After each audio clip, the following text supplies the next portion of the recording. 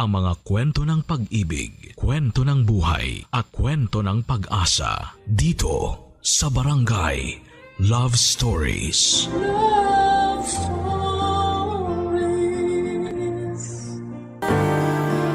Masarap balikan ang kwento ng una nating pagmamahal.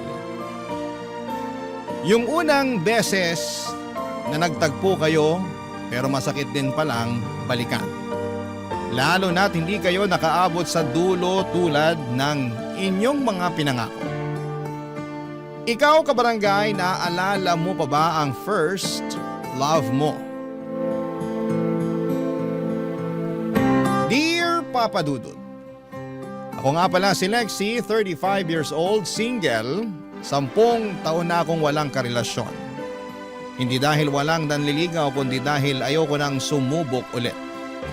Ang first love at first boyfriend ko na si Brad, ang siyang huli ko na marahil na pag-ibig. Naging kaklase ko siya noong college, 18 years old pa lamang kami noon. Sa ganong edad na rin kami nagkamabutihan at nagkaroon ng relasyon. Iba talaga ang first love kapag binabalik-balikan mo. Ang sarap sa pakiramdam na malasap, yung unang kilig at unang yakap mula sa kanila. Pero marahil yun din ang pinakamasakit. Lalo't hindi mo mapaghahandaan at maikukumpara ang pakiramdam oras na matapos na kayong dalawa. Kaya siguro after ni Brad ay hindi na ako nagkaroon ulit ng karelasyon. Natakot na akong masaktang muli, Papa Dudut. Sa paglipas naman ng panahon ay nakalimutan ko na rin si Brad. Naging busy na rin kasi ako sa trabaho at ibang bagay na nagbibigay sa akin ng saya. Tulad ng hiking at camping tuwing day off ko. Kasama ko madalas ang kabatch ko noong college at best friend ko na si Jam. May karelasyon na si Jam pero nasa ibang bansa. Kaya madalas pa rin kaming magkasamang dalawa at marami pa rin kaming oras para magbonding. Isa sa bonding namin ay yung buong araw kami sa bahay ng bawat isa. Tamad day lang. Walang ibang ginagawa. Nakahilata lang habang passive na nanonood ng telebisyon o nakikinig sa radyo sa inyo, Papa Dudut, habang nagpapapak ng mga junk foods at ibang comfort food namin. Isang hapon habang nakahiga ako sa sofa at si Jam naman ay nag-scroll sa kanyang Facebook ay may balitang dumating.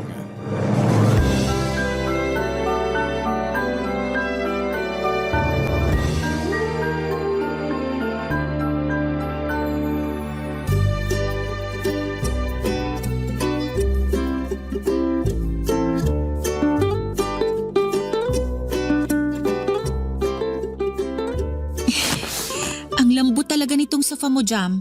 Kapag ayaw mo na to, bigay mo na sa akin, ha? Swap tayo sa kama mo. Sa'yo na yung sofa ko, akin na ang kama mo. Hoy, pamana pa sa akin ng lola ko yung kama na yun, no? Hindi pwede. Swap ko na lang sa isang dosenang sardinas tong sofa mo. Baka gusto mong ipukpok ko sa ulo mo yung 2 can opener ko. Ay, wala na akong pakialam sa sinasabi mo. Sobrang relaxing nitong pwesto ko. Sige, galit-galit muna tayo. Mag-scroll lang muna ako sa Facebook ko. Okay. OMG! Mag-scroll ka lang dyan. Huwag ka nang maingay. Magpa-power nap ako eh. Lexie! Ano yun? Lexie! Ano nga? Engaged na si Brad! Brad. Yung ex mo, yung first love mo, kaklase natin sa college. Yung... Jam, kilala ko si Brad. Kumalma ka nga. Eh bakit parang ewan yung sagot mo riyan? Bakit ganyan ang reaction mo? Kasalanan to ng sofa mo eh. Masyadong nilambutan. Okay ka lang? Obvious ba? So, hindi? Lapit ba ako sa'yo? Damayan kita? Ha? Para saan? Kasi ang sakit kaya kapag nalaman mong nakahanap na ng the one yung one great love mo. First love ko lang si Brad. Sobra ka namang mag-assume na siya yung one great love ko. Hindi ba? Kasi sa pagkakaalam ko, ilang taon mo siyang iniyakan. Nung nalasing ka at nag-relapse, sabi mo siya ang greatest love mo. At ipapaalala ko lang sa'yo ha, 10 years na, pero hindi ka pa rin nakahanap ng kapalit ni Brad dyan sa puso mo. Handa kong ipagpalit si Brad sa sofa mo, girl. Nagpapanggap kang okay, no? Bakit naman ako magpapanggap na okay? Hindi naman na kailangan kasi okay na okay ako. Kaya please, hayaan mo na lang ako mag-power nap. Sige, kung yan ang makakatulong sa'yo para hindi maramdaman ng pain mula sa engagement ng first boyfriend mo, go lang! Hay naku, Jam. Naka-move on na ang lahat sa amin, ikaw na lang ang hindi pa. Kasi alam mo naman na naging president ako ng fans club nyo nung college tayo, no? Ay, akala talaga namin, kayo na yung magkakatuluyan. Ang daming signs noon na hindi kami match. Ewan ko ba sa inyo kung bakit iniisip niyong magkakatuluyan kaming dalawa? Pero ang dami ring signs na kayo ang endgame ng isa't isa. Saksi ako kung paano kayo magmahalan dati Wag ako, girl. Kita ko lahat. Ramdam ko ang pagmamahalan yung dalawa ni Brad. Sagad sa buto.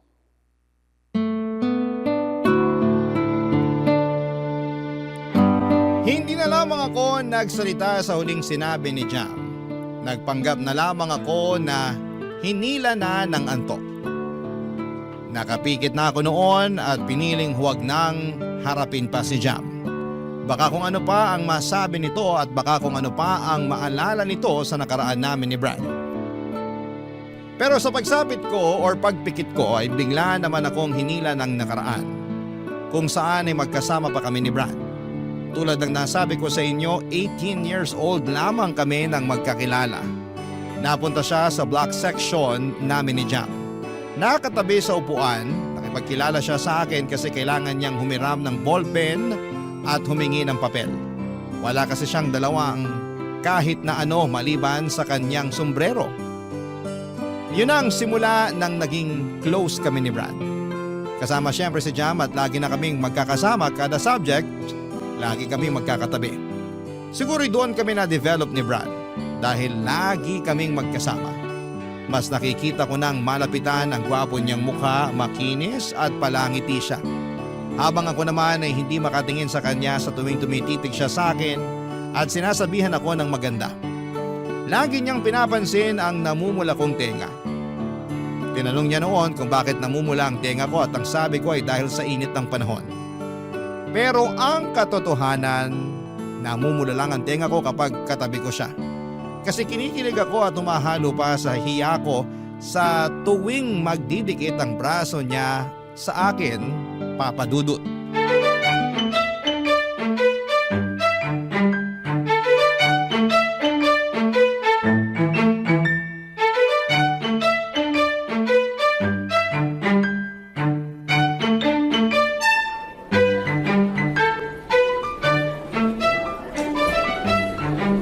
Grabe, ang hirap nung quiz kanina. Kulang na lang ma-stroke ako sa first question. Grabe si Ma'am Cruz. Walang patawad magpaputok ng ugat sa ulo. Ayos naman Hindi naman ganun kahirap. Hindi ka lang siguro nag-review. Hindi nga, pero sana naman pang hindi ng review-friendly yung quiz na ginawa niya, no? Gusto talaga niyang umulit ako. Sige siya, mauumay siya sa pagmumukha ko sa next sem. Sumama ka kasi minsan sa amin ni Lexi para mag-review. Oo nga, Jam. Sama ka na minsan. Doon lang naman kami madalas sa library o kaya sa hallway ng dorm ni Brad. Wag na. Ikaw, bahala ka. Kung gusto mo mag-hello ulit sa mukha ni Ma'am Cruz next sem, huwag kang sumali sa pagre-review namin ni Lexi. Hahanap na lang ako ng ibang review group. At bakit ayaw mo sa amin? Matino naman kami DL nga tong si Brad Kasi naman, pwede ko bang sabihin? Pa-suspense pa. Bakit nga? Kasi naman, pag magkasama kayong dalawa, nakakalimutan niyo na ako. Ha? Anong sinasabi mo dyan? Wag nang magmaang-maangan, no? Kita ko sa pamumula ng tenga mo ngayon na kinikilig ka. Hoy, namumula ang tenga ko dahil sa init ng panahon. Girl, December ngayon, malamig. Microwave mo lang ang mainit. Best friend mo ako, kaya alam ko na kapag namumula ang tenga mo, dahil kinikilig ka kay Brad. Subukan mo itanggi, babagsak ka sa algebra sa finals. Oh, diba? Na-choke ka ngayon dyan. Ewan ko ba sa inyong dalawa? Obvious naman na nagkakagustuhan na kayo pero wala pa ring umaamin. Hoy Brad, ikaw ang lalaki, mag-first move ka na. Parang ewan naman tong si Jam. Di nabulol ka ngayon kasi true ang sinasabi ko. Ganito na lang ha, iiwan ko muna kayo para magkaaminan na. Binuksan ko na ang pinto para sa inyo, pumasok na lang kayo. Bye! So, ano na? Ang loko ni Jam, no? Pero hindi naman siya mali. Anong ibig mong sabihin? Mukhang alam na ng lahat pero tayo na lang yung hindi. Ha? Ano? Hindi ko alam kung gets mo ang sinasabi ko o ayaw mo lang unawain. Nabigla naman kasi ako kay Jam. Pero gets mo naman yung nangyayari sa atin bago pa man magsalita si Jam, di ba? Oo. I mean, medyo lang. Sakto. Pwedeng magtanong? Ano yun? Ayoko na kasing nasosolo lang kita tuwing nagre-review. Baka naman pwedeng masolo ka sa isang date. Pwede. Pero sure ka? Gusto mo kong kadate? Hindi lang kita gustong i-date. Gusto talaga kita. Bakit ako magtsatsaga mag-review sa marumit maingay na hallway ng dorm kung hindi kita gusto? Bakit kasi hindi mo nalang sinabi sa akin noon? Siguro kasi kailangan ko yung pagiging taklesa ni Jam para matulungan ako. Ako rin. So gusto mo rin pala ako? Ha? Ano? Namumula tenga mo. Tama si Jam. Senyalis yan kapag kinikilig ka sa akin.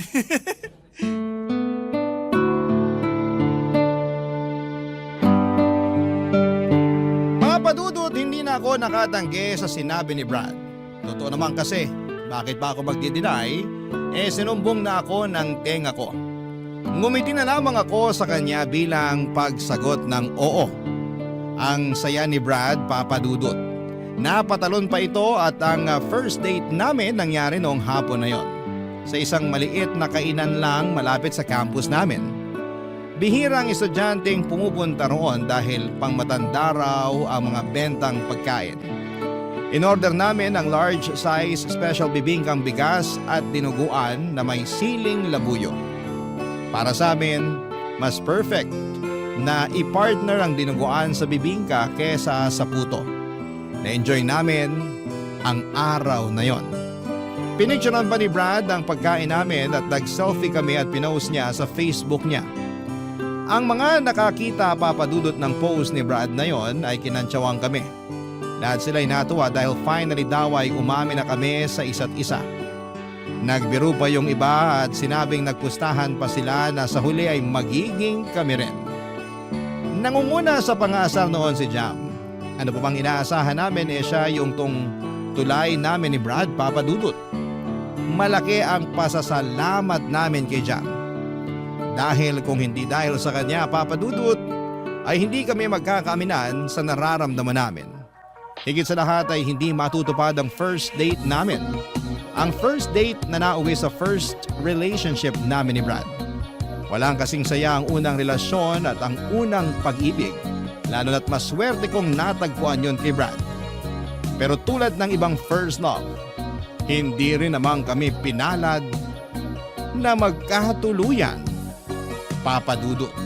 Barangay Love Stories. Barangay Love Stories. Sa paglilikot ng utak ko pabalik sa nakaraan, ay hindi ko maiwasang makaramdam ng kirot sa puso ko. Hindi ko yon pinaalam kay Jam at sinolo ko yon tulad ng mga nangyari sa nakaraan. Gusto kong umiyak dahil malinaw pa rin sa aking alaala ang lahat. Ewan ko ba kung mas naging malinaw ba ang lahat ng alaala ko kay Brad dahil sa nabalitaan kong ikakasal na siya o talagang hindi naman lumabo yon ni minsan. Sadyang maayos ko lang na naitago sa aking baul ng alaala ang aming nakaraan. Muling naglakbay ang utak ko noong 20 years old na kami ni Brad. Graduating na kami noon at siguradong magmamarcha kami dahil sinipag naman namin sa pag-aaral at ginawa namin ang lahat para lamang makaabot kami ng diploma. Kakatapos noon ng finals namin, nag-celebrate kami sa paborito naming kainan kung saan namin binibili ang bibingkang bigas at dinuguan. Iyon at iyon lang naman ang ino-order namin kada matatapos ang exam week. Napansin namin na parang hindi sinasadyang naging tradisyon na yon para sa amin. Habang hinihiwan ni Brad ang bibingka at habang sinasaling ko naman sa mga mangkok namin ang dinuguan, may mga napagkwentuhan kami sa future na nagdulot ng takot sa akin, papadudot.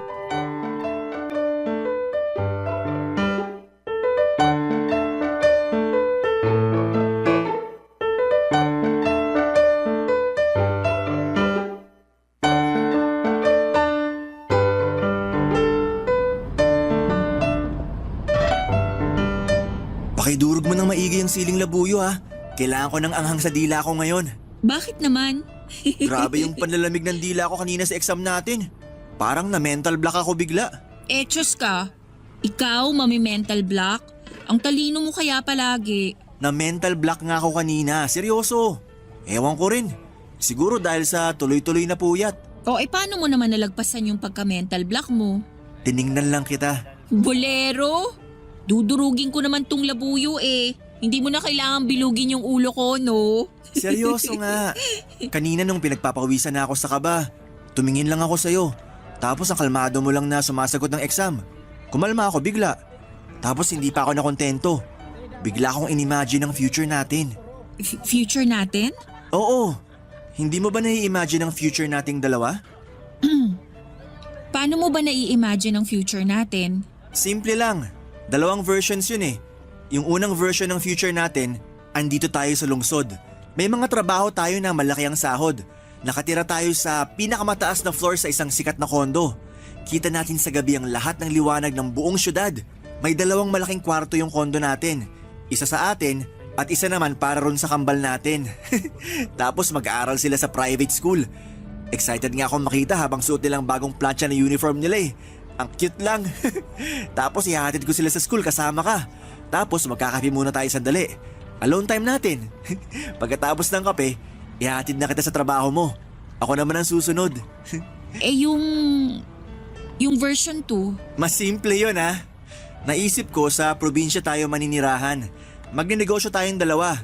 Kukuha tayo ng modern kubo na merong 3 kwarto. Isa sa atin, isa sa kambal natin, at ang isa naman bakante. Magagamit lang yon kapag may bisita tayo o kapag magkaaway tayo. Kasama rin pala sa ini-imagine yung away natin. Kaya nga 3 yung kwarto, di ba? Tapos meron tayong hardin. May mga tanim tayong gulay at saka may mga alaga rin tayong mga manok, bibe at kambing. Kapag nakaluwag-luwag, bibili tayo ng baka na pwede nating gatasan para sa mga bata. Wala tayo halos kapitbahay. Mahina ang signal para hindi tayo lagi nakatutok sa mga cellphone natin. Tapos meron akong tricycle na ipanghahatid sa mga bata sa school. Okay lang sa akin kahit sa public school sila mag-aaral. Basta cute yung uniform nila. Importante yun. Tapos, uwi ako sa'yo para magkape naman tayo sa balkonahin natin. Kaharap natin ang hardin natin at malakas ang hangin. Ay, simpleng buhay sa probinsya.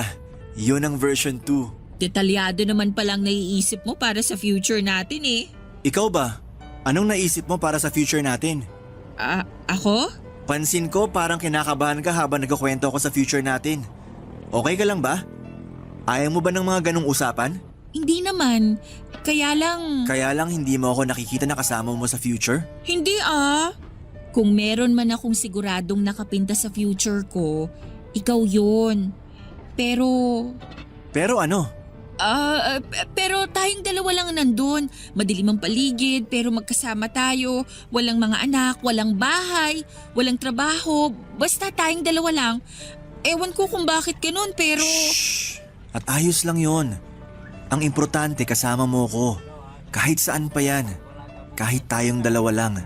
Basta andun ako at ikaw. Bakit ang swerte ko sa'yo? Kasi tinutumbasan ko lang kung gaano ako kaswerte sa'yo. Halos maiyak ako sa sinabi ni Brad, Papa Dudut. Niyakap ko siya dahil sa panginginig ko. Hinalikan niya ang ulo ko para mapakalma. Sinabi niyang wala akong dapat na ipangamba.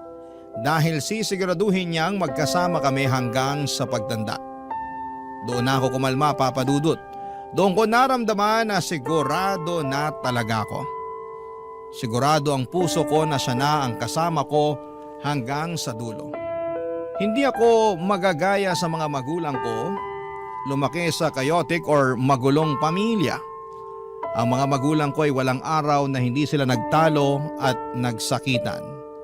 Lahat yon ay pinakita nila sa harapan ko. Hindi nila ako itinago sa kwarto habang nag-aaway sila o pinalabas man lang. Sinadya nilang makita ko ang sakitan nila para pumili ako kung sino ang aking kakampihan. Napaka-unfair na makita yon ng isang bata. At kapag nag-aaway sila, ako ang nadadamay. Hindi ako nakakakain o nakakapasok sa school dahil mas inuuna nila ang sarili nilang mga issue. Kaya natuto akong maging independent sa paglaki ko. At lagi akong takot sa tuwing nakakaramdam ako na may gusto na ako sa isang tao. Agad kong nilalayuan dahil biglang nagpa-flashback ang gulo ng mga magulang ko noong bata pa lamang ako kapag may nagugustuhan ako. Maliban na lang syempre kay Brad. Siya lang ang nakapagbura ng mga pangit na ala-ala na yon. Kaya sa kanya ako sumugal. Kaya nga hanggang sa makagraduate na kami at makahanap ng trabaho kami pa ring dalawa. Magkasama rin noong nagsisimula sa mababang posisyon sa trabaho hanggang sa ma-promote kami at maging kabilang sa mga boss ng pinagtatrabahuhan namin. Kaka 25 years old lang namin noon. At tulad ng dati, sinelebrate namin ang achievement na yon sa pamamagitan ng pagkain ng paborito naming bibingkang bigas at manghang na dinuguan, Papa Dudut.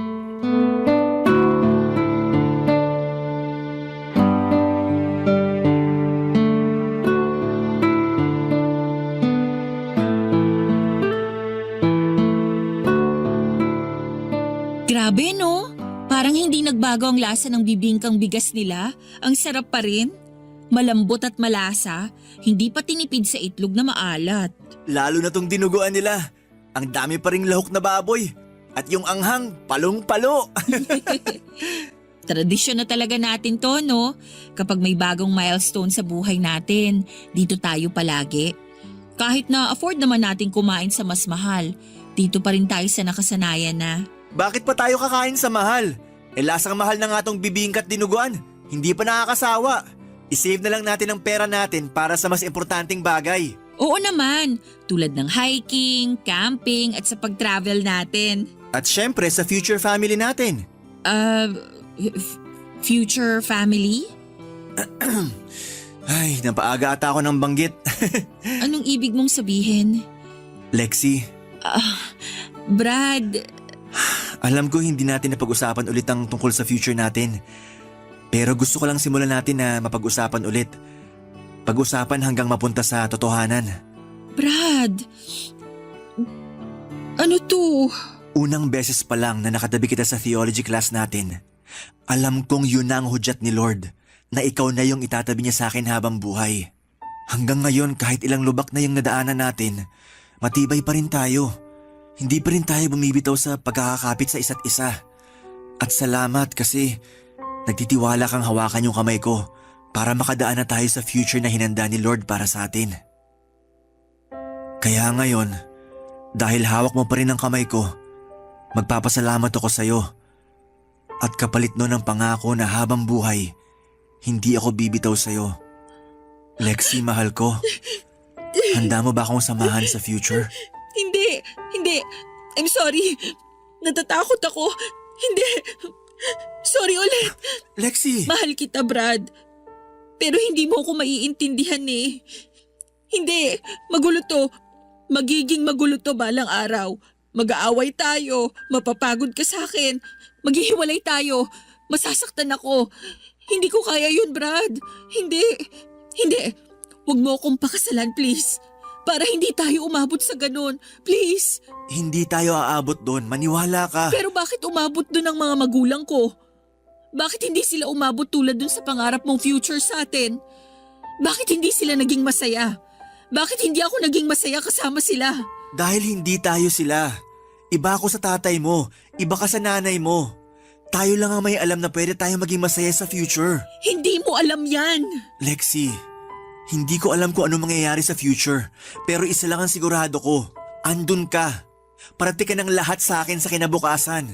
At kahit anong mangyari, sisiguruhin kong hindi tayo magagaya sa mga magulang mo. Magtiwala ka lang sa akin. Mamahalin kita hanggang masiguro kong hindi ka na matatakot ulit na silipin ng future. Kasi andito na ako eh. Paano kung hindi mag-workout? Paano kung mag-workout tayo? Paano kung sabay tayong magkakaroon ng puting buhok at rayuma sa tuhod? Ayaw mo bang maranasan yun? Gusto. Ikaw ang magdidesisyon kung aabot tayo ron. Kaya... Oo. Sabay tayong magkakaroon ng rayuma at puting buhok.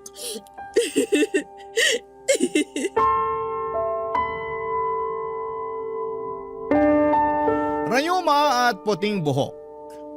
Ewan ko kung anong meron sa mga salitang yon pero bigla kong nakita ang itsura namin noon sa future. Parehong matatanda na kami at mahihina pero malakas pa rin ang pagmamahal para sa isa't isa. Yun ang nakita ko, Papa Dudut. Kung dati madilim at tanging kami lang ang magkasama. Pero nagkaroon ng kulay ang future namin sa paningin ko. Simple, payapa at masaya. Yon ang tatlong pakiramdam na nakasulat sa aming kinabukasan. At yon ang pinagdasal kong mangyari nang pumayag ako sa wakas. Napakasalan si Brad. 6 na buwan lang ang hinintay namin para maikasal. Ganon lang kaiksi ang preparasyon sa pag-iisang dibdib namin ni Brad. Hindi namin pinatagal yon dahil gusto lang namin ang simpleng kasal sa paborito naming simbahan. Kasama ang mga importanteng tao sa buhay namin, ganap na 4:00 ng hapon. Isang makulimlim na Sabado, kompleto na ang mga bisita. At nakaabang na sa labas habang nagkwekwentuhan. Si Brad nasa loob na ng simbahan at nagtatanggal ng kaba. Pero halata sa mukha ang saya, ako na lang ang hinihintay pero hindi ako dumating. Pinili kong hindi sumipot sa araw kung kailan pinangako ko ang habang buhay kay Brad. Barangay Love Stories. Barangay Love Stories. Tinakasan ko ang kasal namin ni Brad, Papa Dudut. Sa kwarto pa lang ng hotel kung saan ako nagstay ay kita na ang saya sa mukha ko. Wala na akong ibang gustong mangyari noon kundi ang makita na si Brad at makasama na siya sa panghabang buhay. Pero ginulo lahat ng yon ng mga magulang ko. Sinugod ako ng nanay ko sa kwarto para isumbong ang tatay ko at nahuli raw niyang may ka-text na ibang babae ang tatay ko. At imbes na magpaliwanag, nagalit ito at saka sinakal at sinampal ng ilang ulit si nanay. Nakita kong nagdurugo na ang gilid ng labi ni nanay dahil sa bigat ng sampal ni tatay. Pinaretouch ko ng makeup niya sa makeup artist ko para hindi mahalata ang pangingitim ng basag niyang labi. Lumabas ako saglit para tawagan si tatay. Nang sinagot ni tatay ang tawag ko ay galit itong sinumbong ang pagiging bungangera ng nanay ko. Sinabi niyang hindi na raw siya pupunta sa kasal ko kung dadalo rin si nanay. Mamili raw ako sa kanilang dalawa kung sino ang makakasama ko sa altar. Papadudot ng hina akong tinapos ang tawag. Hindi ko na alam ang nangyari basta pumasok ako sa loob ng kwarto at saka kinuha ang wallet ko. Hindi naman ako pinansin ni nanay dahil abala ito sa pag-uutos sa makeup artist sa dapat na gawin. Hanggang sa nakita ko na lamang ang sarili kong bumaba ng hotel at pumara ng taxi. Habang suot ang trahe de boda, naghatid ako sa isang bus terminal patungo sa dagat. Wala akong pakialam noon kung pinagtitinginan ako ng mga tao sa paligid. Marami ang nagtataka, Papa Dudut, kung anong nangyari sa akin. Ako bang tumakas sa kasal o ang aking mapapangasawa? Walang nakakaalam, isa man sa kanila. Nang makarating na ako sa dagat, ay napaluhod na lamang ako at saka umiyak. Biglang nagbalik ang takot ko sa future na dati namang nawala na. Bakit kailangang mangyari yon? Bakit kailangang makaramdam ulit ako ng takot, Papa Dudut?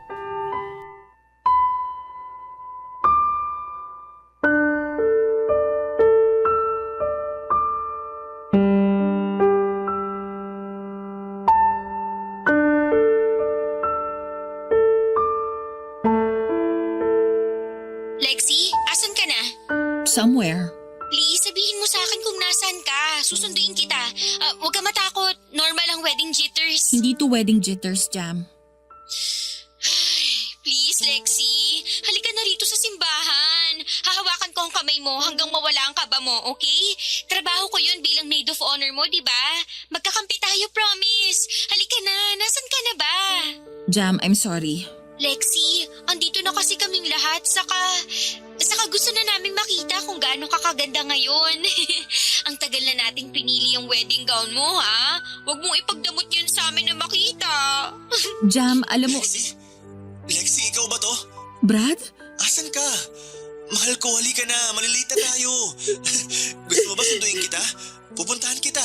I'm sorry, Brad. Okay lang yun. Hindi ka dapat mag-sorry. Aayusin natin to. Sabihin mo lang kung nasan ka para alam ko kung saan ka pupuntahan. Nakausap ko na yung coordinator natin. Pwede naman daw i-adjust yung oras ng kasal. Kumaig naman daw yung simbahan. Tsaka ayos lang dun sa mga bisita. Kaya please, wag ka na mag-sorry. Okay? Susunduin na kita. Huwag mo na ako sunduin. Hindi ako sasama sa'yo. Lexi, akala ko ba? Akala ko rin eh. Akala ko kaya ko nang bitawan yung takot ko. Pero nabitbit ko ulit. Pasensya ka na ha. Parang hindi ko kasi kayang iwan yung takot. Kasi yun ang nagpoprotekta sa akin para hindi na ako masaktan ulit. I'm sorry, Brad. Yang takot mo, pinrotektahan ka niyan sa paraang alam niya noon. Pero tapos na yung purpose niya sa'yo ngayon. Kasi ako na yung bibit-bit sa'yo. Ako nang bahalang pumrotekta sa'yo. Hindi mo na kailangan yung takot kasi andito na ako. Napag-usapan na natin to, di ba? Basta tayo yung magkasama, walang lugar ang takot. Kasi kaya nating kalabanin yan, di ba? I'm sorry, Brad. Kung ano man ang nangyari kanina para mabuhay ulit yung takot mo, hayaan mo.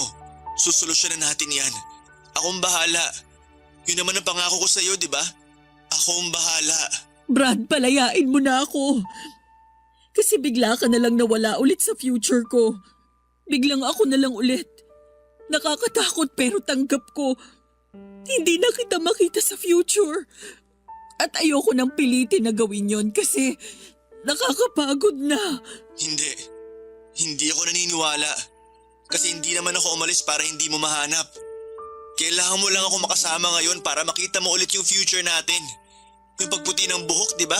Yung rayuma sa tuhod. Di ba yun naman ang end goal natin? Ang magkasama hanggang sa panghihina. Mahina na ako ngayon, Brad. Hindi ko na kayang abutin yung mga nakaplano sa future natin. Kasi ngayon pa lang, lunod na ako rin eh. Hindi na ako makaahon at ayoko nang umahon. Kaya hayaan mo na ako. Hindi ako ang dapat mong makasama sa future mo kasi hindi kita deserve. Hindi ko kayang makita yung nakikita mo. At sorry ulit kasi sinubukan ko naman eh. Pero wala talaga. Nawala lang talaga. I'm sorry, Brad. Hindi. Hihintayin kita rito. Alam ko may tapang pa rin sa puso mo. Hindi yan puro takot. Kilala kita. Matapang ka at kaya mong labanan yan. Ilang beses mo nang nagawa, di ba? Hihintayin kita. Dito lang ako sa simbahan. Kahit umalis na silang lahat. Kahit magsara pa ang simbahan, hindi ako aalis dito. Magtitiwala ako na pupunta ka. Bumalik ka. Kahit hindi matuloy ang kasal natin ngayon, okay lang. Basta magpakita ka lang, Lexi. Hihintayin kita. Parang awa mo na. Kahit wala na sila. Huwag mo nang paguri ng sarili mo, Brad. Huwag ka nang maghintay. Tama na. Maawa ka naman sa sarili mo. Hindi ako ang para sa'yo. Sana mapatawad mo ako at sana balang araw matagpuan mo yung tamang tao para sa'yo. Yung katulad mo na may malinaw na direksyon at plano sa future. Hindi katulad ko na malinaw lang ang takot. I'm sorry, Brad. I'm sorry. Hindi halos matapos ang iyak ko noon, Papa Dudut. Tuloy-tuloy lang ang pagbagsak ng luha kahit ayoko na at pagod na. Sa dulo ng puso ko ay merong sumisigaw at sumakay na ako ng bus at bumalik sa piling ni Brad. Pero mas nangibabaw ang sigaw ng takot. Mas malakas ang sinasabi nitong huwag na akong aatras. Iyon daw ang tama at kailangan ko siyang palayain. Mas pinaniwalaan ko ang sigaw na yon. Kaya ang sakit ay nagtuloy-tuloy at ang bigat ay mas naramdaman ko. Sa pagdaan ng mga araw ay hindi na ako muling nagparamdam kay Brad. Hinanap niya ako pero pinili kong magtago. Hanggang isang araw ay hindi na ito nagparamdam muli, Papa Dudut. Napakasakit. Pero kailangan ko pong tanggapin. Hindi na kami nakapag-usap na dalawa at lumipas na ang 10 taon saka ko natanggap ang isang masakit na balita. Ikakasal na siya. Hindi ba't yun naman ang hiniling ko para sa kanya? Ang mahanap niya ang tamang babaeng pakakasalan niya. Dapat ay maging masaya ako pero bakit ang sakit pa rin kapag inaalala ko? Huminto na ako sa pagbalik sa nakaraan para na naman akong nalulunod. Parang kahapon lang nangyari ang lahat base sa sobrang lalim na sakit na nararamdaman ko. Hindi ko alam kung ano ang gagawin ko noon. Dinampot ko ang cellphone ko at tinawagan ang isang pamilyar na numero na hindi ko kailanman binura sa cellphone ko. Ang number ni Brad. Nanginginig akong nagdasal na sana'y hindi pa rin siya nagbago ng numero. At tila pinakinggan naman ang aking kahilingan at ilang segundo lang ay sinagot na yon ng pamilyar na boses, Papa Dudut.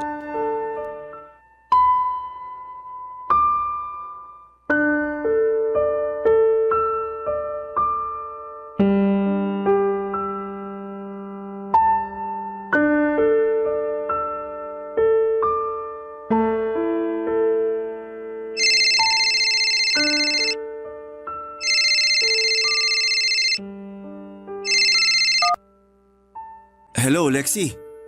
Hi, Brad. Pinalita sa akin ni Jam. Ikakasal ka na raw. Congrats ha. Thank you, Lexi. Hindi pa rin nagbabago ang boses mo. Ikaw din. Kumusta ka?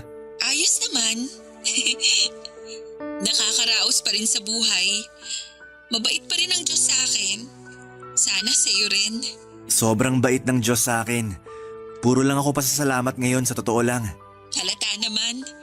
Pasensya na kung medyo inistalk ko yung Facebook mo ha.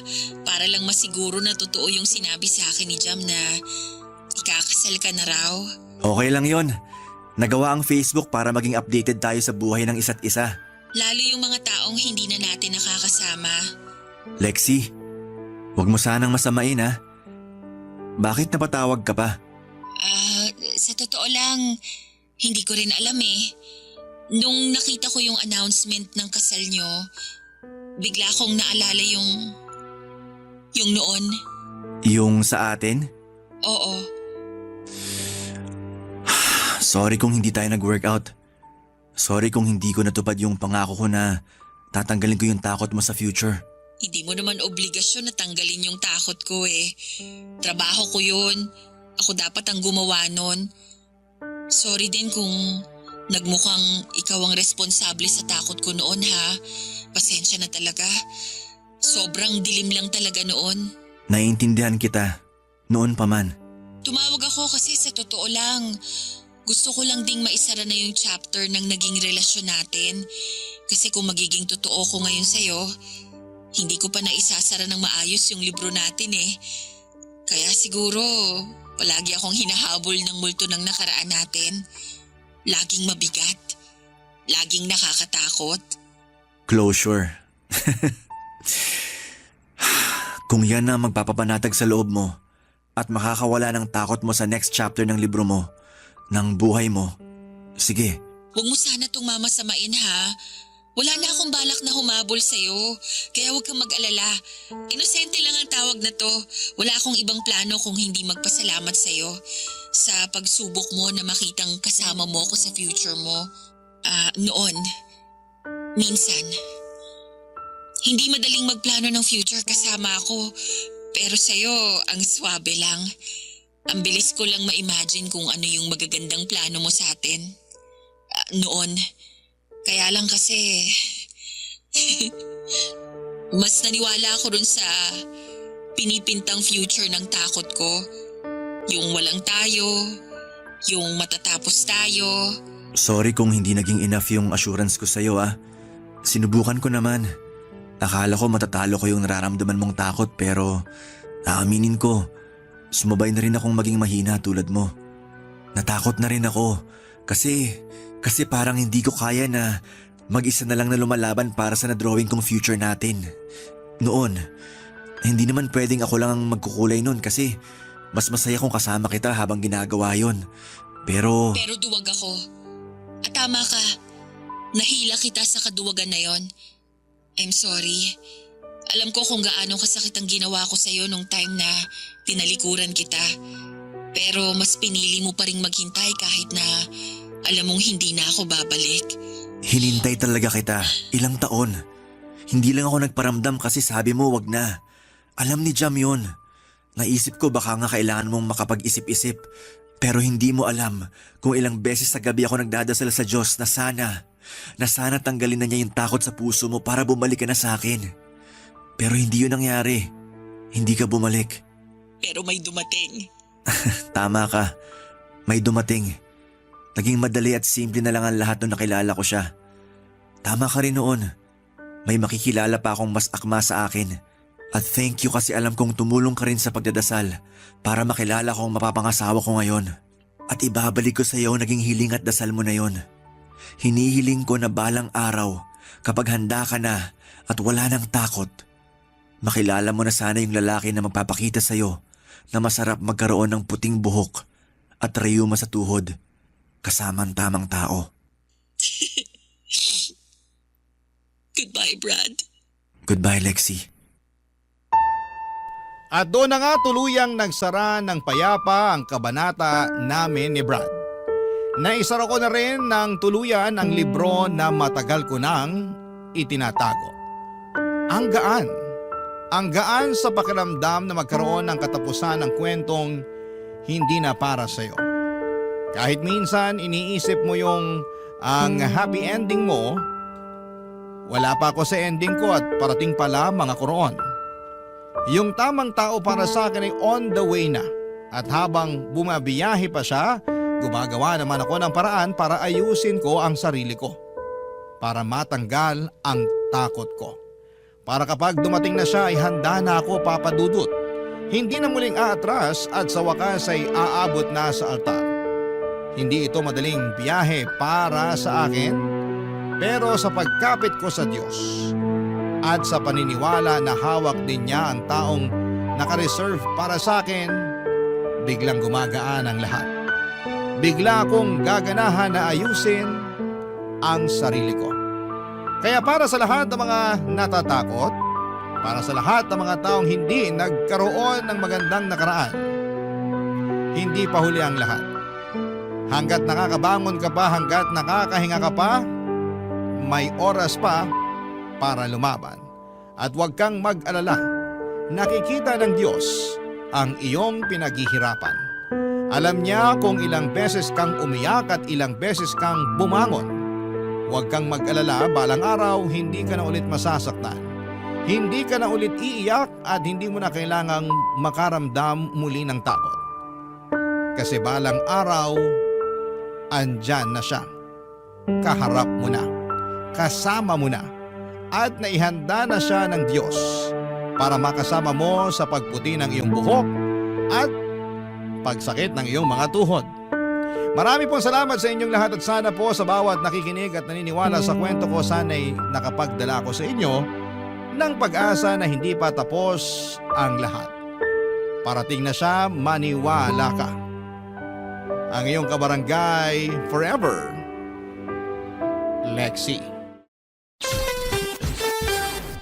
Ano ang masasabi mo sa ating Barangay Love Stories today? Aabangan namin yan sa aming comment section. Ang mga kwento ng pag-ibig, kwento ng buhay, at kwento ng pag-asa dito sa Barangay Love Stories. Love Stories.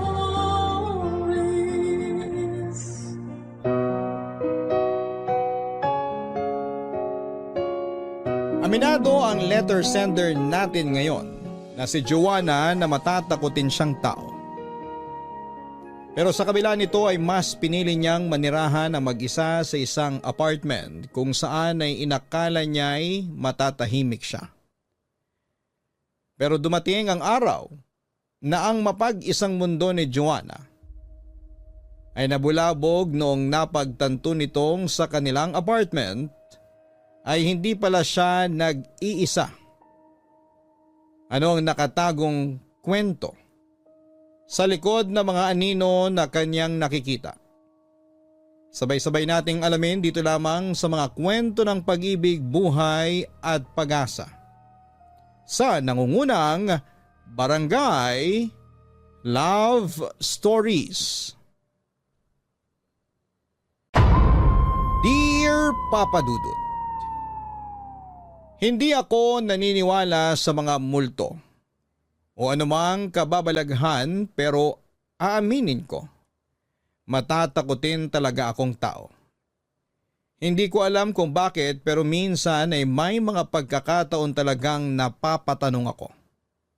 What if totoo ngang may multo? Ako nga po pala si Joanna, 26 years old at dating bokalista ng sarili naming banda. Matagal ko na talagang pangarap na maging sikat na singer. Bata pa lamang ako ay sumasali na ako sa mga singing contest. Ang totoo niyan, nakailang subok na akong sumali sa mga patimpalak sa telebisyon. Kaso nga lang ay hindi ako pinapalad sa mga audition. Ang ginawa ko na lamang ay bumuo ako ng sarili kong banda kasama ang barkada ko.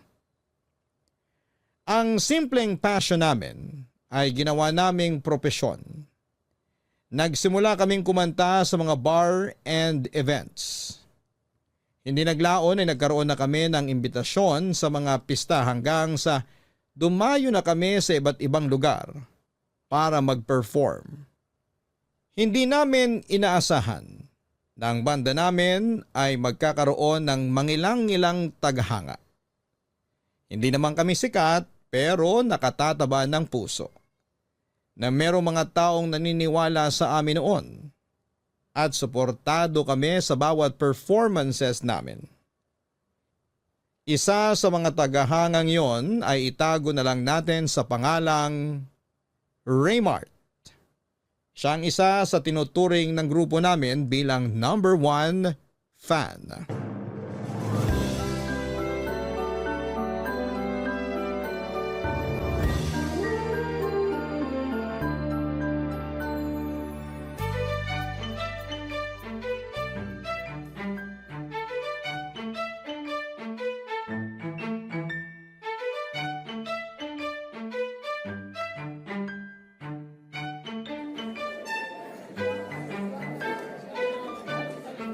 Joanna! Joanna, pwede pa picture? Oo naman, halika. 1, 2... Salamat! Walang anuman. Wala na kayong ibang gig pagkatapos nito? Wala na. Pauwi na kami. Inaantay ko lang yung mga kasamahan ko para makauwi na kami. Nasaan ba sila? Ikinakarga lang nila yung mga gamit sa sasakyan. Ikaw pa, hindi ka pa ba uuwi? Pauwi na rin. Hinanap lang talaga kita para makapagpa-picture ako. Matagal nyo na akong fan kasi simula nyo pa lang noon pero diehard fan nyo na ako. Talaga ba? Oo, lagi ko nga inaabangan yung mga post mo sa Facebook para malaman ko kung saan kayo magpa-perform Oh? Anong pangalan mo sa Facebook, ha? Raymart, inad na kita noon kaso hindi mo pa ina-accept yung friend request ko eh. Mag-iisang taon na rin siguro yun. Hala, sorry. Nabisi lang siguro kaya hindi ko napansin. Hindi, okay lang yun. At least ngayon, kilala mo na ako. Uy, salamat sa pagsuporta mo sa banda namin, Raymart, ha? Ay, walang anuman. Kahit hindi ako umiinom, nagpupunta talaga ako sa mga bar para lang panoorin kayo. Grabe, sobrang dedicated mo naman. Ano namang nagustuhan mo sa banda namin? Ang ganda ng boses mo eh. Kakaiba, rakista na rakista talaga ang dating. Ay, naku, salamat, ha? Ay, na pala yung sasakyan namin. Ano ba yan? Sige, uuwi na rin ako. Mag-iingat kayo ha. Ikaw rin. Nice meeting you. Salamat ulit. Hoy, Joanna, sino yun? Kakilala mo? Fan natin. Nakipag-picture lang tsaka nakipagkwentuhan. Pamilyar kasi sa akin yung lalaking yun eh. San ko nga ba siya nakita? Naalala ko na. Siya yung laging nanonood sa atin. Yung nakatayo lang sa sulok na parang serial killer. Grabe ka naman. Pero yun nga yung sabi niya. Lagi raw niya tayong pinapanood. Uy, wag ka. Number 1 fan daw natin siya. Pero Medyo weird siya. Weird? Bakit mo naman nasabi? Kung saan-saan ko siya nakikita eh. Papunta na sa stalker level. Ayaw mo ba nun? Lagi siyang present sa mga gig natin. Hindi lang naman siya sa mga gig natin present eh. Kaya siya pamilyar sa akin kasi lagi ko siyang nakikita kung saan man tayo magpunta. Kahit nga nagkakape lang tayo sa labas, nakikita ko siya. Nakatayo lang sa malayo eh. Ang creepy! Masyado ka namang judgmental. Ganun talaga yung mga fans. Gusto nila makita yung idol nila 24/7. Kung maka-fans ka naman dyan, akala mo sobrang sikat na natin. Wala pa nga 500 yung followers natin sa page. Karamihan pa nga doon mga kaibigan at kamag-anak lang. Basta ang mahalaga, may nakaka-appreciate na sa atin. Maging masaya ka na lang na may natatawag tayong fan. Ikaw talaga napaka-ungrateful mo. Anong ungrateful doon? Maingat lang ako, no? Mas maganda na yung walang fan kaysa magkaroon ng supporter na mukhang psycho. Huy, yung bunganga mo Grabe ka sa tao, hinusgahan mo agad. Basta ako, masyado siyang creepy para sa akin. Baka mamaya hindi mo alam, may sarili ka na palang altar sa bahay niya, no? Ikaw talaga, Maiko. Tara na nga, para makauwi na tayo. Uy, creepy alert! Sa mga sumunod pa naming gig ay mas naging mapagmasid na ako. At tama nga ang mga sinabi ni Micah. Lagi ngang present si Raymart sa bawat performances namin kahit saang lugar pa ito. Pero hindi katulad ng normal na tagahanga, si Raymart ay palagi lang nasa likod o di kaya'y nasa sulok. Tahimik na nakatayo sa dilim at nanonood. Hindi ako judgmental na tao pero aminado ako. Na noong mga panahong yon ay medyo creepy na rin ang tingin ko sa kanya dahil sa mga pinagsasabi ni Micah. Ganon pa man ay patuloy ang naging pagsuporta sa amin ni Raymart. At dahil magkakilala na kami ay hindi na siya nahihiyang lumapit sa akin tuwing natatapos ang performance namin. Ipinakilala ko siya sa grupo at hindi nagtagal ay naging malapit na rin sa kanya ang iba pang miyembro ng banda namin. Unti-unti ay napalitan din ang naging unang tingin namin kay Raymart. Kung tutuusin, na-misinterpret lang ni Micah ang ugali nito. Mahiyaing tao si Raymart na medyo may nerdy personality. Pero sa kabila noon ay lumalabas siya at nakikihalubilo sa mga tao para lamang mapanood niya kami. Dahil lagi namang present si Raymart sa bawat ganap ng banda, ay inampun na namin siya at parang naging miyembro na rin siya ng aming grupo. Pero sa hindi maipaliwanag na pagkakataon, sa pagdating ni Raymart sa buhay ko ay siya ring simula ng mga kababalaghang nangyari sa aking mundo.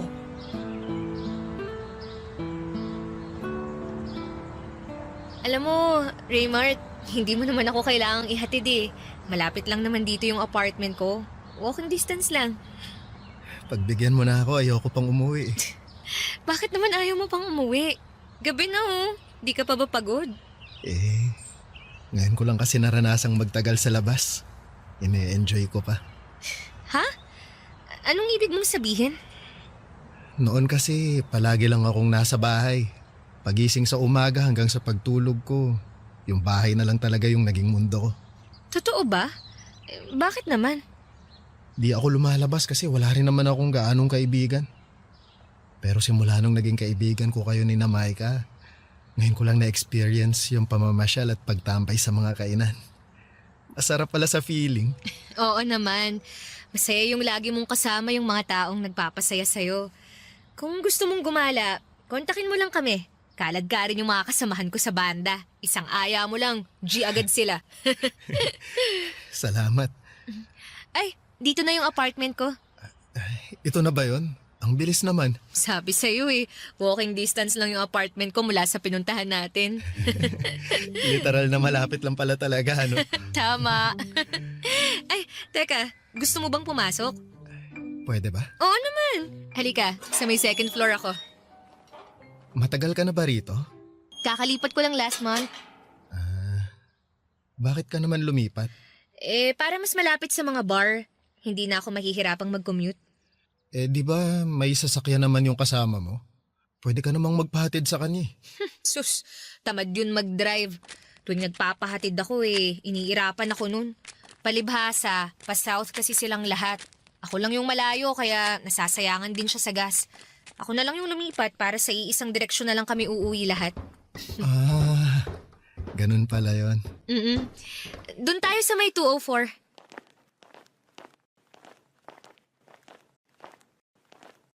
Huh? Teka, ano tong box na to sa may pinto? Baka naman order mo online. Wala akong inaasahang parcel ngayon Baka regalo galing sa fan. Sino namang magre-regalo sa akin ito? Hindi naman kami ganun kasikat, no? Buksan mo para malaman mo kung kanino galing. Teka, bubuksan ko. Ano to? Damit ko to Hindi ba yan yung suot mo kahapon? Oo, ito nga yung suot ko kahapon. Amoy ko yung pabango ko Paano napunta to rito? May nakalagay yatang note. Ito. Anong nakalagay? Patingin. Huwag mong iwang bukas ang pinto at bintana mo ngayong gabi. Ha? Walang nakalagay kung kanino galing? Wala. Hindi to magandang biro Baka naman pinaprank ka ng mga kasama mo. Hindi nila to gagawin sa akin kasi alam nilang matatakutin ako. Sino namang magpapadala sa'yo niyan? Yun ang hindi ko alam. At paano niya nakuha tong damit kong to? Hindi kaya may nakapasok dito sa apartment mo? Lagi naman akong naglalak ng pinto Kung gusto mo, sasamahan muna kita sa loob. Pwede ba? Kahit ngayon lang. Natatakot ako Ngayon lang ako nakatanggap ng ganitong klaseng regalo. O sige, sasamahan kita. Salamat Akala ko noon ay isang beses lang akong makakaranas ng ganong klaseng pananakot, Papa Dudut. Pero sa mga sumunod pang linggo ay nagpatuloy akong makatanggap ng mga kakaiba at weird na package. May natanggap akong box na naglalaman ng hubad na manika. Meron ding mga notes ng pagbabanta at pagpapaalala na palagi ko raw bantayan ang sarili ko, lalo na tuwing mag-isa ako dahil palagi raw na may nagmamasid sa akin ang hindi ko napapansin. Dahil hindi na maganda ang mga nangyayari ay naisipan kong makipag-ugnayan sa landlord ko. Humingi ako ng kopya ng CCTV sa floor namin para makita kung sino ang nagpapadala ng mga naturang packages. Pero sa kasamaang palad ay matagal na palang hindi gumagana ang mga CCTV na naka-install sa building namin. Dahil sa takot ay palagi ako nagpapasama sa mga bandmate ko tuwing mag-isa ako sa apartment. Kapag busy naman sila ay wala akong choice kundi ang magpasama kay Raymart. Hindi naglaon ay nakaramdam ako ng security sa piling ni Raymart. Sa bawat pagsasama naming dalawa ay unti-unti akong nakabuo ng koneksyon mula sa kanya. Hindi ko inaasahan na noong mga panahong yon ay unti-unti na palang nade-develop ang feelings ko para sa kanya, Papa Dudut.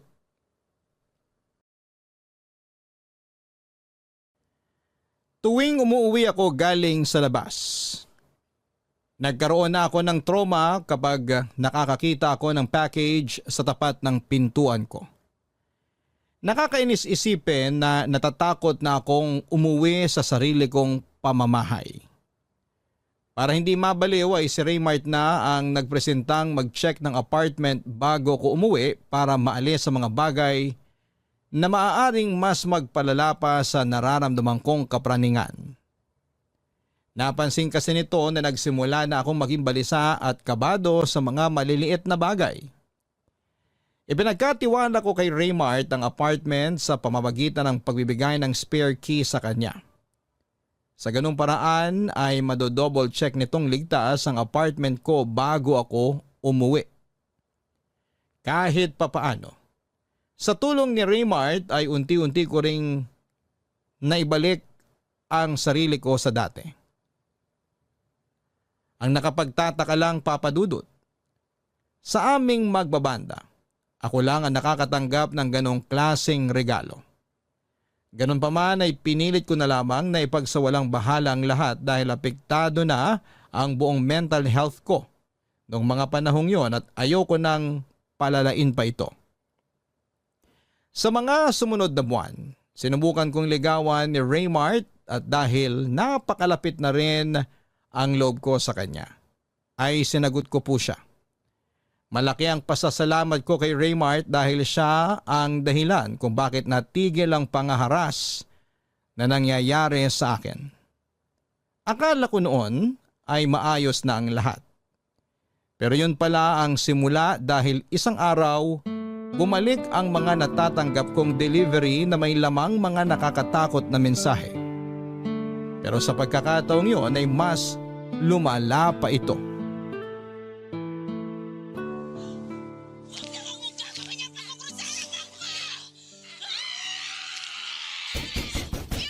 Ayan na yata yung in-order nating pagkain online.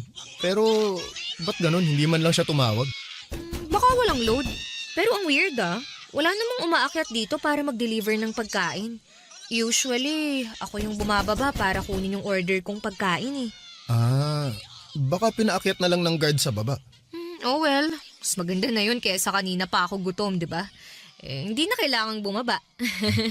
Sandali, kukunin ko lang yung order. Ako na. Mamili ka na dyan ng next movie na papanoorin natin. Okay, sige.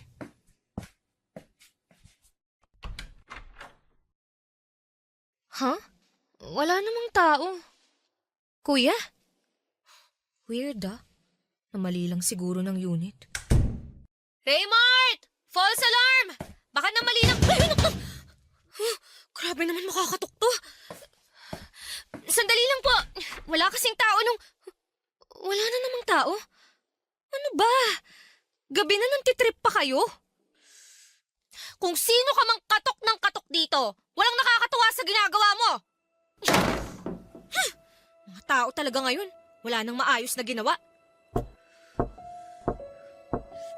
Sino ba yan? Hindi na ako nakikipagbiruan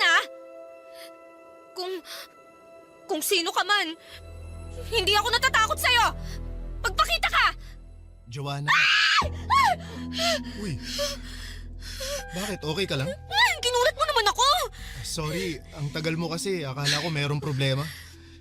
Walang tao Kanina pa may katok ng katok pero wala namang tao sa labas. Hindi yung order natin yung dumating? Hindi. Lo, baka minumulto ka na. Tumigil ka nga dyan, Raymart Hindi yan nakakatuwa. Pumasok na lang tayo. Teka, ano yan? Ano? Ano yun? Ha? Kanina pa ba to? Merong box dito sa paanan ng pinto, Wala yun kanina. Kukunin ko na. Kanino naman kaya to galing? Baka galing na naman yan sa nananakot sa akin. Hindi kaya? Buksan mo. Ayoko nga. Baka kung ano na naman laman yan Baka naman galing sa fan mo, nahihiya lang magpakita. Buksan mo na. Huwag ka nang matakot, nandito naman ako Sige na nga.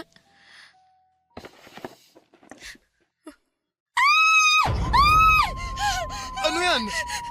Tama ba tong nakikita ko? Manika? Parang voodoo doll? Oo, parang ganito yata yung ginagamit ng mga mangkukulam, di ba? Oo, may buhok pa, tsaka, ano to? Ginupit na kuko? Ayoko na! Kinikilabutan na talaga ako. Halika na, pumasok na tayo. O sige, mauna ka na, ililigpit ko lang to. Huwag mong ipasok yan, ha? Itapon mo sa labas! Oo, sige. Hintayin mo ako. Maglaka ng pinto, ha?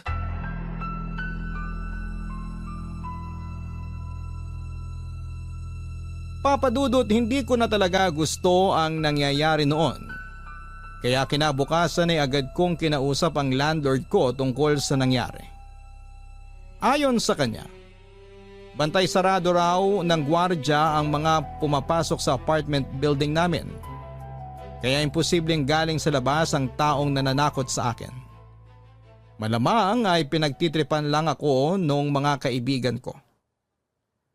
Nung hingin ko sa kanya ang kopya ng CCTV sa hallway ay wala siyang naibigay. Dahil matapos ang reklamo ko ay hindi pa rin pala niya napapaayos ang sirang CCTV. Hindi ko alam kung may dalabang kababalaghan ang manikang dumating sa apartment ng gabing yon. Pero pagkatapos noon ay parabang nagbago na ang tingin ko sa paligid. Pakiramdam ko bawat kilos ko kahit nasaan man ako ay tila ba may nagmamasid sa akin. Kahit natutulog, kumakain o naliligo. Parang may mga matang nakatingin sa akin. Nung minsan ngang nag-perform kami sa isang probinsya habang sinusuyod ko ng tingin ng mga taong nanonood sa amin ay isang malaking anino. Ang naaninag ko sa hindi kalayuan na nagbigay sa akin ng matinding kilabot. May pagkakataon pa noon na habang mag-isa lamang ako sa apartment.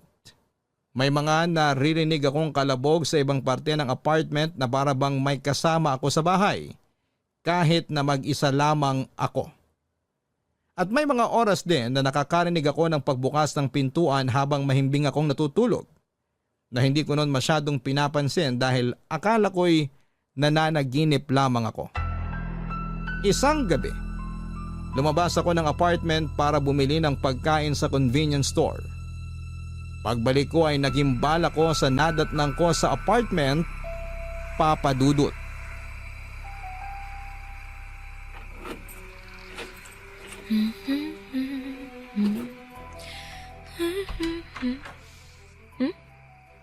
Huh? Bakit nakapatay yung ilaw? Bukas to nung iniwan ko ah. Hala, bakit ayaw gumana? May kuryente naman sa hallway ah. Ano yun? May tao ba dyan?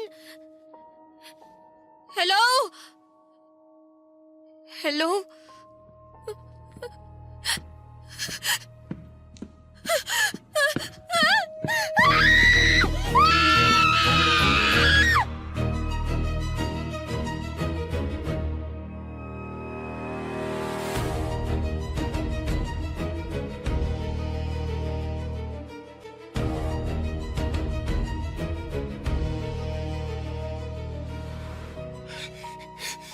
Joanna!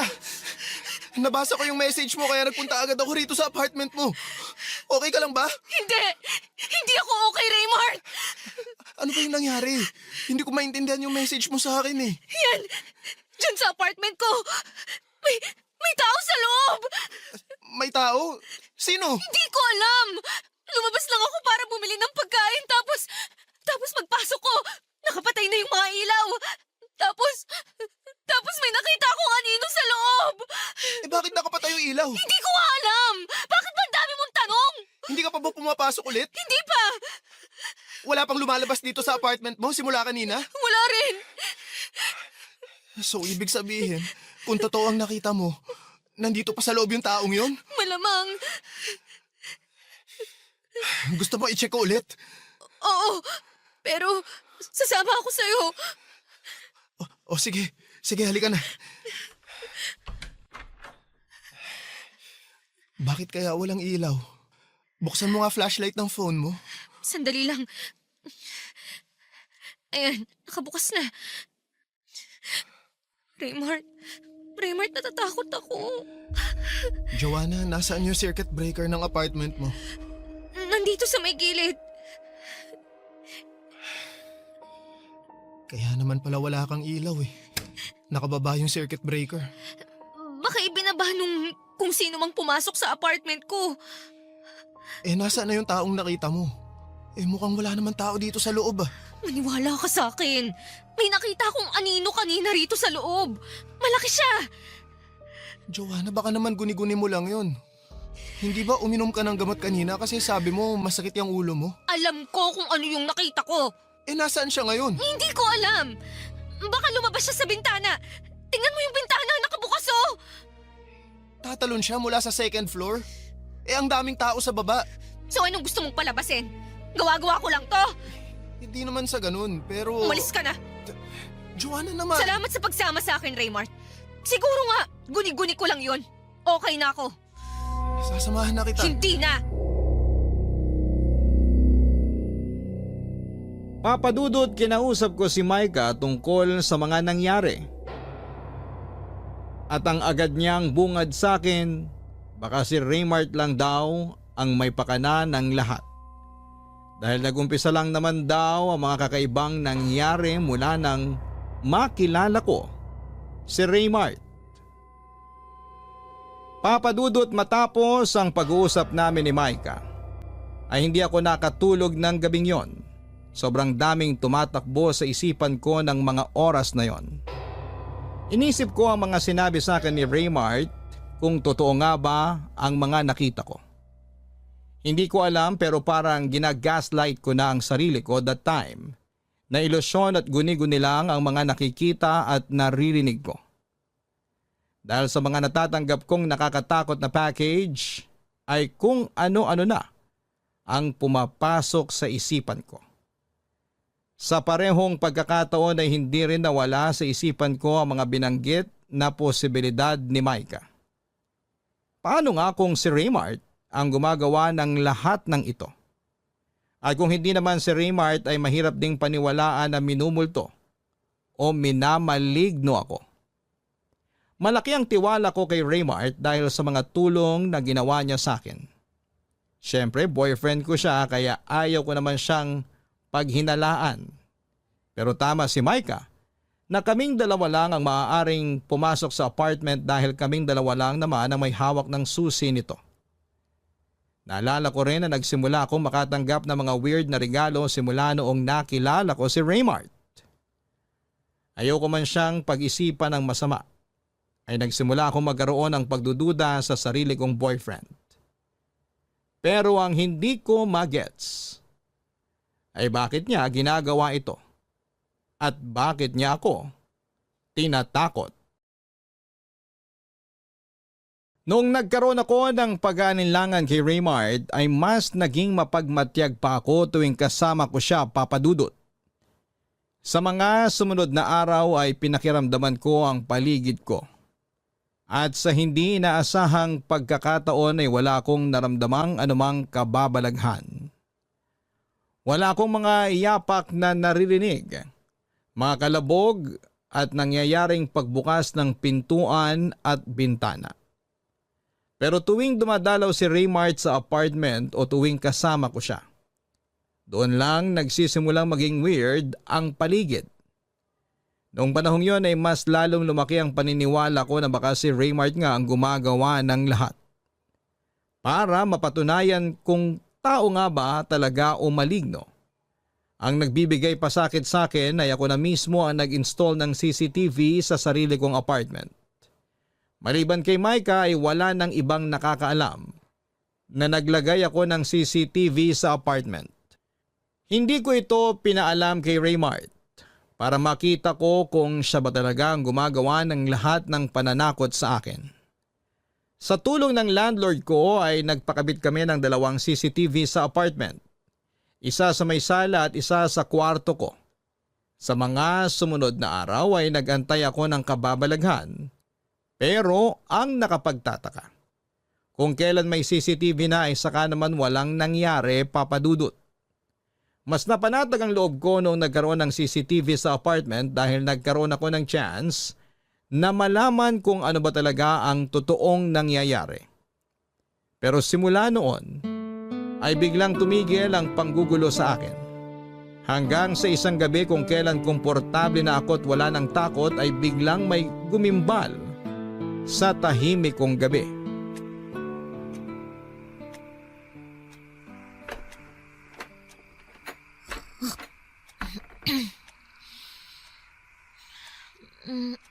Tama ba yung narinig ko?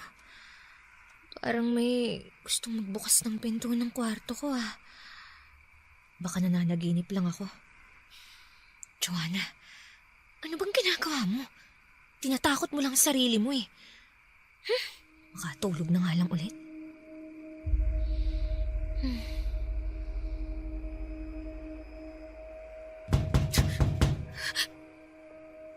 Sino yan? Raymart? Ikaw ba yan?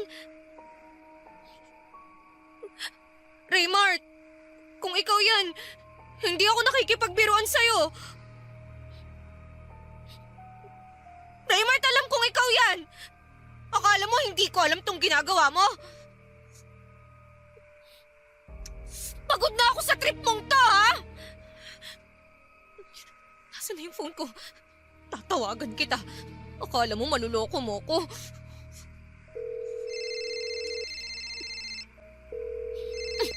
Sabi na nga ba eh, ikaw tong nananakot sa akin eh. Tama si Maika! Weirdo ka nga talaga! Akala mo natatakot ako sa'yo, ha? Tapusin na natin to! Raymond, nasan ka? Magpakita ka sa akin! Huwag ka magtago sa dilim! Hindi na ako natatakot sa pinaggagawa mo! Narinig kong nag-ring yung cellphone mo dito sa sala. Kaya wala ka ng kawala ngayon! Raymond!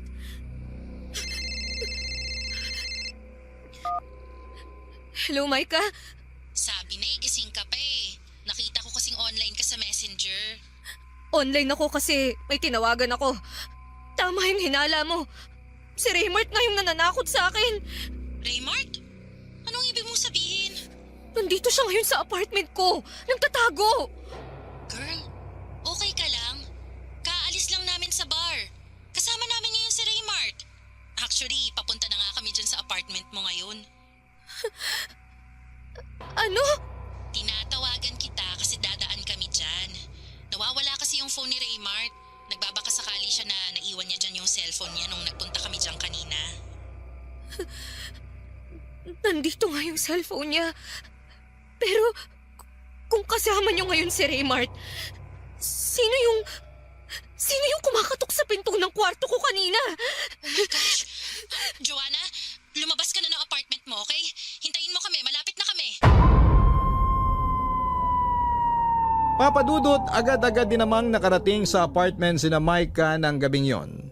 Nadatnan nila ako sa first floor kasama ang gwardya kung kanino ko isinumbong ang mga pangyayari. Kasama ang gwardya ng apartment building namin ay sinilip nila ang loob ng apartment ko. Pero wala silang nakitang tao doon. Pero kapansin-pansin ang isang masangsang na amoy na hindi ko napansin kanina. Nagulat na lamang kami noong nalaman namin kung saan nanggagaling ang amoy na yon. Mula ito sa isang box na nakalagay sa ilalim ng kama ko. Sa loob nito ay isang patay na daga ang nakalagay. Nakahiwalay ang ulo nito at inuuod na. Nang gabing ding yon ay tumawag si Maika sa pulis para i-report ang pangyayari.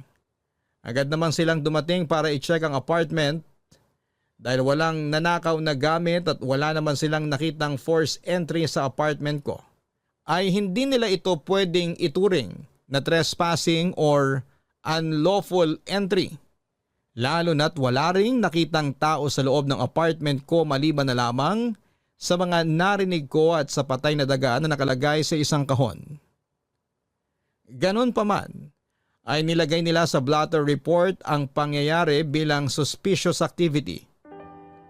Kapag may patunay na raw kami na may pumasok nga sa apartment ko ay pwede namin itong i-report agad na siyang nakakadismaya. Dahil alam ko sa sarili kong may tao sa loob ng apartment ko ng mga oras na yon. Nag-install ka ng CCTV, di ba? Na-check mo na ba yun? Oo nga. Hindi ko pa na-check yung CCTV. Sigurado ako, nakuna nun yung mga pangyayari. Teka, sandali. Nag-install ka na CCTV? Oo. Gusto kong hulihin kung sino yung taong pumapasok ng apartment ko. Bakit hindi mo sinabi sa akin? Kasi... Kasi isa ka sa mga suspetsya namin. Ano? Ako? Hindi ko naman talaga alam kung sino na yung pagbibintangan ko eh. Kaya lahat pinagsususpetsahan ko. Pero ako? Na sarili mong boyfriend? Wala ka bang tiwala sa akin, Joanna? May tiwala ako sa'yo. Pero nagsimula kasi ang lahat ng to simula nung nagkakilala tayo eh. Hindi ko yun magagawa sa'yo. Alam ko. Kaya sorry. Ganito, check na lang natin yung CCTV para malaman na natin yung totoo.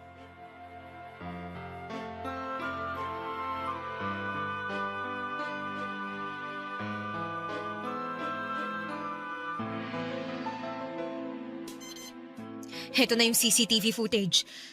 Tingnan nyo, bandang 1:00, mamamatay yung ilaw. Kung sino man yan, malamang Alam niya kung nasaan yung circuit breaker. Ginawa na niya yan dati. Hindi ko na napansin na nawalan pala ng kuryente dahil tulog na ako neto. Teka, bakit may kuha pa ng CCTV kung wala ng kuryente? Battery operated yung in-order ko online. Ang problema, wala siyang night vision kaya hindi ganong clear yung video. Teka, tingnan nyo. May gumagalaw. Papunta siya sa kwarto ko. Tao ba yan? Parang ang laki niya masyado.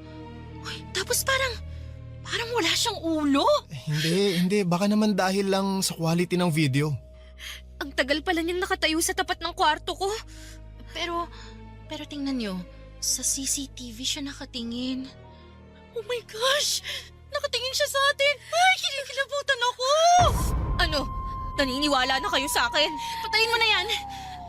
Yan ang dapat ipakita mo sa pulis para maniwala sila sa'yo. Hindi yan multo. Tao yan. Siya na ba yan? Hindi ko alam! Diyan lang kayo. Ako na magbubukas ng pinto.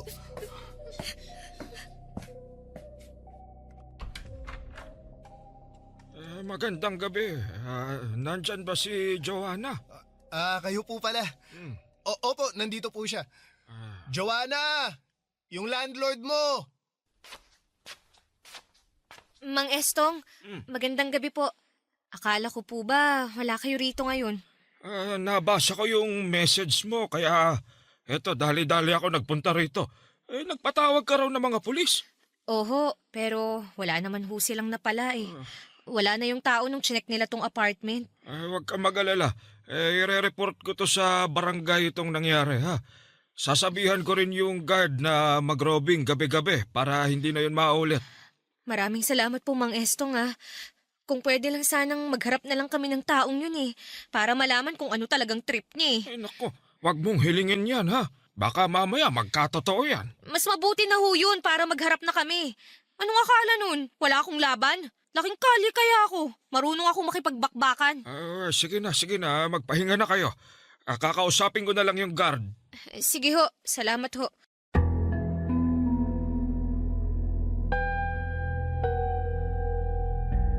Papa Dudut.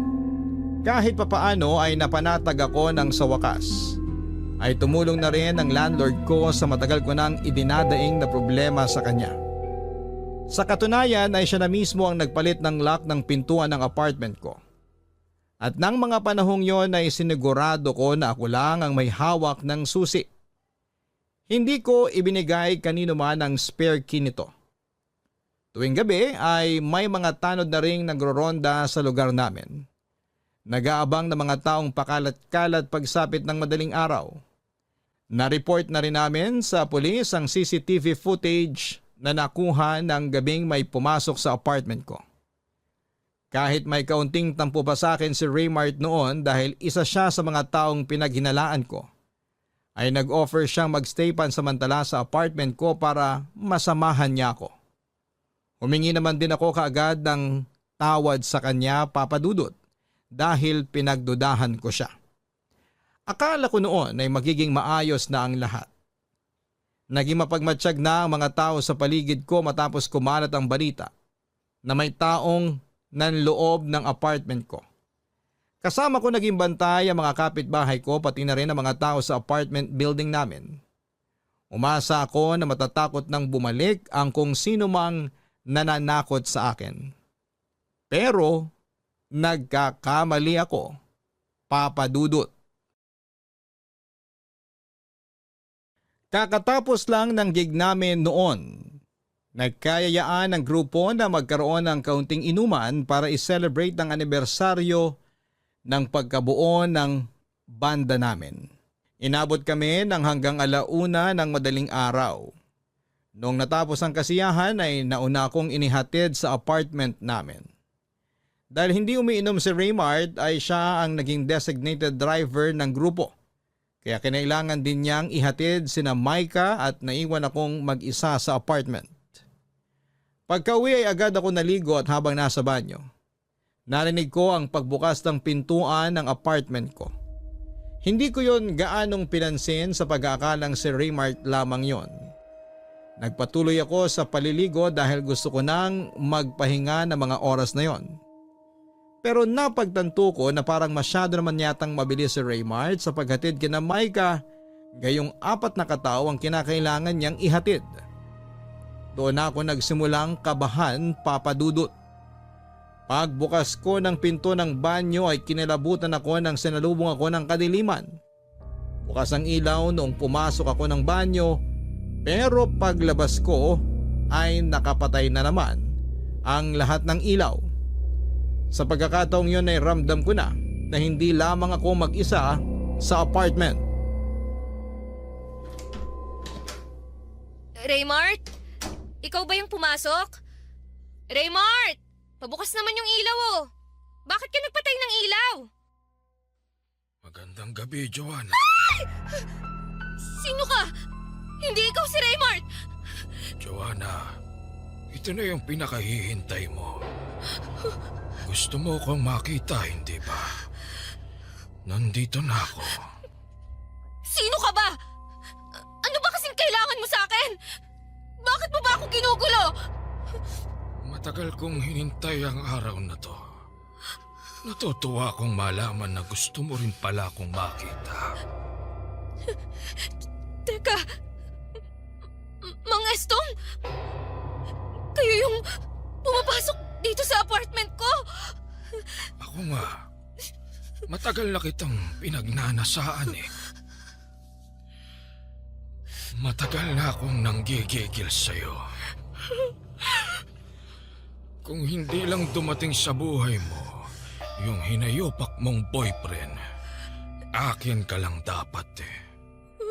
Ano? Handa ka na ba? Sandali lang! Huwag kang lalapit sa akin! Sisigaw ako! Sumigaw ka kung gusto mo. Walang tao ngayon sa kabilang unit. Nagbakasyon sila. Mas maganda yung sumisigaw ka. Mas lalo kong kinaganahan. Umalis ka na! Darating na si Raymart anumang oras! Talaga? Sa tingin mo, kaya kang ipaglaban ng boyfriend mong yon? Parang awa niyo na! Tantanan niyo na ako! Ako na lang ang piliin mo, Joanna. Kaya kitang buhayin. Matagal na kitang mahal. Kaya iwan mo na yung walang kwenta mong nobyo. At sumama ka na lang sa akin. Nababaliw na kayo! May asawa at anak na kayo! Pero mas gusto ko yung bata na katulad mo. Mas makinis. Mas sariwa. Kakadiri kayo! Naririnig niyo ba yung pinagsasasabi niyo? Halika na. Paliligayahin kita. Kung lalapit sa akin! Tulong! Bitiwan mo ako! Tulong! Tulungan niyo ako! Bitiwan mo ako! Tulong! Tulungan niyo ako!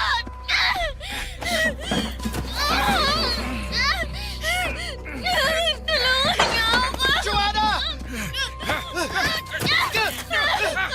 Hayop ka! Hayop! Mang Estong! Anong ginagawa mo sa girlfriend ko? Isa ka pa! Kontrabida ka sa buhay namin ni Joanna!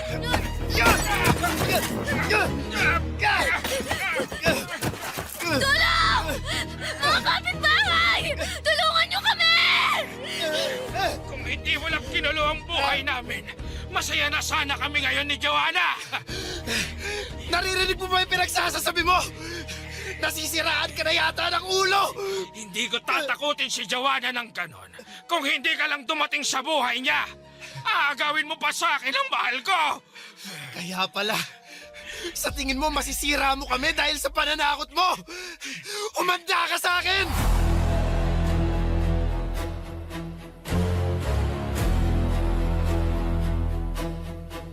Papadudot agad na dinampot ng mga pulis si Mang Estong matapos sa mga pangyayari ng gabing yon. Hanggang ngayon, nakatatak pa rin sa isipan ko ang itsura niya na parang nababaliw na siya. Ang hinala ng mga tao ay dahil gumagamit ito ng ipinagbabawal na gamot kaya siya nagkakaganon. Sa pagsisiyasat ng mga pulis ay nakumpiska nila ang isang flash drive. Sa bahay nito laman ang mga video ko habang natutulog. Doon lang namin napagtanto na tuwing mahimbing akong natutulog ay pumapasok si Mang Estong sa kwarto ko para kunan ako ng video. Kaya pala alam ng taong pumapasok sa apartment na may naka-install na CCTV sa loob dahil si Mang Estong ang mismong nagkabit noon. At dahil siya ang landlord namin, meron din siyang duplicate key ng apartment. Ganon din noong nagpalit ako ng lock dahil siya rin ang nagpalit noon. Nagsampa ako ng kaso laban kay Mang Estong. At pagkatapos noon ay umalis na ako mula sa apartment na tinitirhan ko. Habang naghahanap ng malilipatan ay pansamantala akong nanatili sa lugar ni Raymart. Ang akala ko noon ay magiging maayos na ang lahat, Papa Dudut. Nakahinga na ako dahil sa wakas ay nahuli na ang taong nambubulabog sa tahimik kong buhay. Pero hindi pa pala doon natatapos ang kalbaryo ko. Dahil noong nanirahan ako sa bahay ni Raymart, ay isang katotohanan ang aking natuklasan.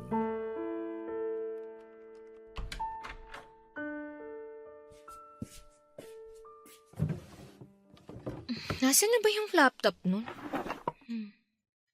Ayun. Ay, bongga. 2 palang laptop nito. Yayamanin ha? Hala? May password?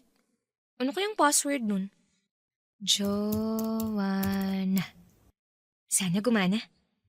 Ay, Joanna nga yung password. Love na love talaga ako ng boyfriend kong to. Naks, picture ko pa talaga yung wallpaper ha? Pero, bakit parang wala namang laman? Iisang folder lang ang meron. Ano kaya to? Joanna ang nakapangalan sa folder eh. Para sa akin ba to? Puro mga picture ko to ah. Ang dami naman ito.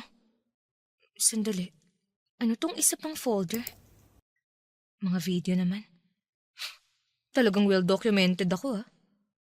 Check ko nga itong isang video. Sure ka ba? Oo, sigurado na ako. Basta, gumamit ka ng proteksyon ha. Ayoko madisgrasya eh. Masyado pa akong bata para mabuntis. Huwag kang mag-alala, akong bahala sa'yo. Umiga ka na lang. Ako nang magtatrabaho. Oh my gosh! Ano to? Joanna! Halika na, kumain ka na! Bakit yan yung ginamit mong laptop? Personal ko yan ah! Ano to ha? Kinukunan mo ng video yung mga pagtatalik natin? Sandali lang. Mag-e-explain ako. Walang yaka, Raymart, ang baboy mo! Ako lang naman ang nanonood niyan eh. Wala akong pakialam! Bakit mo ako binibidyohan ng walang pahintulot ko? Ang dami nito, Raymart, oh! Kada ginagawa ba natin yun, lagi kang nagbe-video? Gusto ko lang naman na may balikan kapag mag-isa ako eh. Nakakadiri ka! Walang yaka! Joanna! Lumayo ka sa akin! Kaya pala may 2 kang laptop! Para sa kalaswaan pala yung isa! Maniwala ka sa akin. Wala akong masamang hangarin sa ginawa ko. Tumahimik ka! Kailan ba ako tatantanan ng mga siraulong tao? My gosh! Ito na. I-delete ko na yung mga video. Dapat lang! Dahil kung hindi mo gagawin yun, ipapakulong kita kasama ni Mang Estong! Joanna, sorry na. Patawarin mo ako. Nagawa ko lang naman yun kasi mahal na mahal kita eh. Araw-araw kitang namimiss. Kapag busy ka, lagi kong pinapanood yung mga video natin. Itiwan mo ako! Kinikilabutan ako sa'yo! Pare-pareho kayong lahat, mga manyakis! Joanna, sandali lang. Saan ka pupunta? Aalis na ako rito! At baka kung ano pang gawin mo sa akin!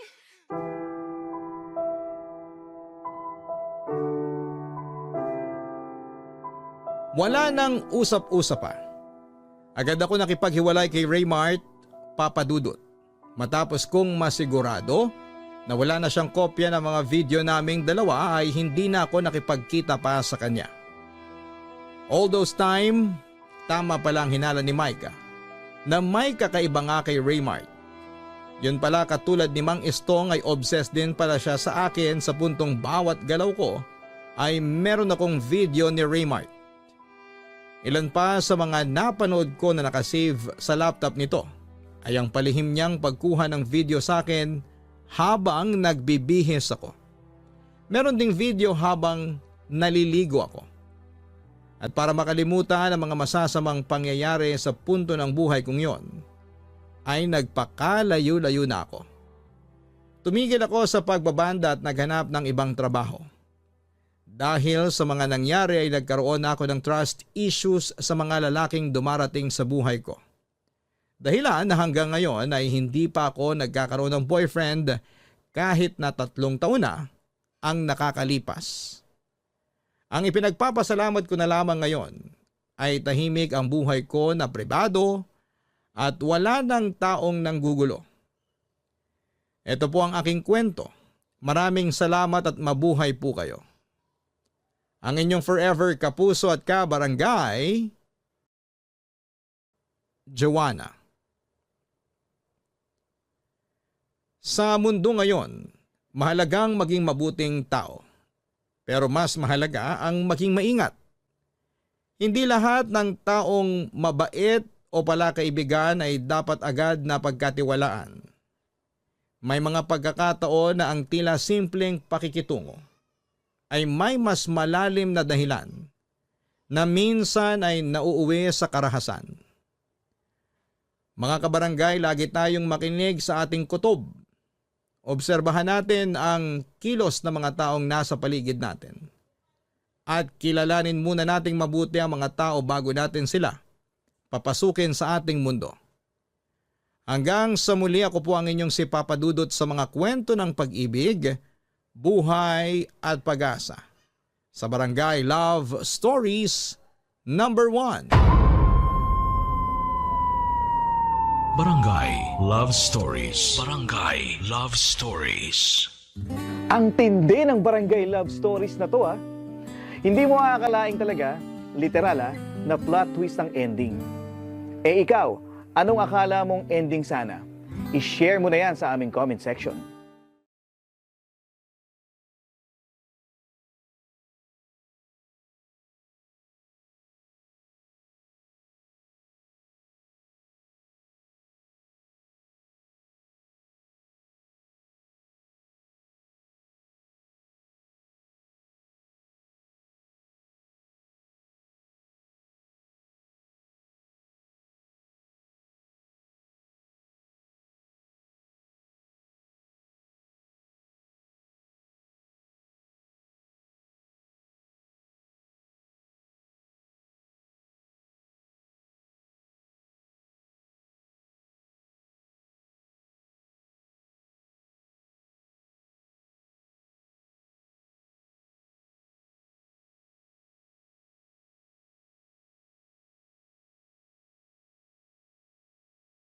Ang mga kwento ng pag-ibig, kwento ng buhay at kwento ng pag-asa dito sa Barangay Love Stories. Love Stories.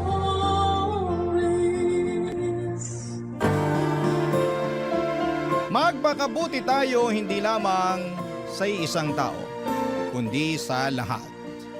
Dahil kung meron tayong kinikilingan, mapapagod sila na tayo ay pakisamahan.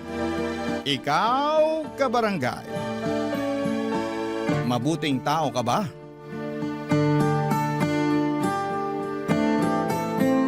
Dear Papa Dudut, naranasan nyo na bang mapunta sa isang sitwasyon kung saan ay nasadla kayo ng husto?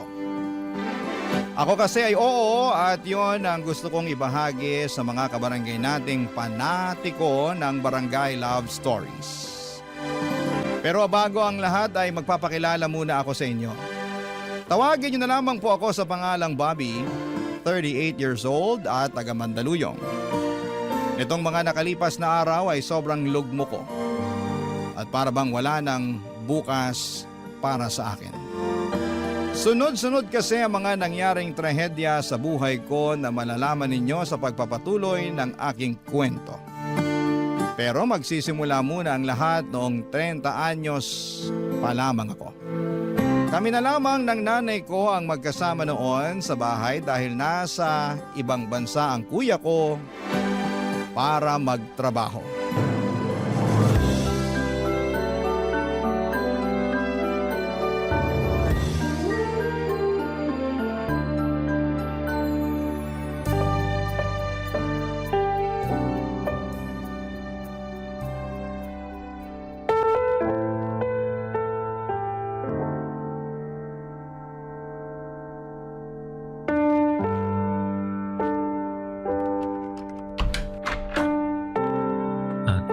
Nay?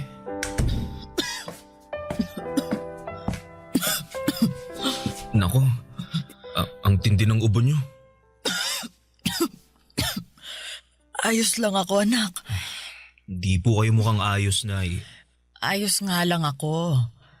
Ay, buti pa abot mo na lang yung tubig dyan sa tabi ko nang makainom ako. Sige po. Ilapag ko lang muna tong bit-bit kong lugaw dito sa tabi, ha? Oh, Nay, ito na po yung tubig. Daan-daan po sa pag-inom, ha? Salamat, anak. Kumusta na po ang pakiramdam niyo? Nag-aalala po ako para sa inyo. Huwag kang mag-alala. Ayos na naman ang pakiramdam ko eh. Hindi na ako mainit. Tingin ko bumaba na ang lagnat ko pero inuubo pa rin ako. Kaya nga pinagluto ko po kayo ng lugaw at dinala ng gamot para makainom na kayo pagkatapos kumain eh. Kaya lang, wala naman akong panlasa. Parang ayaw ko tuloy kumain. Ay, kahit konti lang po, Nay. Para makainom na kayo ng gamot. Ano pa nga ba? O siya kakain na ako. Yan. Very good po kayo, Nay. Very good ka dyan. Ano ako, bata? Di ba ganyan din naman kayo nung bata ako. Sinasabihan niyo akong very good kapag kumakain ako, lalo pag may sakit ako. Kaya ako naman na magsasabi niyan sa inyo ngayon. Sa bagay. Sinasabi ko nga sa'yo yun nun. Ang bilis talaga ng panahon, no? Dati-rati kayo ng kuya mo ang inaalagaan ko. Ngayon, kayo naman ang nag-aalaga sa akin. Kaibahan lang, nasa malayo ang kuya mo kaya ikaw lang ang mag-isang nag-aasikaso sa akin, anak. Matanong lang kita, no? Ano po yun? Hindi ka ba napapagod na alagaan ako? Nay naman, bakit naman po ako mapapagod? Nanay ko po kayo. Wala naman. Naisip ko lang kasi dapat sa edad mong yan may sarili ka ng pamilya. Kaso mukhang kasalanan ko kung bakit hanggang ngayon wala ka pa ring asawa. Nay, hindi niyo po kasalanan. Sadyang wala pa lang po talagang nagkakamali. Ano ba yung sinasabi mong wala pang nagkakamali? Masasabi ko na maswerte ang babaeng makakatuluyan mo dahil napakalambing mong anak, mapagmahal at maalaga. Mahilig pa sa mga bata. Kaya naman kung meron ka ng natitipuhang babae, ligawan mo na. Malay mo, siya na pala ang makatuluyan mo. Ay, sa ngayon, wala pa naman po akong nagugustuhan pero sige po. Sa oras na magkaroon na sasabihin ko agad sa inyo. Bakit mo sasabihin sa akin? Para malaman nyo. Ay, salamat ha, pero ang sabi ko, ligawan mo. Hindi mo lang basta sabihin sa akin. Nay naman Siyempre, liligawan ko pa rin naman siya pero gusto ko munang makilala nyo siya. Sige anak, salamat kung ganoon kasi naiisip mo ko. Sana nga makakilala ka ng babaeng liligawan para naman hindi lang sa akin umiikot ang mundo mo. Ay, Nay, sa inyo pa rin po iikot ang mundo ko kahit na may nililigawan na ako. Pangako po yan, Nay. Papa Dudut, mahal na mahal ko ang nanay ko at wala akong pinagsisisihan na ako lamang ang nag-iisa niyang anak na nag-aasikaso sa kanya. Bagaman pareho naman kaming may trabaho ng kuya ko. Masaya ako na sa tuwing kailangan ako ng nanay ko ay nasa tabi niya lamang ako. Pero naiintindihan ko naman ang kagustuhan niyang makapag-asawa na ako at bumuo ng sariling pamilya dahil nga hindi na ako bumabata pa. Simulat sa Paul ay alam ni nanay na gusto kong magkaanak. Hanggang sa nakilala ko si Rhea sa restaurant na pinagtatrabahuhan ko bilang tagaluto. Bali, serbidora siya noon at taga Ilocos Sur. Mabait si Rhea, maganda at kuwelang kasama. Pero sa kabila ng mga tawa niya ay meron siyang malungkot na nakaraan. At yun ang dahilan, Papa Dudut, kung bakit siya umalis noon sa kanila. Sa katunayan, sa tuwing kinikwento sa akin ni Rhea ang karanasan niyang yun ay hindi ko talaga mapigilang malungkot at makisimpatya sa mga pinagdaraanan niya.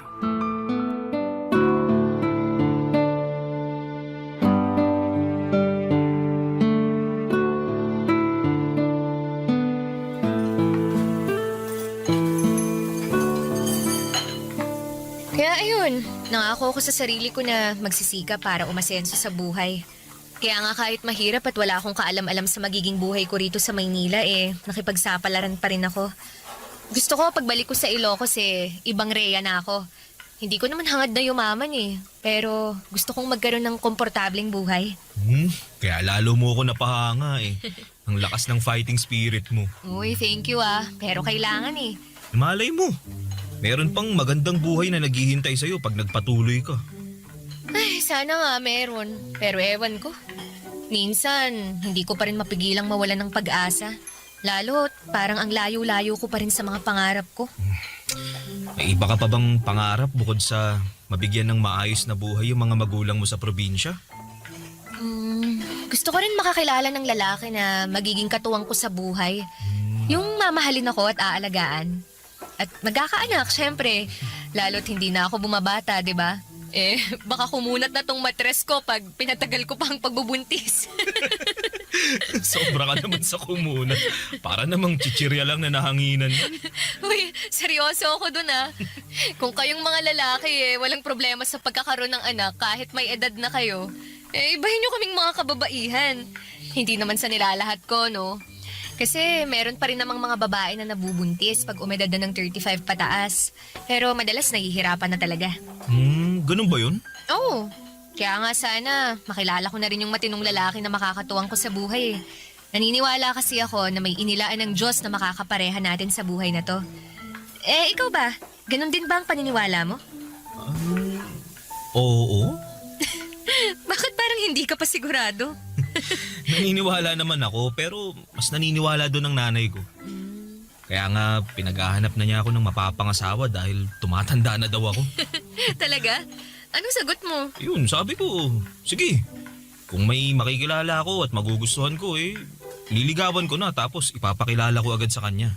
Yun, natuwa naman at sobrang excited. Ewan ko ba dun? Ganun lang siguro talaga ang mga nanay. Sobrang excited na magkaroon ng apo. Ay, bigla ako tuloy na miss ang nanay ko. Kumusta na kaya siya? Hindi mo malalaman ng sagot kung hindi mo siya tatawagan. Tsaka na, wala na kasi akong load Tsaka patapos na yung break time natin. Baka mamaya sitahin na tayo pag nag-overbreak tayo. Ay, oo nga pala. Masyado pa namang sip-sip yung naninita na yun. Kala mo naman kung sinong tagapagmana ng kumpanya kung umasta. Uy, baka may makarinig sa'yo Uy, ano naman? Wala naman akong binabanggit na pangalan. Bato-bato na lang sa langit. Ang mag-react, pangit. Papadudo 3 buwan na noon si Rhea sa pinagtatrabahuhan namin at masasabi ko na naging sobrang close kami. Sa katunayan ay siya lamang ang dahilan kung bakit ako nag-i-stay sa pinapasukan ko. Gusto ko na kasing umalis noon dahil sobrang toxic na rin ang management namin. Alam ko naman na magiging malaking pagsubok na naman sa akin ang paghahanap ng mapapasukang trabaho. Lalo na high school graduate lamang ako. Bukod doon ay ayoko ring magtrabaho sa malayo dahil maiiwang mag-isa ang nanay ko sa bahay namin. Yun ang dahilan kung bakit hindi ko pa tinatanggap ang alok at tulong sa akin ng kuya ko na nag-ibang bansa na. Hindi nga nagtagal ay nagtapat ako ng pag-ibig kay Rhea at sinagot naman niya ako, Papa Dudut. Kasunod noon ay nabuntis ko siya, kaya lalo ako nagkaroon ng dahilan upang hindi na umalis ng Pilipinas. Barangay Love Stories. Barangay Love Stories. Papa Dudut, dahil sakto lamang ang kinikita ko sa aking trabaho ay wala pa akong sapat na ipon. Kaya naman, tinira ko muna sa bahay namin si Rhea.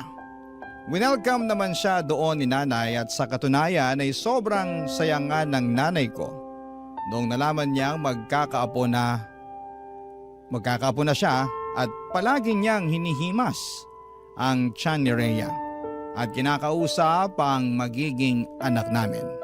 Bagay na kinagigiliwan naman namin ang kinakasama ko. Naging maayos naman ang pagsasama naming tatlo sa isang bubong. Hindi rin issue sa kuya ko na magkaroon na ako ng anak pero nilinaw niya na si nanay na lang daw ang susustentuhan niya. Naintindihan ko naman yon dahil hindi naman niya pinupulot ang pera sa abroad. Kaya nga sinabi ko sa sarili ko na magsisikap ako sa pagtatrabaho para makaipon ng pera, Papa Dudut.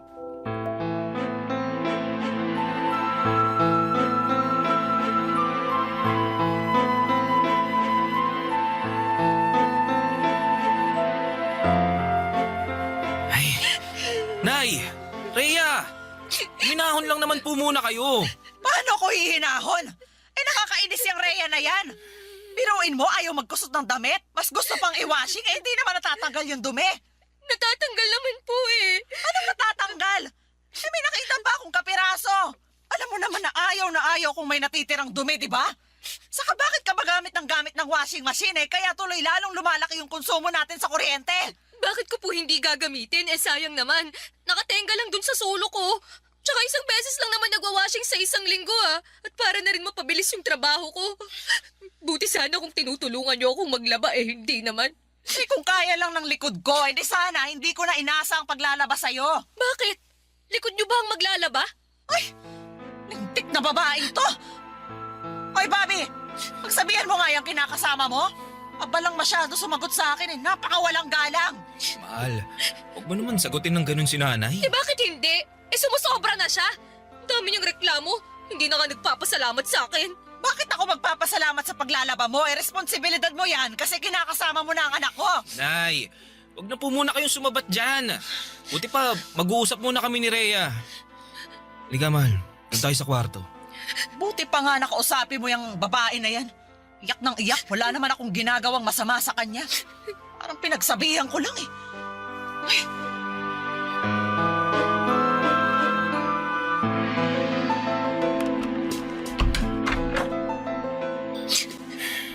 Ayos ka lang ba, mahal? Mukha ba akong ayos? Sumusobra na talaga yung nanay mo. Akala mo kung sino? Ikaw naman. Pagpasensyahan mo na lang si nanay. Masyado lang talagang mitikulosa yun, lalo na sa kalinisan Nung kalakasan pa nun, halos araw-araw naglilinis yun ng bahay. Katwiran niya, para raw hindi mamuo yung alikabok at di rin magkasakit, lalo na hikain nun ng tatay ko nung nabubuhay pa. Kaya pala pinagalitan din niya ako nung nakaraan. Kasi hindi raw ako araw-araw naglilinis dito sa bahay niyo. So nakakapagod Tsaka hindi niyo naman ako katulong dito para araw-araw maglinis Kinakasama mo ko. At buntis pa ako sa anak natin. Kaso ang kulit ng nanay mo. Gawin ko raw ehersisyo ang paglilinis dahil mabuti yun sa buntis kesa laging nakahilata sa kama. Nanay talaga Oo! Kaya nga naloka ako kasi magkaiba kami ng paniniwala. Pati pagluluto ko sinisita. Ang dami sinasabi na kesyo pinagsasabay ko raw ang pagluluto sa paghuhugas ng pinggan. Paano daw pag nalagyan ng sabon yung niluluto ko? As if naman nahahayaan kong mangyari yun. Sa ayoko lang talaga na may tambak sa lababo na hugasin.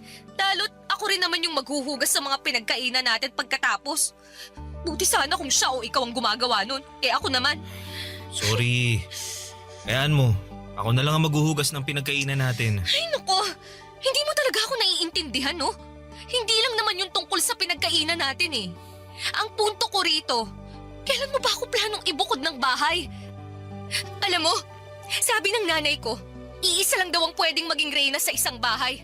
At sa sitwasyon natin ngayon, ang nanay mo lang yon dahil pamamahay niya to. Kaya naman mabuti pa na bumukod na lang tayo para hindi na kami palaging nag-aaway. Hindi natin pwedeng gawin yun dahil ako lang ang inaasahan ng kuya ko na magbabantay at mag-aalaga kay nanay. Saka wala pa akong sapat na ipon pambukod natin kaya sana magtiis ka na lang muna. Hayaan mo, kakausapin ko na lang din si nanay. Pagsasabihan ko siya.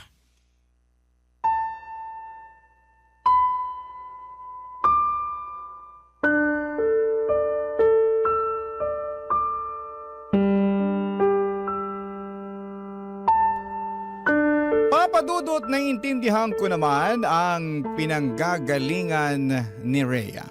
At kahit na gustuhin ko na siyang ibukod ng tirahan ay hindi ko naman magawa dahil nga maiiwang mag-isa ang nanay ko. At ayoko ring mangyari yon kasi ako lamang ang inaasahan ni Kuya na magbabantay at mag-aalaga sa kaisa-isa naming magulang. Kaya naman sinabihan ko na lamang si Rhea na magtiis dahil hindi rin naman ibang tao ang nanay ko. Nakita ko naman na sa abot ng makakaya ni Rhea ay hinabaan niya ang kanyang pasensya. Pinakisamahan niya ng maayos ang nanay ko. Hindi rin naman sila palaging nag-aaway. May mga pagkakataon din na may pinagkakasunduan sila. Kaya naman masayang masaya ako. Hindi nga nagtagal, Papa Dudut, pinanganak na nga ni Rhea ang baby namin. At masasabi ko na isa yon sa mga pinakamasayang sandali ng buhay ko. Ngunit doon pa lang pala magsisimula ang pinakamalaking pagsubok na pagdadaanan namin.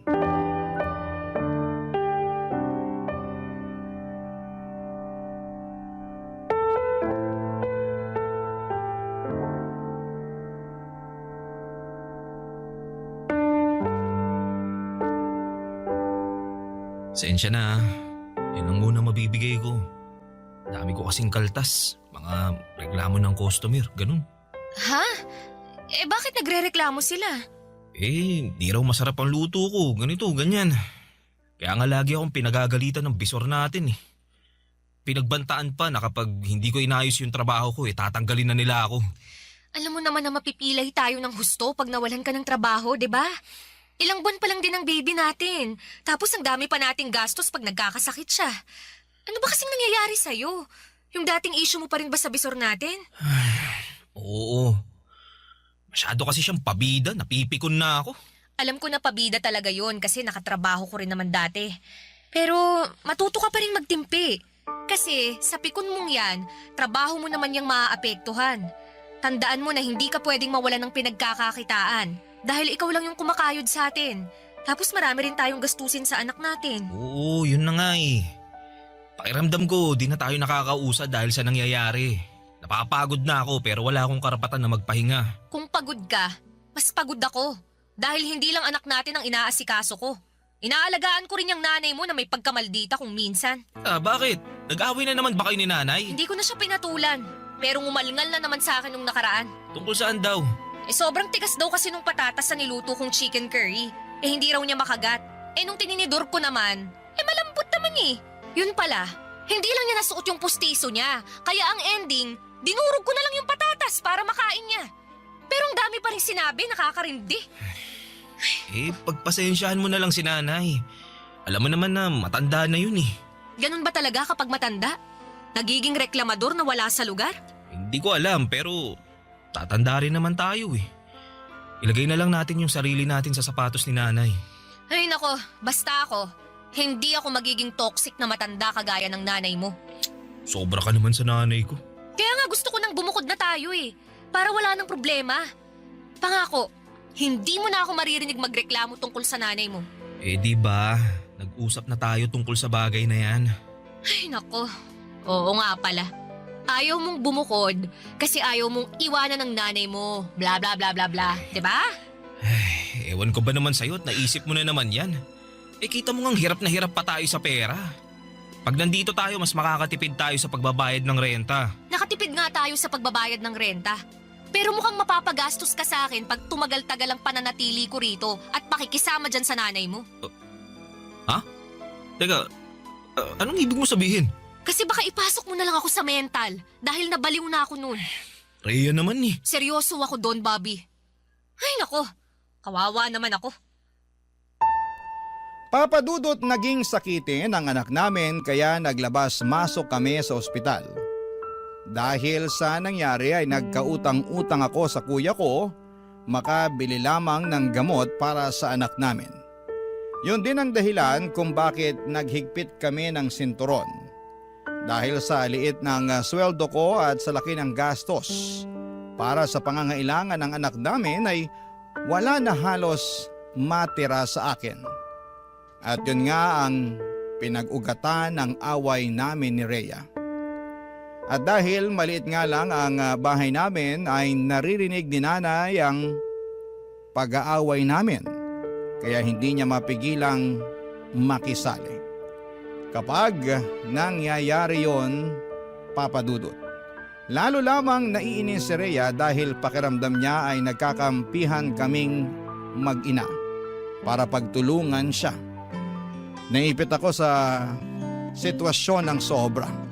Para akong tupang naligaw mula sa kawan na naglalakad ng walang direksyon. Barangay Love Stories. Barangay Love Stories. Papadudot nung sa tingin ko ay pasan ko na ang daigdig. Nang mga panahong yon ay meron pa palang ilalala ang sitwasyon. At yun nga ay noong nagkasakit ang nanay ko. Mabuti na lang at nandyan si kuya para suportahan ang pagpapagamot niya, lalo na noong nadiskubre namin na meron siyang early signs ng Alzheimer's disease. Nalugmok ako ng sobra, lalo at pareho pa sila ng anak ko na may sakit kaya naman lalong bumigat ang pasan-pasan ko sa aking mga balikat. Pero buti na lang at nandyan si Rhea para alagaan ang nanay ko kahit na meron silang hindi pinagkakasunduan. At tinutulungan niya rin ako upang gumaan ang pagdadala ko ng buhay. Masasabi ko na kahit mahirap ay malaki pa rin ang pasasalamat ko sa aking kinakasama, Papa Dudut.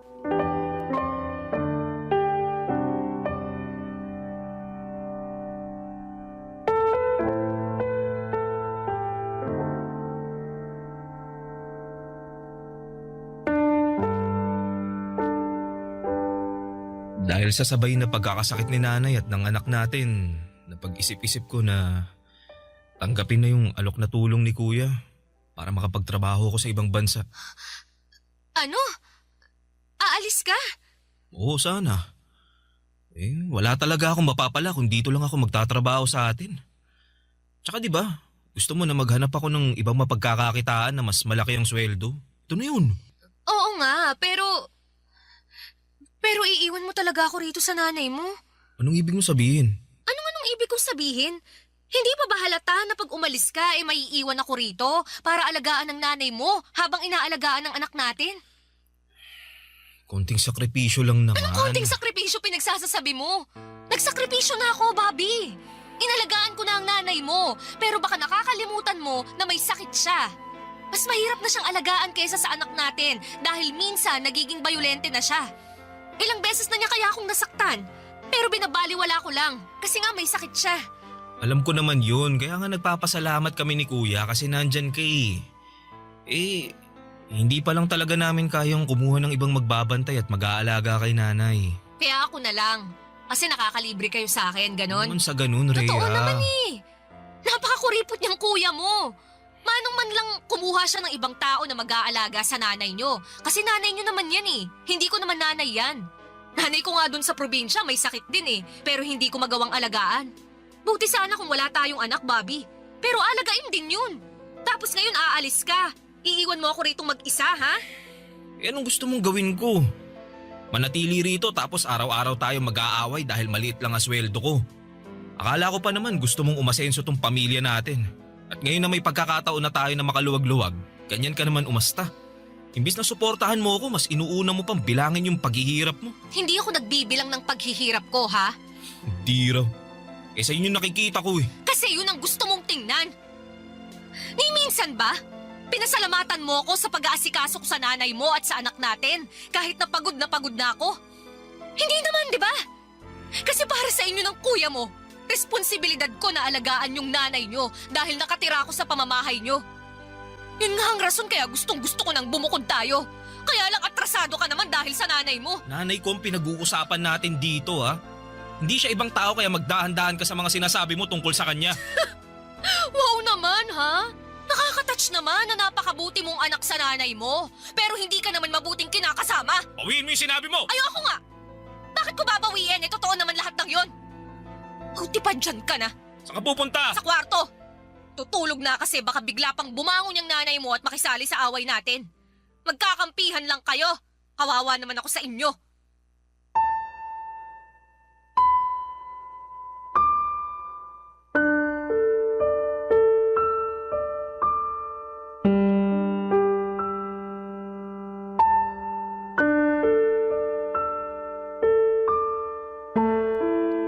Papadudot, alam ko na maling iasa ko kay Rhea ang pag-aalaga sa nanay ko dahil nanay ko yon. Ako ang anak noon kaya ako dapat ang gumagawa ng mga bagay na yon. Pero pare-pareho kaming pupulutin sa kangkungan kung hindi ako magsasakripisyo sa ibang bansa. Kaya nga kahit masakit sa akin na mapalayo sa mga mahal ko sa buhay ay tiniis ko. Nagpakabingi ako sa iyak ni Rhea at pagtutol niya na umalis ako dahil desidido akong ituloy ang pag-abroad ko. Natuloy nga ako sa ibang bansa sa tulong ni Kuya at masasabi ko na malaki ang pag-a-adjust na ginawa namin ni Rhea. Palagi kaming nag-uusap sa video call kahit na magkaibang oras sa mga bansa na kinakaroonan namin.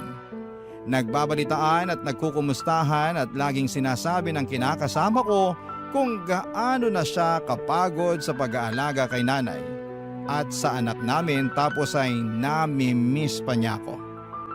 Pero ang sagot ko lamang ay kaunting tiis na lamang muna. Hanggang sa dumalang na lamang ang pag-uusap namin dahil naging busy na ako sa pagtatrabaho. Makalipas nga ang 3 taon ay natapos na ang kontrata ko pero imbes na bumalik sa Pilipinas ay nag-extend ulit ako sa pagtatrabaho ko. Bagay na pinagtalunan namin ng matindi ni Rhea. Gusto na niya kasi akong umuwi at magtrabaho na lamang sa Pilipinas dahil nga sa hirap na siya sa pag-aalaga sa nanay ko na noong mga panahong yon ay lumalala na ang sakit. Pero natakot akong umuwi sa Pilipinas para magsimula ulit. Kaya nanatili lamang ako sa abroad. Makalipas nga ang maraming taon ay nakaramdam na ako ng kapaguran at pagkamis sa mga minamahal ko sa buhay. Doon ko naisip na gusto ko nang umuwi para makasama ang nanay ko at ang aking mag-ina. Ngunit iba ang nadatnan ko sa aking pagbabalik sa Pilipinas.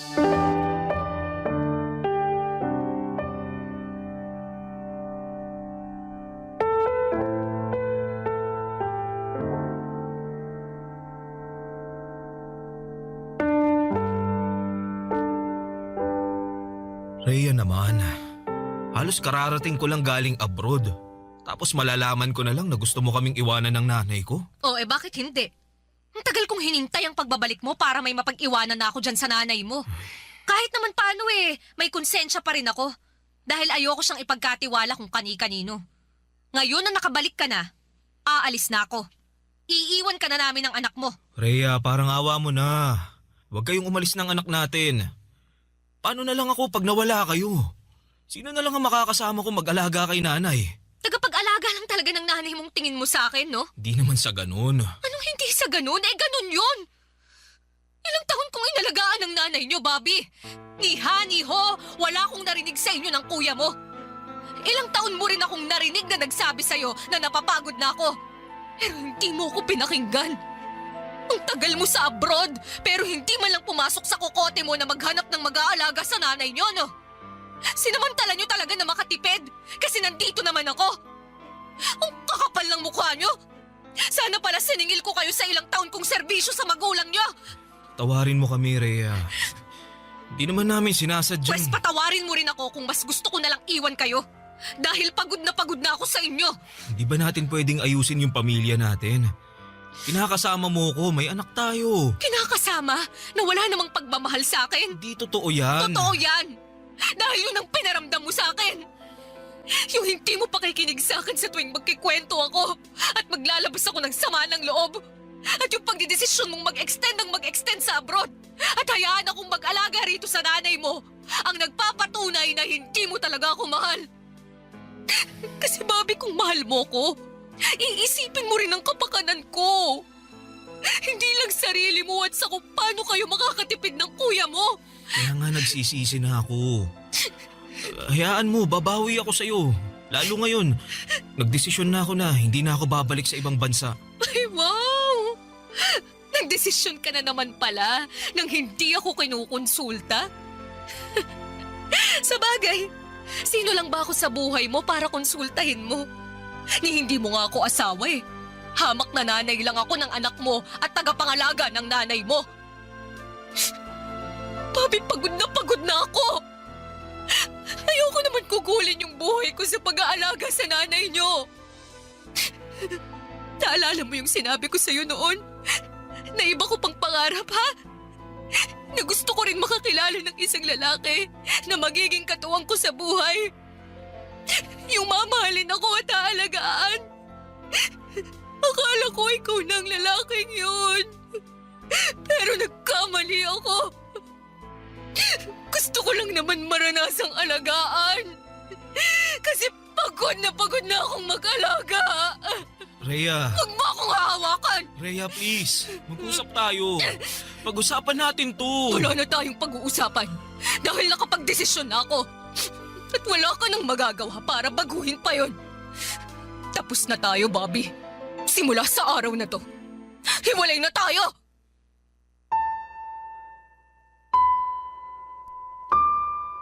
Papa Dudut, wala akong nagawa noong nag-alsabalutan na si Rhea at tuluyan nang umalis sa bahay namin kasama ang aming anak. Hindi ko na sila napigilan pa lalo at kasabay noon ay nagwala si nanay kaya kinakailangan ko siyang intindihin. Durog na durog ang puso ko dahil sa pangyayaring yon, lalo na at hindi yun ang tagpong inaasahan kong dadatnan pag uwi ko sa Pilipinas.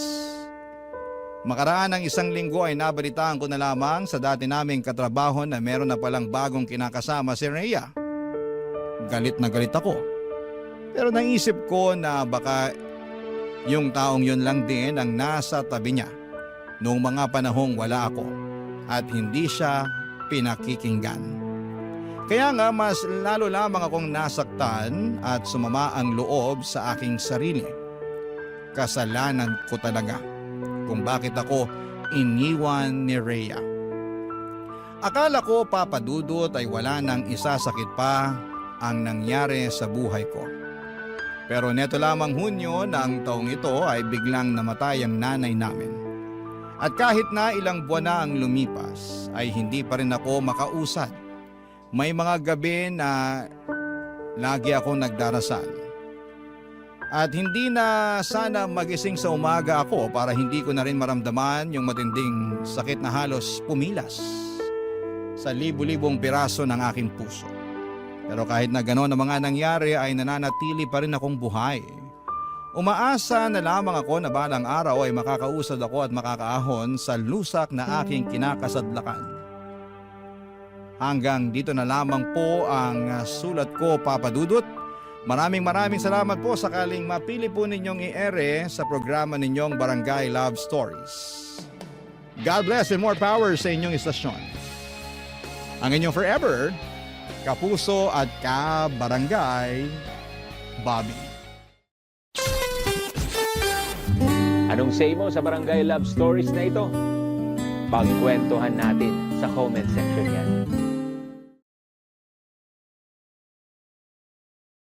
Ang mga kwento ng pag-ibig, kwento ng buhay at kwento ng pag-asa dito sa Barangay Love Stories. Love Stories.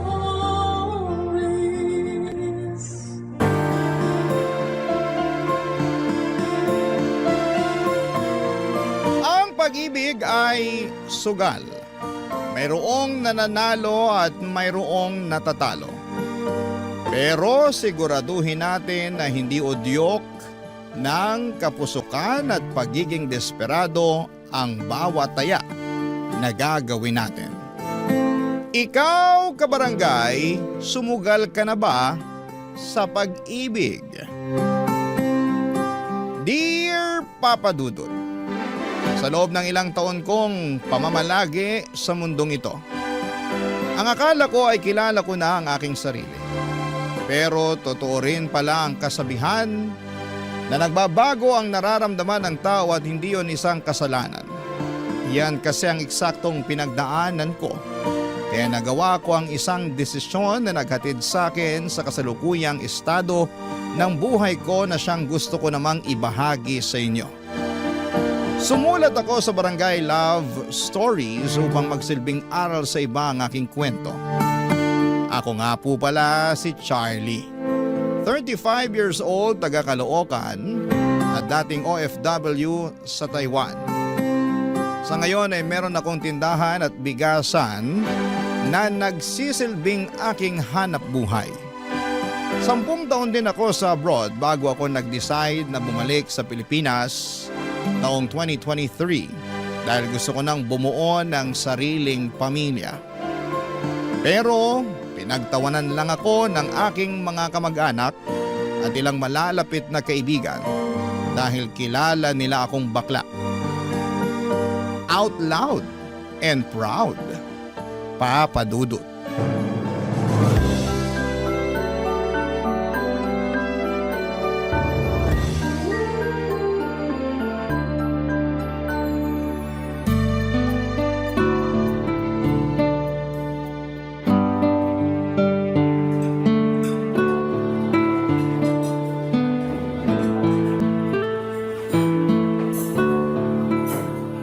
Bakit hindi mo ko pinagtatawanan kagaya nila?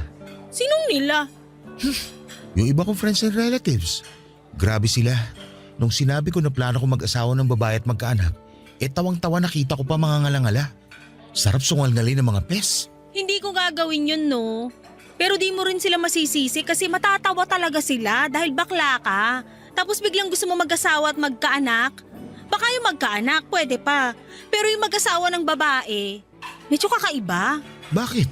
Meron din naman akong ano ah. Oo, alam kong meron ka nun. Kaya makakabuntis pa rin ako. Andun na tayo. Pero sigurado ka na ba? Oo naman. Bakit hindi? Ipapaalala ko lang sa'yo na hindi basta-basta yung pag-aasawa ha. May kasabihan nga yung mga matatanda na hindi raw to parang kaning isusubo na iluluwa kapag napaso. Saka sure ka na ba na gusto mong talikuran yung pagiging bakla? Pag nagkaasawa ka na kasi ng babae, dapat sa kanya ka lang nakatingin at wala ka ng karapatan na magkagusto sa iba. Lalo na sa mga gwapo at machong lalaki. Ganun ba yun? Siyempre, kailangan loyal ka lang sa asawa mo, no? Kaya nga tinatanong kita kung sigurado ka ba na gusto mo talagang magkaasawa ng babae. Kasi kung anak lang ang habol mo, ibang usapan na yun. Alam ko naman yun. At thank you sa concern mo pero oo yung sagot ko. Pinag-isipan ko na to na maraming beses. At bago ako umuwi rito sa Pinas, nakapag-decide na akong talikuran ng pagiging bakla ko.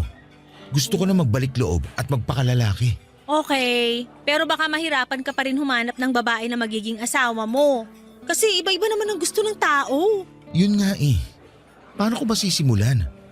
Saan ako magsisimula kung sakali? Makipagkilala ka. Kaibiganin mo, ganun. Ipakita mo na seryoso ka sa intensyon mo dun sa babae. Lalo na kung gustong-gusto mo na siya. Be patient din kasi kaming mga babae medyo matagal mag-decide. Pinag-iisipan pa kasi namin kung bibigyan namin ng chance yung manliligaw namin o hindi. Okay. Noted sa mga sinabi mo. Pero ang pinaka-importante sabihin mo sa kanya yung past mo. Para dun pa lang, alam mo na kung matatanggap ka niya o hindi. Pag matanggap ka niya, mas malaki ang chance mo na malaman kung compatible kayo. Acceptance is the key. Tama nga naman. Salamat, Beshi. Ikaw lang talaga yung napagsabihan ko ng plano kong to. Nakakatuwa nga kasi hindi mo ko pinagtawanan.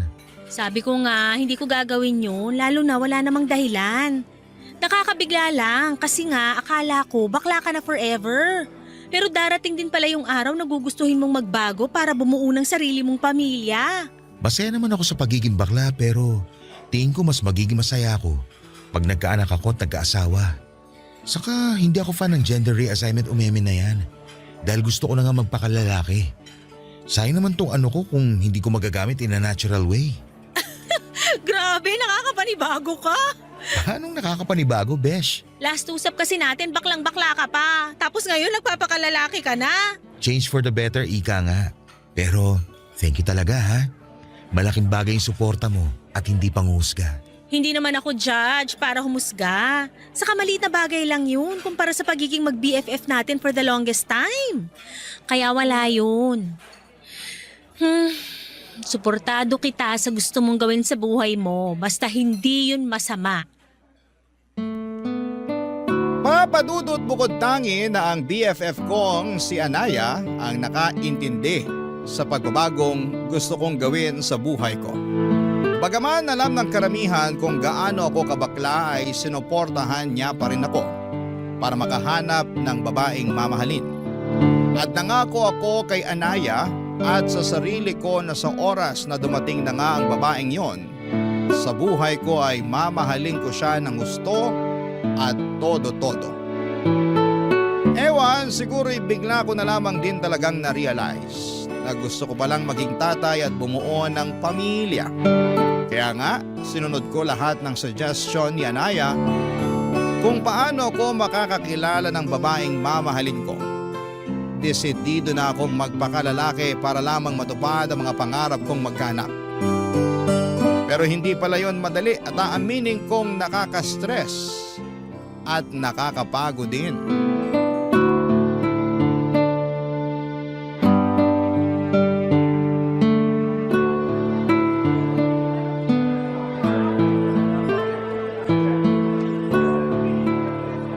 Oh, tapos? Nag-meet kayo? Oo, kaya lang na-realize ko na hindi ko pala siya gusto. Bakit naman? Mas malaki pa katawan kaysa sa akin eh. Baka mabugbog naman ako nun at mabalian ng leeg pag nag-away kami. Hoy, hindi naman siguro. Anong hindi siguro? Ramdam na ramdam ko yung pagiging dominante niya nung magkasama na kami. Bigla tuloy ako lumambot na ewan. Hindi ko mapanindigan pagiging lalaki. Nakakatakot si Ates. Kung tingin mo, di kayo okay, baka di nga talaga. Mahirap naman kung ipipilit natin, di ba? Tama. Okay lang yan. Hanap na lang uli ng iba. Yun nga yung ginawa ko tapos may nakausap kagad ako sa Facebook. Ay wow, ang bilis! Siyempre. Tapos, ano nangyari? Kamusta pag-uusap nyo? Okay naman. Nagja-jive kami tapos feeling ko na-fall na ako kaya lang. Pagkalipas na 1 linggo, inutangan na ako. Ay, kaloka yan! Partida, hindi pa kami nagkikita. Pinautang mo ba? Oo, kasi marupok ako. Ayun lang. Nagbayad naman ba? Yun nga, hindi pa. Pero nangako naman na babayaran kaya lang nangutang ulit sa akin. Ayun, binlock ko na. Ayoko nang ganun na akala mo may patagong pera. Kahit naman ako, ayoko ng ganyan. Di ba? Grabe, hindi pala madaling makipagkilala at makahanap ng matinong babae online. Mukhang lahat may sapak sa utak. Aray ko naman. O bakit? Tinamaan ka no? Kunti, pero iba naman ako sa kanila. Ay oo. Siyempre ibang-iba ka talaga sa mga babae nakadate ko no? Sige nga, paano ako naiba sa kanila? Dali. Teka lang, titigan muna kita para masagot ko ng on point yung tanong mo. Game na ha? Eme lang yun. Huwag mo na sagutin. Saka huwag mo na nga akong titigan, naiilang ako eh. Ay grabe naman siya sa naiilang. Hindi ka naman siguro matutunaw sa titig ko no? Hindi nga, pero wag na. Sino-joke lang din kita. Okay, fine. Pero ano pa bang gagawin ko para makakilala ng mapapangasawang babae? Sinunod ko naman yung mga payo mo sa akin kaso wala pa rin eh. Diba, sabi ko rin, be patient. Sabi mo nga. Yun muna gawin mo tapos ituloy mo yung pakikipagkilala. Saka wag lagi online. Pwede ka rin mag-join ng community ng mga hilig mong gawin. Halimbawa, running, walking, cooking, and baking. Poetry, mountain climbing. Kahit nga pag-jump rope may group na sa Facebook eh. Makipagkaibigan ka dun. Malay mo dun mo mahanap yung babaeng para sa'yo. Alam mo, tama ka. Lagi naman akong tama. Ay wow, confident yan? Sarili ko nga lang kakampi ko most of the time tapos aawayin ko pa. Hindi ko naman sinabing awayin mo sarili mo ah. Eme lang. Ay nako, puro ka eme. At ikaw naman parang di na mabiro. Huwag mo masyadong seryosohin mga trip ko. Paano kung gusto ka tang seryosohin? Ha? Wala. Sabi ko maganda ka pala. Ay, ba't ngayon mo lang nalaman yan? FYI, matagal na akong maganda. Alam ko naman yun. Pero noon kasi syempre mas maganda ako sa'yo. Baklang to? Sinong bakla? Walang bakla rito ha. Lalaki na ito. Oo nga pala, di ka na nga pala bakla. Sorry naman. Eme lang din. Buti pa, order na lang tayo ng drinks. Treat ko. Iyan ang gusto ko sa'yo, galante! Papadudot habang nagsasalita si Anaya at kino-comfort niya ako ay bigla na lamang akong natulala habang nakatitig sa kanya. And for some reason ay napangiti ako kasi nakita ko na meron pala siyang dimple sa pisngi. Nagulat na nga lang ako noong tapikin niya at gisingin sa pagde-daydreaming ko. Ewan ko ba? Pero gandang-ganda ako sa BFF ko ng araw na yon. Sa kabila ng lahat ay alam kong imposible na makagustuhan kami kasi in a relationship na si Anaya. At malamang ay na-appreciate ko lang yung concern, sincerity at dedication niya na makahanap ako ng babaeng makakamatch. At kung papala rin ay magugustuhan at mapapangasawa na rin. Alam ko na suntok sa buwan ang gusto kong mangyari. Pero naniniwala ako kay Anaya na magtatagumpay pa rin kami. Napasabi na lamang ako ng mabuti na lamang at naging BFF ko siya. Dahil napaka-optimistic niyang tao, Papa Dudut. Barangay Love Stories. Barangay Love Stories. Papa Dudut, nagkamali ako. Noong inakala kong hindi ako magkakagusto kay Anaya dahil nakita ko na lamang ang sarili ko na hindi na interesado sa paghahanap at pakikipagkilala sa ibang babae dahil sa kanya. Mas gusto ko na lamang na siya ang kausapin at kinikilig ako sa tuwing lumalabas kami para magkita at mag-update ng mga ganap namin sa buhay. Posible pala yun, no? Yung ma-inlove ka sa best friend mo. Pero uulitin ko na hindi na pwede dahil in a relationship na si Anaya sa boyfriend niya for 5 years. Nakilala ko na rin naman yung lalaki na yon once sa video call kasi nasa Taiwan pa ako noong naging sila. Okay naman yung guy, gwapo, mestizo pero hindi katiwa-tiwala ang mukha. Hindi naman sa panghuhusga. Pero napatunayan kong tama ang kutob ko nang nagkwento sa akin si Anaya na ilang beses na raw siya nitong niloko at ang syunga na naman ng BFF ko dahil ilang beses na rin po itong pinatawad.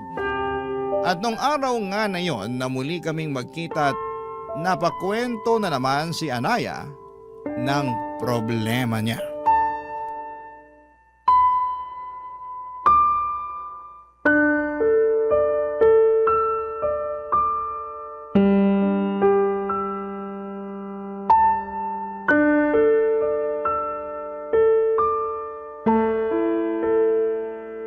Thank you talaga, Beshi. Pinuntahan mo ako rito sa apartment ko. Wala yun, no? Pero sure ka bang wala rito yung boyfriend mo? Kasi kung nagtatago siya dito sa bahay nyo, lumabas-labas na siya para mapangahan ko. Sumusobra na siya sa ginagawa niya sa'yo, ha? Wala talaga siya rito kahit halugugin mo pa yung buong apartment namin. Nasaan ang ungas na yon? May team building sila sa Tanay for 2 days. Pero di ako sure kung totoo yung sinasabi niya. Malay ko ba baka gawa-gawa lang niya yun kasi gusto niya lang makasama yung babae niya. At pinayagan mo naman? Oo. Boba ka pala eh. Anong magagawa ko? Maayos naman yung paalam niya. Maayos nga pero hindi mo alam kung nagsasabi siya ng totoo. Ganun na nga. Kung ako sa'yo, nagsakit-sakitan ako para hindi na siya umalis. Ayoko namang gawin yun, no? So, mas gusto mo na patuloy saktan niya sarili mo at magpakatanga sa lalaking yon? Anong magagawa ko mahal ko? Saka kasalanan ko naman kasi masyado akong pakialamera eh. Sinilip ko kasi yung phone niya, ayun. Nabasa ko pa tuloy yung recent convo nila ng babae niya sa messenger. Tapos wala ka man lang ginawa? Wala. Hinayaan ko lang sila. Ay, boba ka nga talaga. Ayoko na kasing mag-away kami uli ng boyfriend ko nang dahil lang doon. Huling away namin, kamuntik na niya akong hiwalayan kaya nadala na ako. Kung ako sa'yo, matagal na ako nakipaghiwalay sa kanya. Buti sana kung hindi ito yung unang beses na niloko ka niya. Baka maintindihan ko pa siya at pinatawad ko siya. Day, hindi dapat nakaregister sa Anli ang pagpapatawad. Magising ka nga sa kabubuhan mo sa lalaking yun. Ay, ewan ko. Di ko rin maintindihan sarili ko. Parang tanggap ko naman na hindi yung sitwasyon namin. At alam ko kung paano ako makakaalis pero di ko ginagawa. Siguro kasi natatakot ako na baka di na ako makahanap ng kagaya niya. Ang tagal na rin namin eh. Mas matakot ka kung makahanap ka pa ng kagaya niyang manluloko at manipulative. Saka, aanin mo yung tagal ng relasyon niyo kung puro sakit naman ang ulo binibigay niya sa'yo. No wonder napapanot ka na sa stress. Seryoso? Napapanot na ako? Joke lang, pero malapit na. Alam mo na nga broken-hearted na yung tao pero gino-joke time mo pa ako. Sorry na. Pero ano ba magagawa ko eh, ginusto mo naman yan. Dapat nga sa mga oras na to, hiwalay na kayo eh. Pero hindi pa rin eh. Hindi ko kasi talaga kayang makipaghiwalay. Mahal na mahal ko eh. Masyado ka lang nabubulagan. Mabuti pa, mag-inuman na lang tayo. Wala akong alak dito. Ako nang bahala, bibili ako sa labas. May malapit na convenience store dyan, di ba?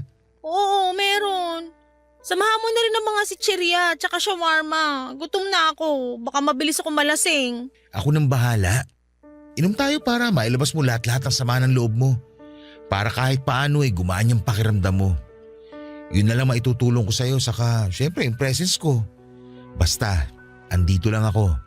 Iyakan mo, kwentuhan mo, paglabasan mo na sama ng loob. Thank you talaga, Beshi. Hulog ka ng kisame. Che!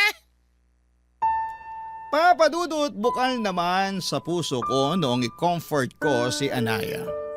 At totoo rin ang galit ko para sa boyfriend niya. Pero loyal sa cheater niyang karelasyon ng kaibigan ko. Kaya masarap din siyang tuktukan sa ulo. Sa kabila ng lahat alam kong hindi na muna tungkol sa akin ng lahat dahil kailangan ako ni Anaya para samahan siyang umiyak at magmukmok. Doon ko na siya niyayang mag-inom para lalo niyang mailabas ang kanyang nararamdaman. Pero habang lalo kaming tinatamaan ng alak ay mayroon akong naiisip gawin. Bagay na maituturing kong hidden agenda.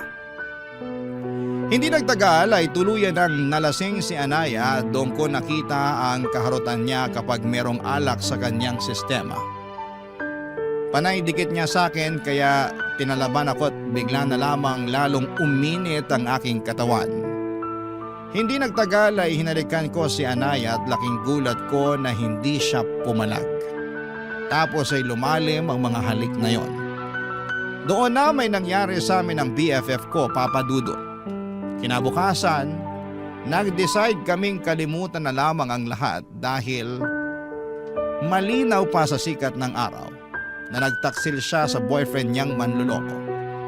Kahit na anong paliwanag ko kay Anaya na ayos lamang yon dahil cheater naman ang boyfriend niya, ay pinagdiinan pa rin niya sa akin na ayaw niyang tumula dito. Aaminin kong nakaramdam ako ng konsensya sa ginawa namin pero hindi naman ako nagsisisi dahil mahal ko na rin naman si Anaya. Pero wala na akong nagawa noong humingi siya ng space para makapag-isip-isip. Hinayaan ko na lamang siya at pinagpatuloy ko ang pakikipagkilala sa ibang mga babae. Pero makalipas lang ang 3 linggo ay tinawagan ako ni Anaya at pinapunta niya ako sa apartment niya, Papa Dudut.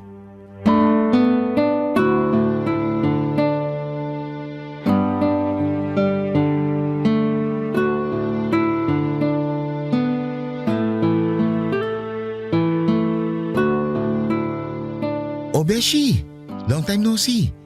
Bakit dito mo ako pinapunta sa apartment mo? Pwede naman tayo magkita sa labas. Treat ko pa. Sorry, pero di ko yata kaya makipagkita sa'yo sa labas.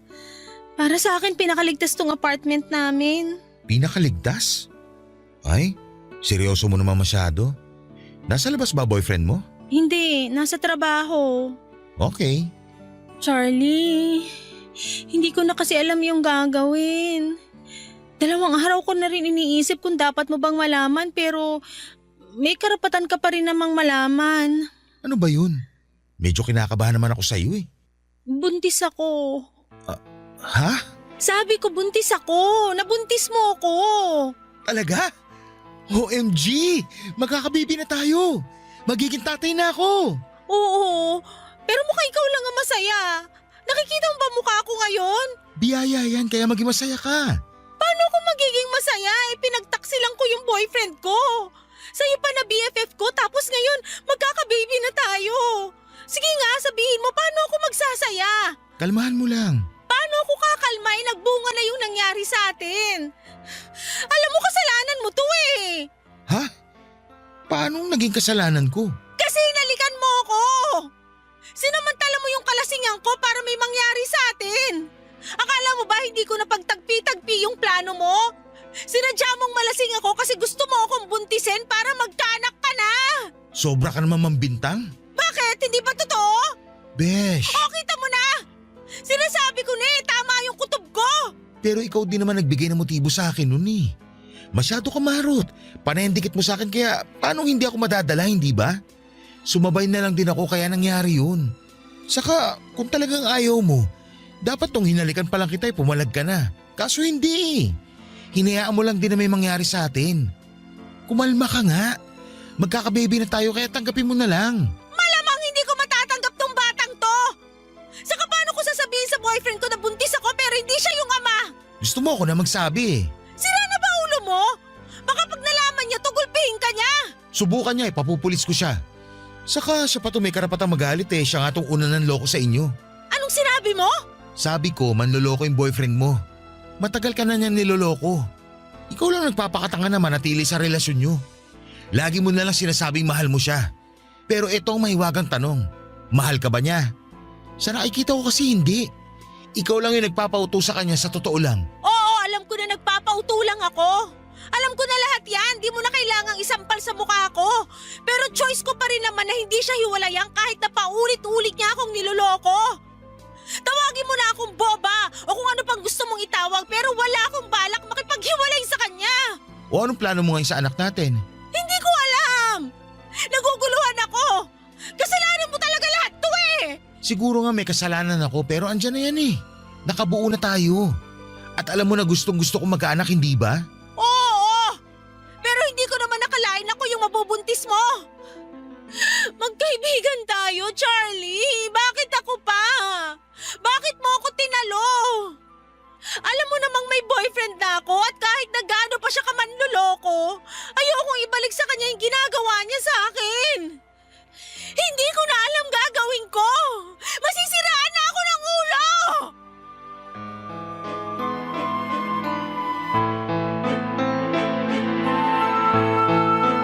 Papadudot, yung sandaling sinabi ni Anaya na buntis siya. At ako ang ama ay para bang gustong pumalakpak ng dalawa kong tenga. Pero base sa itsura niya na hindi masaya ay agad na bumagsak ang mga balikat ko. Hindi kasi yon ang reaksyon na gusto kong makita sa kanya. Pero ano magagawa ko kung hindi nga niya ginustong may mangyari sa amin at ang masahol pa raw ay nagbunga yon ng bata. Masakit din palang makita na may namumuong galit sa iyo ang kaibigan mong tinuring na mahalaga sa buhay mo. Yun kasi ang eksaktong pinaramdam sa akin ni Anaya at sa magiging anak namin ng mga panahong yon. Papadudot, alam ko na kasalanan ko rin naman dahil sinamantala ko ang kanyang kahinaan. Pero desperado na akong magkaanak at gusto ko na siya ang magiging nanay. Minsan, may mga bagay talaga tayong magagawa ng dahil sa kapusukan. Papadudot. Barangay Love Stories. Barangay Love Stories. Papadudot, sinabi ko kay Anaya ang feelings ko at sinabi niyang hindi niya raw ako magugustuhan ng higit pa sa isang kaibigan. Sa abot ng makakaya ko ay inunawa ko ang sagot niya sa akin kahit na may hinanakit ako sa kanya dahil mas mahal niya pa rin ang manloloko niyang boyfriend. Para sa akin ay hindi nila deserve ang isa't isa kaya nga hindi ako sumuko na iparamdam kay Anaya ang pagmamahal ko kahit sinabihan na niya akong tama na. Sinuyo ko si Anaya ng husto at kinonsensya noong pumasok sa isipan niya na ipalaglag ang magiging anak namin. Siyempre, nandun na yung bata tapos posible pang mawala sa akin. Buti na lang at nadala si Anaya sa mga pakiusap ko kaya ginawa niya ang tama. Pinanindigan niya ang pagdadalang tao sa magiging anak namin at doon na siya nagdesisyong makipaghiwalay sa kanyang karelasyon. Ang saya-saya ko ng mga panahong yon. At pinangako ko sa kanya na aalagaan ko sila at hindi ko sila pababayaan ang magiging anak namin. Fast forward, pinanganak na ni Anaya ang aming baby girl at sobrang saya ko dahil sa wakas ay ganap na akong tatay. Pero pansin kong hindi lubusang maligaya si Anaya ng mga panahong yon. Nag-decide na akong tumira kami sa isang bubong at marami sa mga kamag-anak ko at malalapit naming kaibigan ang nagulat sa biglang liko ng mga pangyayari sa buhay namin. Pero masaya naman sila para sa amin lalo na nang dumating na nga ang aming anak Papa Dudut.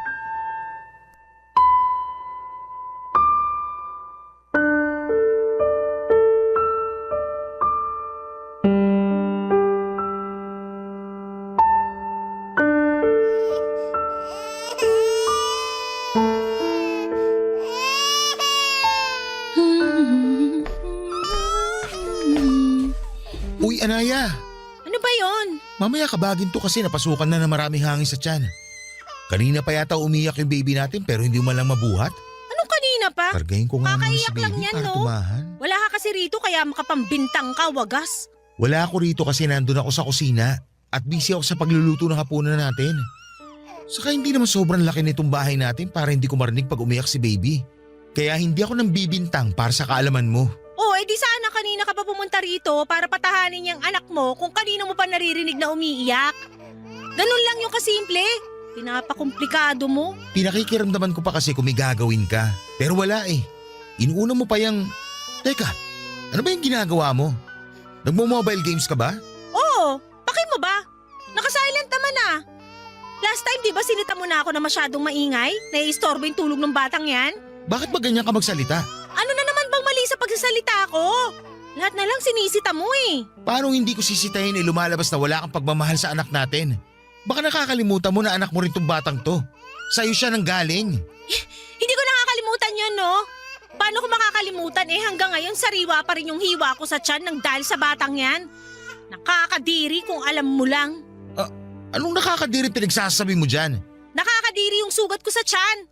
Tapos ang sakit-sakit pa pag nagkikikilos ako ng husto. Kaya paano ko mamahalin yung anak mo? Eh sa tuwing nakikita ko yan, naalala ko lang lahat. Naalala ko kung paano mo ako pinagsamantalahan noon kaya nagkahiwalay kami ng boyfriend ko. Lahat yun bumabalik pag nakikita ko yung anak mo. Kaya hindi ko siya kayang mahalin katulad ng gusto mong mangyari. Kung galit ka pa rin, eh sa akin na lang. Huwag naman sana sa anak natin na wala namang kasalanan. Hanggang ngayon ba naman hindi ka pa rin makamove on? Mahal na mahal mo talaga yung ex mo, no? Oo! At wala ka ng pake! Meron akong pake. Kasi kami ng anak mo ang kasama mo ngayon. Bakit ba hindi mo na lang tanggapin yung buhay natin? Na tayo na yung magkasama. Na meron tayong anak at sariling pamilya. Saka nangako ko sa'yo na hindi ko kayo pababayaan ng anak natin. Hindi pa ba sapat yun para mahalin mo ako kahit konti? Sinubukan ko naman. Pero hindi ko talaga kaya, lalo pag nakikita kita, inaalala ko na pinlano mo lahat to. Sinadya mo! Kung bakit naman kasi sa dinami-dami ng babae, ako pa talaga yung ginawan mo ng ganon. Magkaibigan tayo, di ba? Dapat inisip mo man lang yon kung hindi mo naisip yung mararamdaman ko. Kaya nga pinagsisisihan ko na at sinusubukan kong bumawi sa'yo at sa anak natin. Bigyan mo lang ako ng pagkakataon. Patutunayan ko sa'yo na karapat-dapat ako kesa dyan sa ex mo manloloko. Ewan ko, pero hindi talaga kita kayang mahalin. Sana talaga hindi na lang ako nagpadala sa konsensya ko noon. Sana pinalaglag ko na lang yung anak natin para di ko na kailangan makipaghiwalay sa boyfriend ko at makisama sa'yo. Kasalanan mo talaga lahat kung bakit ganito yung nararamdaman ko.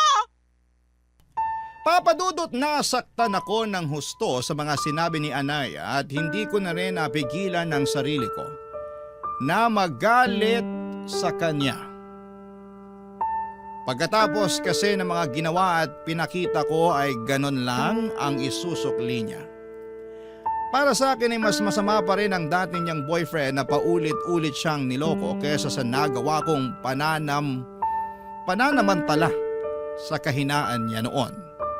Kaya wala siyang karapatan na ikumpara ako sa lalaking yon, sana'y bumawi naman ako sa kanya.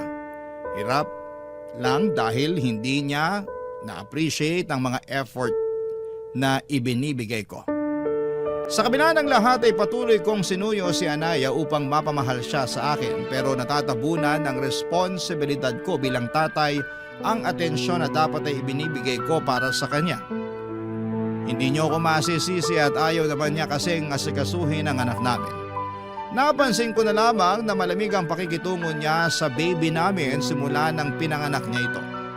Pero pinalagpas ko lamang yon hanggang sa sumapit ang first birthday ng anak namin. Kaya lang ilaking gulat ko nang nakita ko ang ex-boyfriend niya sa mga bisita. Yun pala, in-invite siya ni Anaya, Papa Dudut.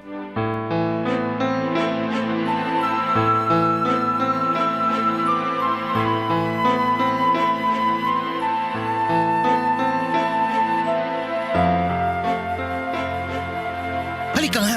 Halika! Mag-usap tayo dito! Jelly! Bitiwan mo nga ako!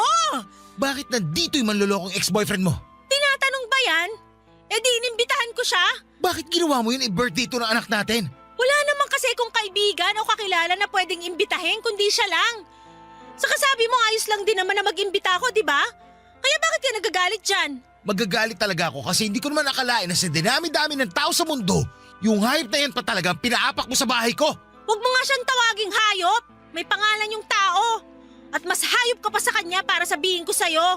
Kung inimbita mo siya, ibig sabihin, may komunikasyon kayo ulit? Huwag ka magpipipipihan dyan. Sabihin mo sa akin yung totoo at huwag mo akong gawing tanga. Oo! Meron na nga uli kaming komunikasyon pero ano naman sa'yo ngayon? Sira na ba ang ulo mo? Tayo na yung magkarelasyon ngayon. Tapos nakikipag-usap ka pa dyan sa ex mo? Sandali nga. Ano uli yung sinabi mo? Magkarelasyon tayo? Oo! Baka nakakalimutan mo may anak tayo at nakatira tayo sa iisang bubong. Pero wala tayong relasyon! Hindi nga tayo nagtatabi sa kama eh. Saka ikaw lang naman yung nagdesisyon na magsama tayo. Ikaw lang din yung may gusto na maging isang buong pamilya tayo kasama yung anak mo. Alam mo, napaka-unfair mo kasi ikaw na lang palagi yung nagdedesisyon sa lahat ng bagay. Ano pa bang problema mo? Matino naman ako. Hindi ko naman kayo pinababayaan ng anak natin. Binibigay ko sa'yo lahat ng gusto mo sa abot na makakaya ko. Ando na tayo pero pakiramdam ko para akong ibon na nakakulong sa hawla. At habang tumatagal, hindi na ako nagiging masaya. Sa bagay, hindi na pala ako naging masaya uli simula nang mabuntis mo ko at pinanganak ko yung anak mo. Hindi mo naman talaga kami kayang mahalin ng bata? Ilang beses ko nang sinagot yan, di ba? Hindi nga! Hindi! At hindi pa rin nagbabago yung sagot ko. Kahit kaunti lang. Kahit subukan mo lang. Baka naman pwede. Sinubukan ko na nga, paulit-ulit ka eh. Pero wala talaga. Mahirap bang tanggapin yon? Mahirap bang tanggapin na hindi sa lahat ng pagkakataon ay makukuha mo lahat ng gusto mo? Kasi kung oo, di ko na siguro problema yon. Anaya naman. Huwag ka naman magsalita ng ganyan oh. Nasasaktan ako. Nasasaktan din naman ako eh. Okay naman tayo eh. Maayos ang pagkakaibigan natin. Masaya tayo sa kung ano lang yung relasyon na meron tayo noon. Pero bakit kinailangan mo yung sirain? Bakit kailangan mo akong sirain? Ano ba kasalanan na nagawa ko sa'yo? Eh sinuportahan ko lang naman yung kagustuhan mong magkaanak, di ba? Pero hindi ko sinabi na gamitin mo yung katawan ko para matupad yung gusto mong mangyari. Hindi ko rin sinabi na mahalin mo ako kasi sinabi ko na sa'yo noon na wala akong nararamdaman para sa'yo kundi pagkakaibigan lang. Pero mapilit ka kaya lalo lang ako nagtanim ng sama ng loob sa'yo. Ngayon pagod na ako. Alam ko na kung wala akong gagawin, habang buhay kong pagsisisihan na nakisama ako sa'yo at sa anak natin kahit na hindi talaga ako masaya. Ayoko na! Gusto ko nang maging malaya sa inyong dalawa!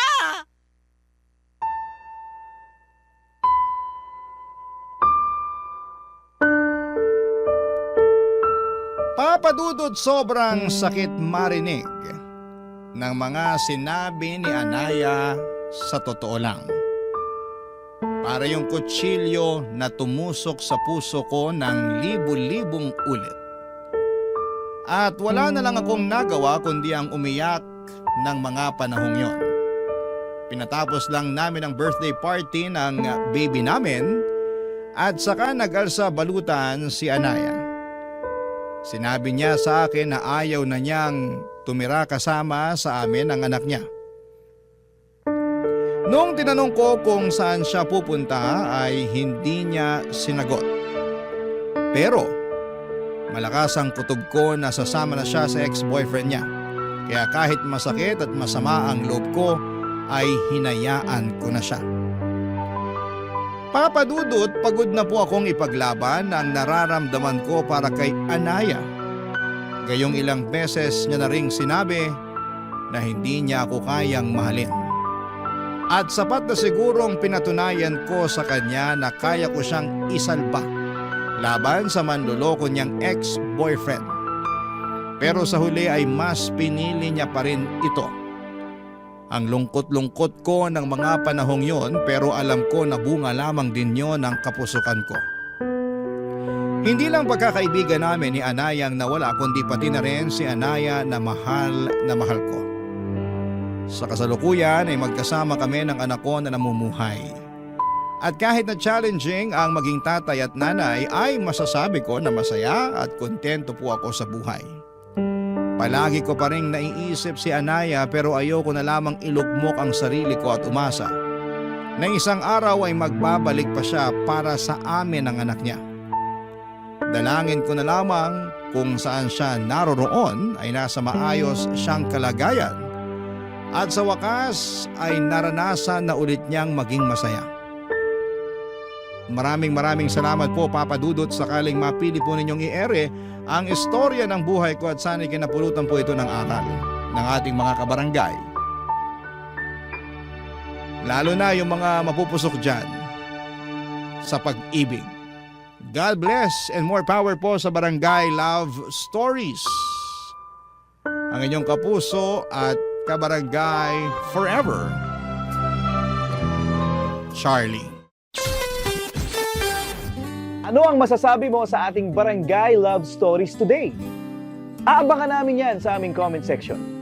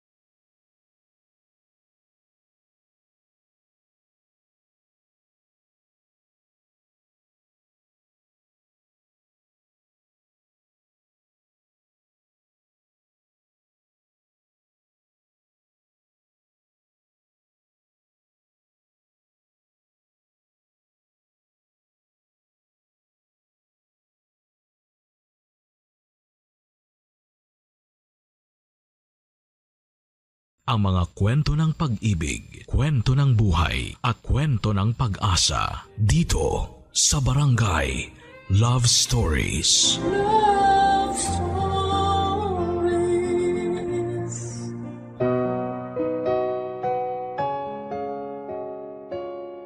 Sa likod ng bawat pangarap na ating inaasam ay ang matibay na pag-asang balang araw. Makakamit din natin ito. Subalit may mga pagkakataon na kapag nakamit na natin ang buhay na ating pinapangarap, saka lang natin mapagtatanto na hindi para ito para sa atin. Diyan iikot ang kwento ng ating letter sender ngayong araw na tawagin na lang natin sa pangalang Acela. Ano nga ba itong kanyang pinapangarap at bakit niya ito muntik ng pagsisihan? Sabay-sabay nating alamin ang kwento ni Acela dito lamang sa mga kwento ng pag-ibig, buhay at pag-asa sa nangungunang Barangay Love Stories.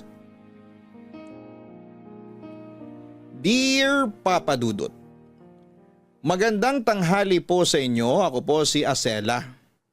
35 years old, isang ina at isang asawa na matagal nang gustong makaranas ng totoong pagmamahal mula sa sarili kong pamilya. Ang buhay ko noon ay mayahalin tulad ko sa isang ibon na nakakulong sa hawla. Dati naman po akong malaya.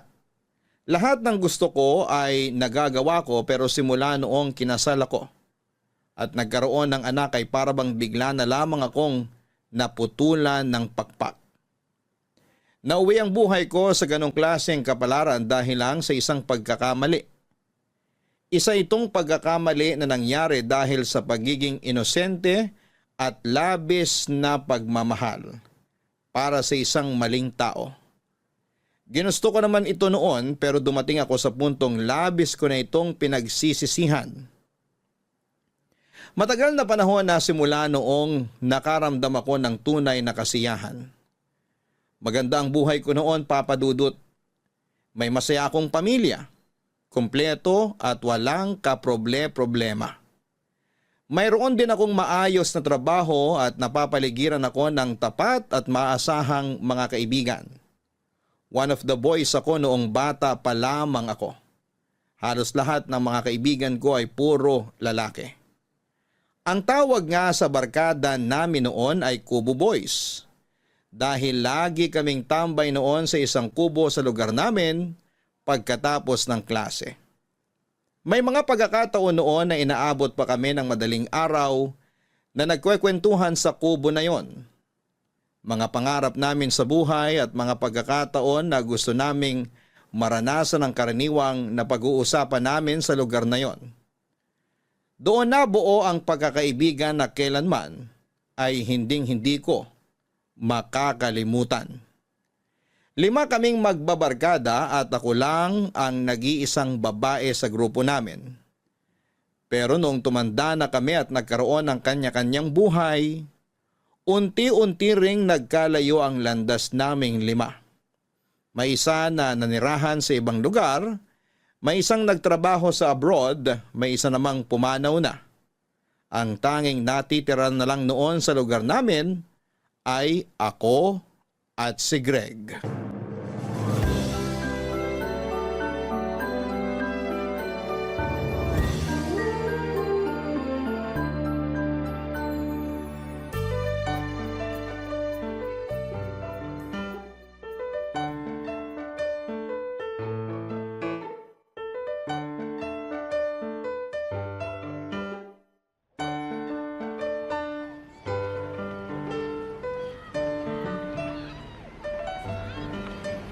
Greg, saan punta mo? Kakauwi ko lang galing trabaho. Napadaan ako sa may kanto. Binabaklas na pala nila yung kubo. Aling kubo? Yung tambayan natin noon? Oo, ibinenta na pala nila yung lupa doon. Patatayuan yata nila ng bagong bahay kaya binabaklas na yung kubo. Oh, unti-unti na talagang nabubura yung memories natin dito, no? Oo nga eh. Isa-isa na nagsisialisan yung mga taga rito. Tapos yung mga lugar na kinalakihan natin, napapalitan na rin. Nakakalungkot naman. Wala talagang forever dito. Tayo na nga lang yata natitira dito eh. Yung mga tropa natin, kalat-kalat na. Kaya nga eh. Baka mamaya pati ikaw aalis na rin dito ah. Di mangyayari yun. Dito nakatira buong pamilya ko. Kung mag-aasawa man ako, dadaling ko rito yung pamilya ko. Bakit? Ikaw ba? May plano ka rin bang umalis dito sa atin? Sa ngayon wala pa naman. May trabaho naman ako dito eh at saka wala pa naman akong planong bumuo ng pamilya. Pero di natin sure. Tingnan natin sa susunod na taon kung paano magiging takbo ng buhay ko. Pero ikaw, mukhang alam mo na kung anong mangyayari sa future mo ah. Nabanggit mo na yung tungkol sa pag-aasawa eh. Hindi naman na tayo bumabata. 27 na ako kaya dapat lang na pinagpaplanuhan na yung pagpapamilya. Ayoko naman magkaroon ng anak kung kailan matanda na ako. Oo nga naman. Ito bang girlfriend mo ngayon? Sure ka na ba talaga sa kanya? Sino? Si Vivian? Bakit? May iba pa ba? Malamang si Vivian yung tinutukoy ko. Tingin ko, panghuling girlfriend ko na to. Matagal na rin kami. 5 taon na rin. Di na rin biro yung 5 taon ha. Dapat lang talaga nakasal na ang kasunod niyan. Sa tingin mo? Oo naman. Bakit? May hinihintay ka pa ba bago mo pakasalan si Vivian? Wala naman. Pwede na nga ngayon kaso hindi pa raw ready si Vivian. Gusto niya maging stable muna kami pareho sa buhay para sa ganun hindi kami mahirapan. Siyempre, mas maganda nga na pinagpaplanuhan muna yung pag-aasawa. Maganda yung family planning muna bago mag-anak-anak. May point siya dun. Ikaw ba? Wala ka bang plano maghanap ng kahit boyfriend man lang? Wala pa ako naalalang nagkaroon ka ng boyfriend Naku, alam mo namang stricto parents ko eh. Pulis ba naman si tatay? Takot silang ligawan ako. Yung ba talaga ang rason? Balita ko, may nanliligaw sa'yo nung nakaraang taon Ano pala nangyari doon? Ayun, nagsawa na sa kakaligaw. Di ko rin naman kasi bet. Parang ang taas din naman kasi ng standard mo Bahala ka dyan. Tatanda ka na lang talaga na hindi pa nakakaranas magka-boyfriend. Sa hindi ko type yung nanliligaw sa akin Mahirap din namang ipilit. Sa bagay, maganda ka rin naman kaya okay lang sa'yo maging choosy. Actually, hindi naman ako choosy Hindi ko lang talaga mahanap yung tamang tao. Yung crush ko kasi noon, taken na ngayon. Aba, sino crush yan? Kakilala ko ba? Ay, hindi mo kilala. Huwag mo nang kilalanin. At saka malabong maging akin yung taong yun. Bakit mo naman nasabi? Una, may long-term girlfriend na siya. Pangalawa, di niya ako gusto. Kapatid lang ang turing niya sa akin Saklap naman noon. Hindi niya nakikita kung anong klaseng babae yung pinakawalan niya. Sabihin mo yan sa sarili mo. Ano yan? Kako, correct. Sinabi mo pa.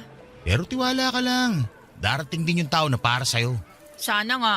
Baka mamaya matulad na lang ako dun sa kubo na tambayan natin. Niluma na ng panahon. Hanggang sa makalimutan at palitan na lang. Magandang lalaki si Greg Papadudut. Matangkad siya, maputi at matataba ang pisngi. Siopaw nga ang palayaw ko sa kanya noong mga bata pa lamang kami dahil paborito kong pinipisil ang matatambok nitong pisngi. Masaya siyang kasama, masyadong friendly at madaldal sa mga taong trip niya. Pero ang maganda sa kanya, bawat lumalabas sa bibig ni Greg ay may sense. Matalino kasi nga siya. Sa aming 5, siya lang ang palaging pasok sa honor roll. Mas matanda siya ng 3 taon sa akin at parang nakababatang kapatid na ang turing niya sa akin simulat sa pool. Kung little sister ang turing niya sa akin, ako naman ay hindi. Matagal na kasi akong may crush kay Greg Papadudut. Literal na mga bata pa lamang kami noon ay nahuhumaling na ako sa angkin nitong kagwapuhan. Pero hindi lang yon ang nagustuhan ko sa kanya. Medyo bad boy din kasi siya noon. Pasaway at sakit sa ulo. Pero ang lahat ng ito ay nababawi naman niya dahil matalino siya at hindi niya napapabayaan ang pag-aaral niya. Yun ang isang bagay na nagustuhan ko sa kanya. Astig pero malambot ang nilalaman ng kanyang puso. Sa tagal ng pagkakaibigan namin ni Greg, never kong inamin sa kanya na may gusto ako sa kanya. Ayoko kasing asarin nila ako lalo't ako ang laging inaasar ng barkada namin bilang ako lang ang nag-iisang babae. Saka isa pa ay strong ang personality na ipinapakita ko sa kanila noon. Hindi pasok sa binuo kong ugali ang pag-amin na may crush ako sa isa sa mga kaibigan ko. Kaya kinimkim ko na lamang ng matagal na panahon ang nararamdaman kong yon. Isa pa ay alam ko naman ang mga tipong babae ni Greg. Malayong malayo sa itsura ko at patunay nito ang ilang mga naging girlfriend niya na minsan na ring napasok sa barkadahan namin katulad ni Vivian.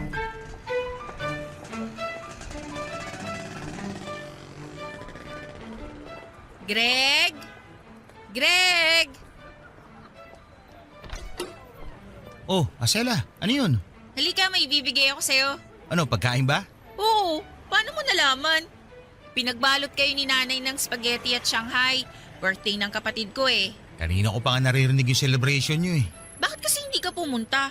Sinabihan naman kita kahapon na pumunta ka Nakatulog ako. Tsaka ang daming tao, nahiya ako. Wala naman akong kasama Ikaw pa talaga yung nahiya. Puro mga kapitbahay lang naman natin yung nagpunta O heto. Salamat. Pakibalik na lang yung lalagyan mamaya Sige, sige. Uy nga pala, kumusta yung ginawa mong surprise para kay Vivian? Successful ba?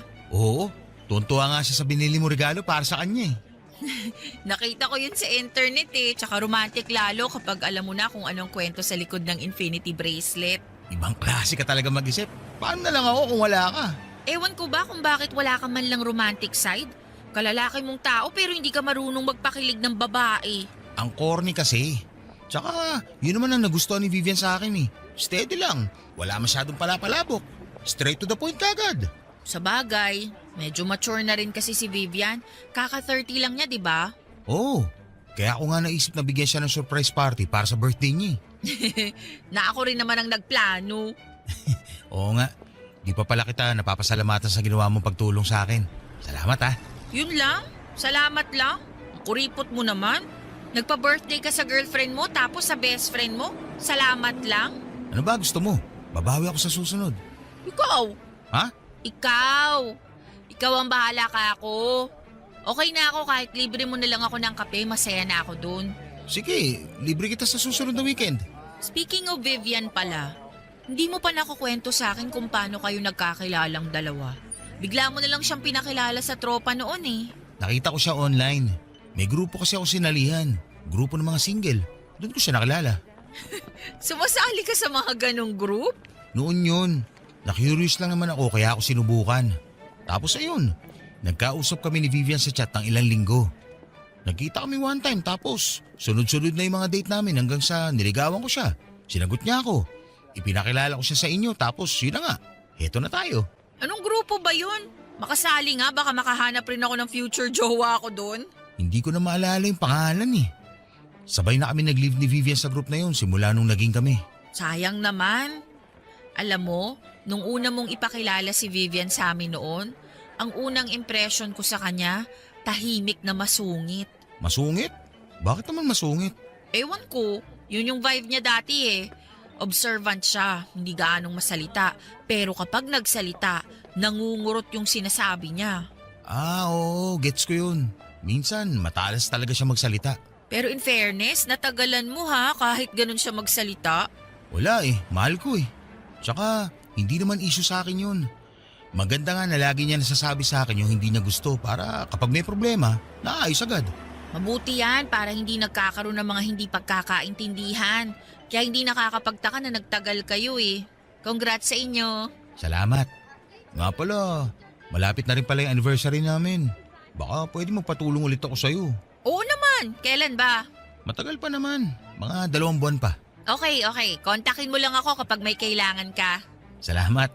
Salamat din dito sa spaghetti mo ha. You're welcome. Pakisabi sa kapatid mo, happy birthday. Sige, makakarating. Noong unay nasasaktan ako na ako ang ginawang takbuhan ni Greg tuwing nangangailangan ito ng advice o anumang tulong para sa relasyon nila ni Vivian. May mga pagkakataon noon na ako ang kasakasama ni Greg para mamili at pumili ng regalo nito para kay Vivian tuwing Valentine's Day, birthday at anniversary nila. May time nga noon na ako pa ang nagplano ng Valentine's date nilang magjowa. Kalaunan, natanggap ko rin naman ang role kong yon sa buhay ni Greg. Hindi ganong klaseng relasyon ang inaasahan ko mula kay Greg pero wala akong magagawa kung tanging kaibigan lang talaga ang tingin niya sa akin. Pero noong bata ako ay hindi ko ikakaila na pinapangarap ko talagang maging boyfriend si Greg. Yun nga lang dahil sa takot na baka ma-reject ako at masira ang pagsasama naming dalawa ay never akong umamin ng pagtingin ko sa kanya. Masaya na ako noon kahit na sakalang ako binibigyan ng halaga ni Greg kapag wala na siyang ibang choice. Lalo na tuwing nagkakaroon sila ng hindi pagkakaintindihan ni Vivian. Tuwing magkakaaway sila ay sa akin natutuon ang atensyon ni Greg. Ako lang kasi ang nakakapagpakalma sa kanya at ayon sa kanya, ako lang daw ang nakakaintindi sa mga pinagdadaanan niya. Sa mga oras na ganoon ay napakasaya ko dahil para bang kahit papaano ay nakikita niya ang worth ko. Pero kapag okay na ulit sila ni Vivian, ang atensyon na yon ay bigla-bigla ring nawawala at nananatili akong option sa tabi niya.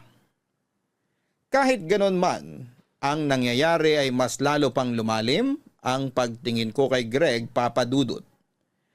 Naging loyal ako sa kanya sa puntong kahit may ilanang mga kalalakihan ang nanliligaw sa akin noon, ay hindi ko sila sinasagot. Umaasa kasi ako noon na mabigyan kaming dalawa ng pagkakataon ni Greg. Siyang pangarap ko noon. Isang pangarap na gustong gusto kong maabot, Papa Dudut. Papa Dudut, nagkaroon kami ng chance ni Greg na mas mapalapit pa sa isa't isa noong nagkaroon ng pandemic. Isa yon sa mga pangyayari sa buhay ko na hindi ko inaasahang mangyayari. Lockdown noon at pinagbawalan ng lahat na lumabas. Swerte ako dahil magkatabi lang ang bahay namin ni Greg. Kaya araw-araw pa rin kaming nakakapagkita.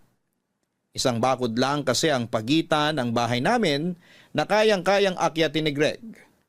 Tuwing bored kaming dalawa ay pinupuntahan niya ako sa bahay lalo na kapag walang tao doon.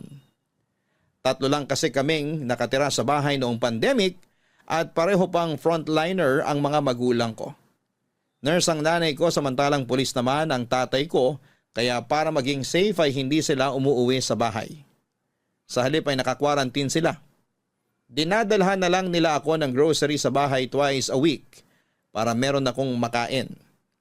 Samantala ang mga kapatid ko naman ay na-stuck sa bahay ng lolo't lola ko matapos silang abutan ng lockdown sa probinsya. Sa mga buwan na yon, si Greg ang naging kasama ko sa bahay. Lagi kami noong nanonood ng pelikula. Naglalaro ng online games at nagkwekwentuhan tungkol sa buhay-buhay. May nakalagay na nga noong hagdan sa may bakod namin para kung ako naman ang gustong bumisita sa bahay nila Greg, ay nakapupunta ako ng walang problema. Papa Dudut, hindi ko makakalimutan ng mga araw na yon dahil doon ay mas naging close sa akin si Greg, Papa Dudut. Umiiyak ka ba? Di oh. Umiiyak ka eh. Ang pula-pula na mata mo oh. Eh kasi naman, sa dami ng pwedeng panooring pelikula, bakit ba ito yung pinanood natin? Hindi ko rin naman alam na ganito yung ending nito eh. Mali ko ba na mamamatay pala yung lalaki sa dulo? My gosh, ang saklap ng love story nila. Akala ko yung babae yung mamamatay eh.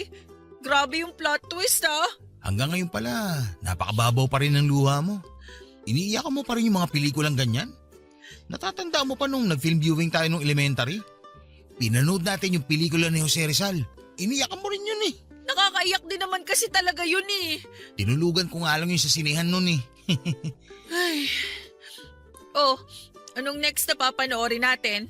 Ganito na lang ba talaga gagawin natin araw-araw? Manonood na lang ng pelikula? Eh wala naman tayong magagawa eh, naka-lockdown tayo. Bawal naman lumabas para sana makagala. No choice kundi gumawa tayo ng sarili nating pagkakaabalahan. Mabuti nga magkapit-bahay lang tayo, pwedeng-pwede kang umakit sa bakod namin. Kung hindi, mamamatay na lang ako sa pagkabagot dito sa bahay. Halos napanood na natin lahat ng pelikula sa app na yan eh. Wala na magandang natira. Manood na lang tayo ng series kung gusto mo. Mamaya na. Pahinga muna tayo. Masakit sa mata yung halos 2 oras nakatutok sa screen eh. Sige, ikaw bahala. So, anong gagawin natin ngayon? Magkwentuhan na lang muna tayo. Tungkol naman saan? Marami akong gusto ikwento ngayon sa'yo, lalo na sa problema namin ni Vivian. Bakit? Anong problema niyo ni Vivian? Nag-aaway na naman ba kayo? Simula nung nagka-pandemic, wala naman kaming ibang ginawa kundi mag-aaway. Ano na naman bang pinag-awayan ninyo? Tungkol daw sa pagre-reply ko na mabagal. Inaabot daw ako ng mahigit 1 oras bago ko ma-replyan ng mga chat niya. Ha? Para yun lang? Kaya nga eh. Buong araw na nga kami magkausap eh. Maliit lang ng konti sa pag-reply, galit agad. Ano gusto niya? Oras-oras kami magka-chat. Miss ka lang siguro nun ng sobra kasi nga matagal na kayong hindi nagkikita. Oo, alam ko yun. Pati rin naman siya, miss ko na rin eh. Pero hindi ba pwedeng magpahinga muna kami mula sa pagchat-chat? Di ba pwedeng kumain, maligo, matulog? Hindi naman oras-oras hawak ko phone ko eh. Eh medyo nakakainis nga yung ganun. Pero intindihin mo na lang siya. Konting pag-aaway lang naman yan. Sure ako bukas maaayos nyo na yan. Hindi niya na ako pinapansin. Dahil lang sa nangyari? Nagkasagutan kasi kami. May mga nasabi ako sa kanya na dinamdam niya. Ano ba yung sinabi mo? Sinabi ko kasi nakakasawa na siya. Na lumalabas na yung totoong ugali niya. Na kung pwede, tigilan muna niya ako kahit isang araw lang. Grabe ka naman. Alam ko, hindi ko naman sinasadyang sabihin yun sa kanya eh. Nadala lang ako sa bugso ng damdamin. Ngayon, ilang araw niya na ako hindi pinapansin. Pero ang tagal nyo nang magkasama. Dito pa ba masisira yung relasyon ninyo? Yun na nga ang problema eh. Ang tagal na namin magkasama. Ngayon lang kami naging ganito. Magkaiwalay, hindi nagkikita. Ibang-iba tong sitwasyon namin kumpara noon. Paano ko siya masusuyo kung hindi ko siya mapuntahan? Bigyan mo na lang siguro ng ilan pang araw. Intindihin nyo na lang ang isa't isa. Mahirap mag-adjust ng ganito. Long distance ba naman kayo? Kaya malaking adjustment talaga yun. Sana nga lang talaga wag siya mag-isip ng kung ano-anong bagay. Bakit? Pinag-iisipan ka ba niya ng masama? Sinabi niya na may iba na raw akong kausap kaya mabagal ako mag-reply. Naku, patay tayo dyan. Meron ba? Wala. Siyempre naman wala. O wala naman pala. Patunayan mo na lang sa kanya na wala ka talagang kausap na iba. Ikaw lang naman palagi kong kasama eh. Wala nang iba. Huwag siyang mag-alala sa akin, Kamo, kasi safe na safe ka sa akin.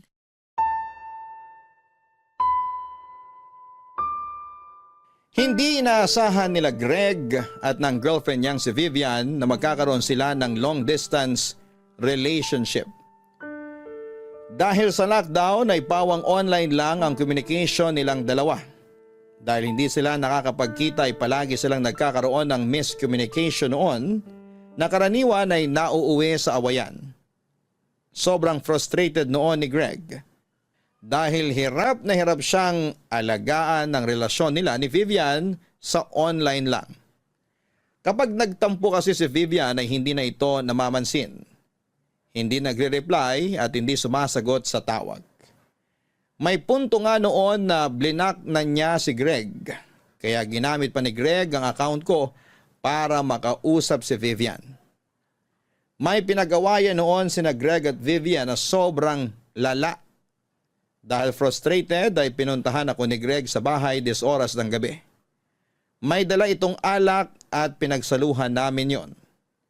Noong gabing yon ay nilabas ni Greg sa akin ang lahat ng hinanakit niya kay Vivian at kung paano siya unti-unting nawawala ng gana sa relasyon nilang dalawa. Nauubos na raw siya sa mga susunod na awayan nila na hindi maayos-ayos dahil magkalayo silang dalawa at hindi makapagkita. Inamin sa akin ni Greg noon na medyo lumalamlam na ang pagsasama nila ni Vivian dahil sa pandemic. Ang gabing yun ang isa sa mga pinagsisihan ko, Papa Dudut. May nangyari kasi sa aming dalawa noong gabing yon, dala na rin ang kalasingan namin. Alam kong mali ang ginawa ko na pumatol ako sa lalaking may karelasyon na, pero dahil matagal na ring nakatago ang pagtingin ko kay Greg, ay hindi ko na rin ito napigilan pa. Kinabukasan ay hindi namin pinag-usapan ni Greg ang nangyari sa aming dalawa, Papa Dudut. Parang walang nangyari dahil pareho namin itong ayaw pag-usapan. Hanggang sa naulit pa yon ng ilang beses. May pagkakataon noon na nagigilty ako sa ginagawa namin pero sa parehong pagkakataon ay nabulag ako ng pangarap kong mapasakin si Greg. Kaya hinayaan ko lamang yon. Hanggang sa lumipas ang ilang buwan, isang balita ang gumimbal sa aming dalawa, Papa Dudut. Knock-knock!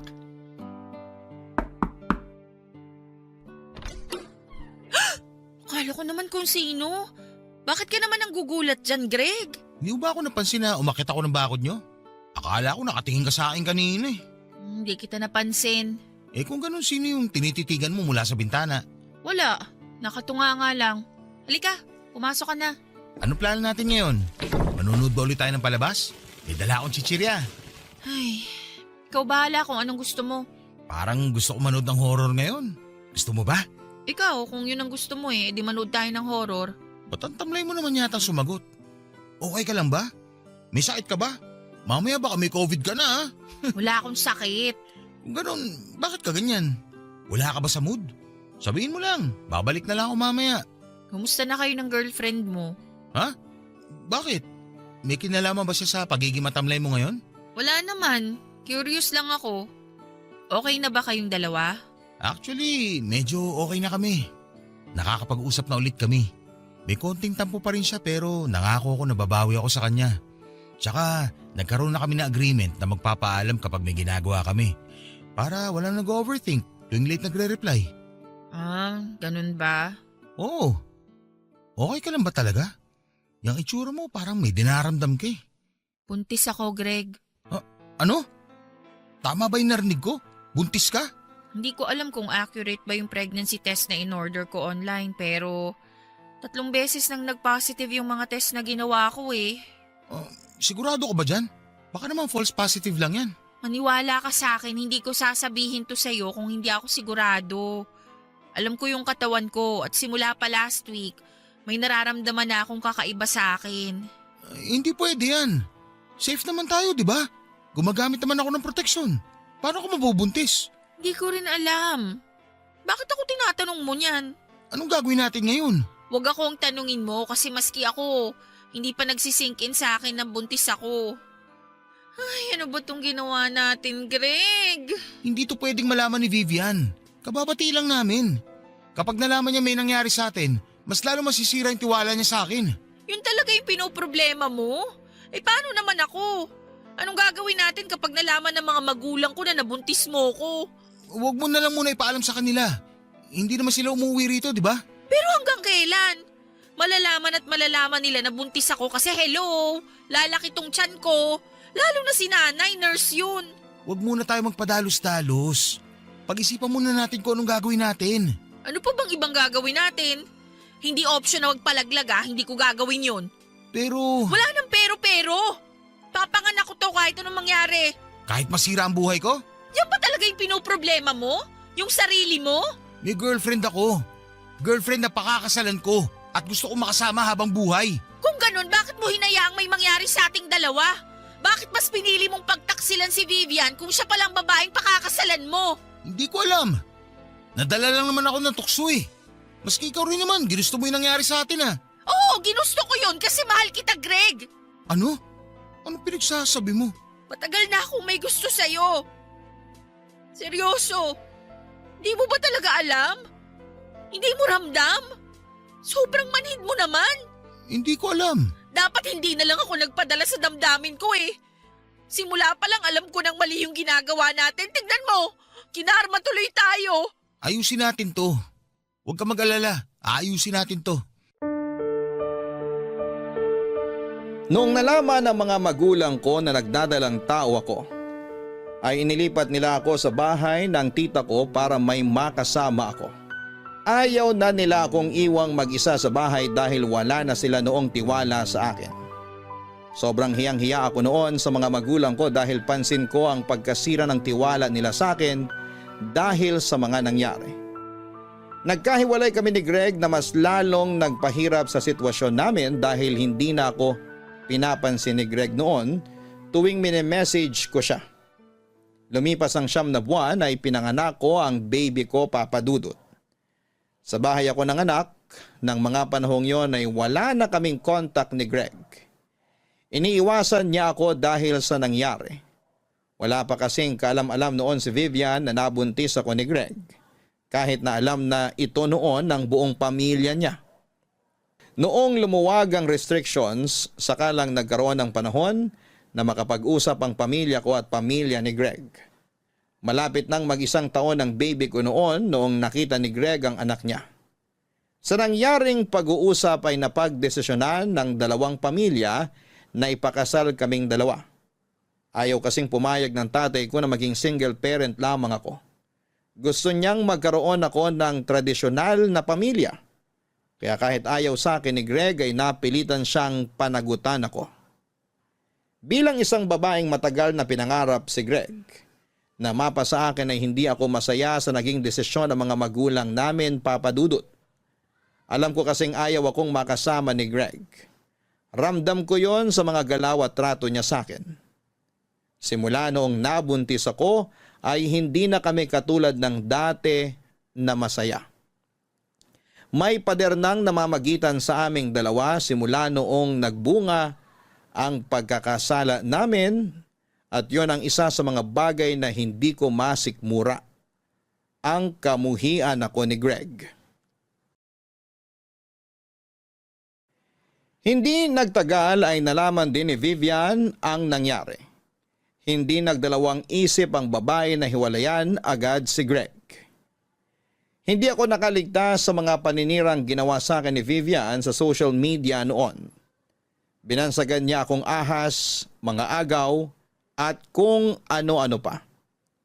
Wala naman akong karapatang lumaban noon dahil alam kong ako ang nasa mali. Totoo na inagaw ko siya.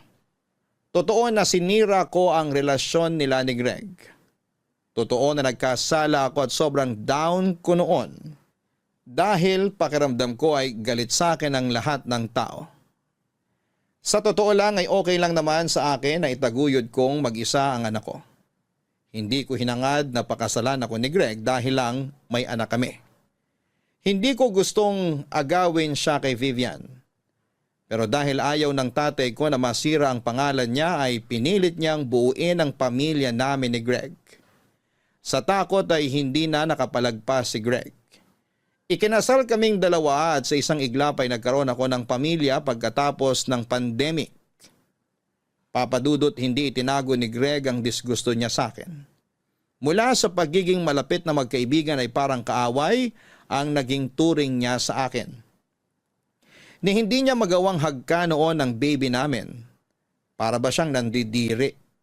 Pinaparamdam niya sa akin na hindi niya gusto ang mga nangyari. Ipinamukha niya sa akin na ako ang sumira sa mga plano niya sa hinaharap. Ako ang dahilan kung bakit hindi niya nakatuluyan ang taong minamahal niya. Walang iba kung hindi si Vivian. Ganun man ang naging takbo ng relasyon namin ay tinis ko na lamang ang lahat para sa anak ko. Tumira ako kina Greg dahil siya ang unang nakahanap noon ng trabaho. Naging stay-at-home mom ako para mabantayan ko ang baby namin. Sinubukan kong maging matatag kahit na alam kong hindi ako tanggap ng buong pamilya ni Greg, Papa Dudut.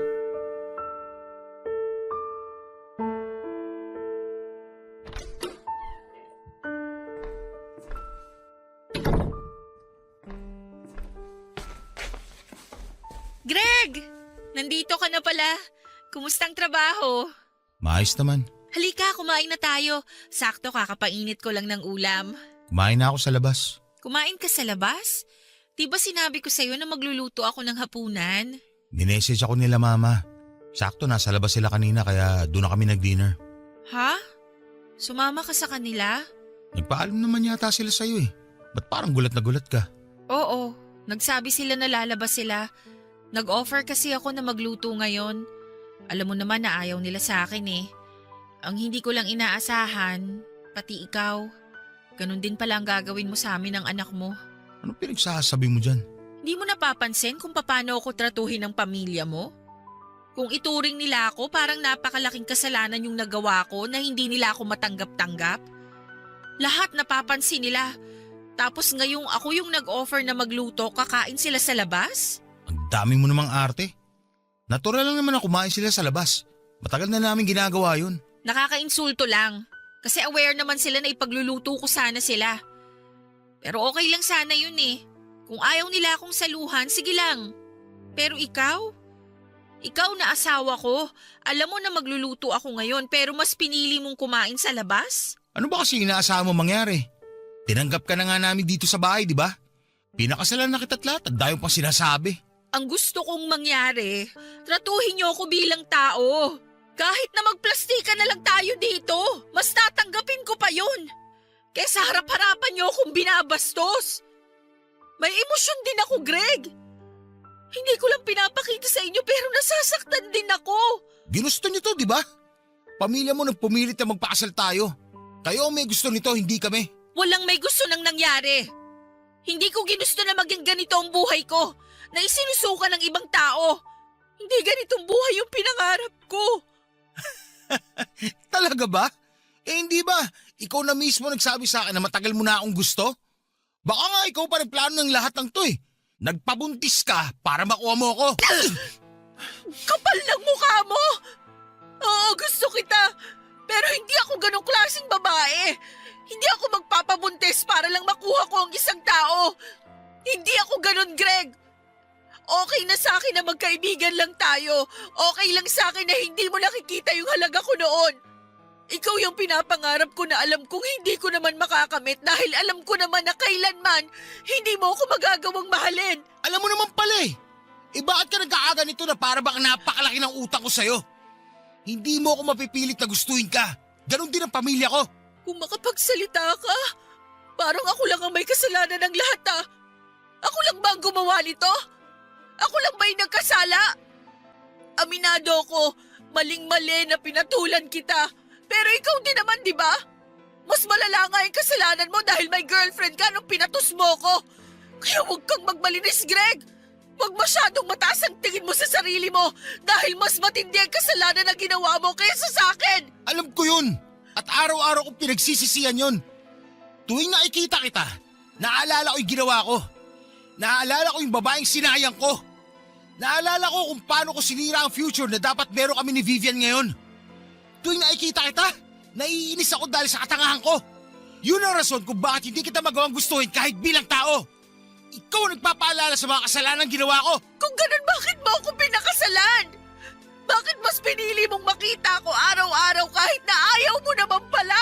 May magagawa ba ako kung tatay mo na yung nagsalita? Anong laban ko sa polis? Mamaya papatay pa ako niyan eh. Hindi ganun ang tatay ko. At kung iniisip mo na ginusto ko ring mapasok sa ganitong sitwasyon, hindi. Kaya ko buhayin ang anak ko ng mag-isa. Ang hindi ko kaya ay ang wala siyang kilalanin na ama. Kaya sa gustuhin man natin o hindi, mananatili ako rito para sa anak natin. Para may kilalanin siyang pamilya. Papadudo tuwing nasa trabaho si Greg. Nagpupunta ako sa bahay namin kasama ang baby ko para lumayo sa mga biyanan ko. At least sa amin ay tanggap ako at hindi ako minamaliit. Kapag nasa bahay ako ay may pagkakataon akong makapagpahinga dahil nag-aagawan ang mga kapatid ko na alagaan at bantayan ang pamangkin nila. Saka na lang ako bumabalik kapag umuuwi na si Greg. Hindi nagustuhan ng mga biyanan ko ang mga ginagawa kong yon.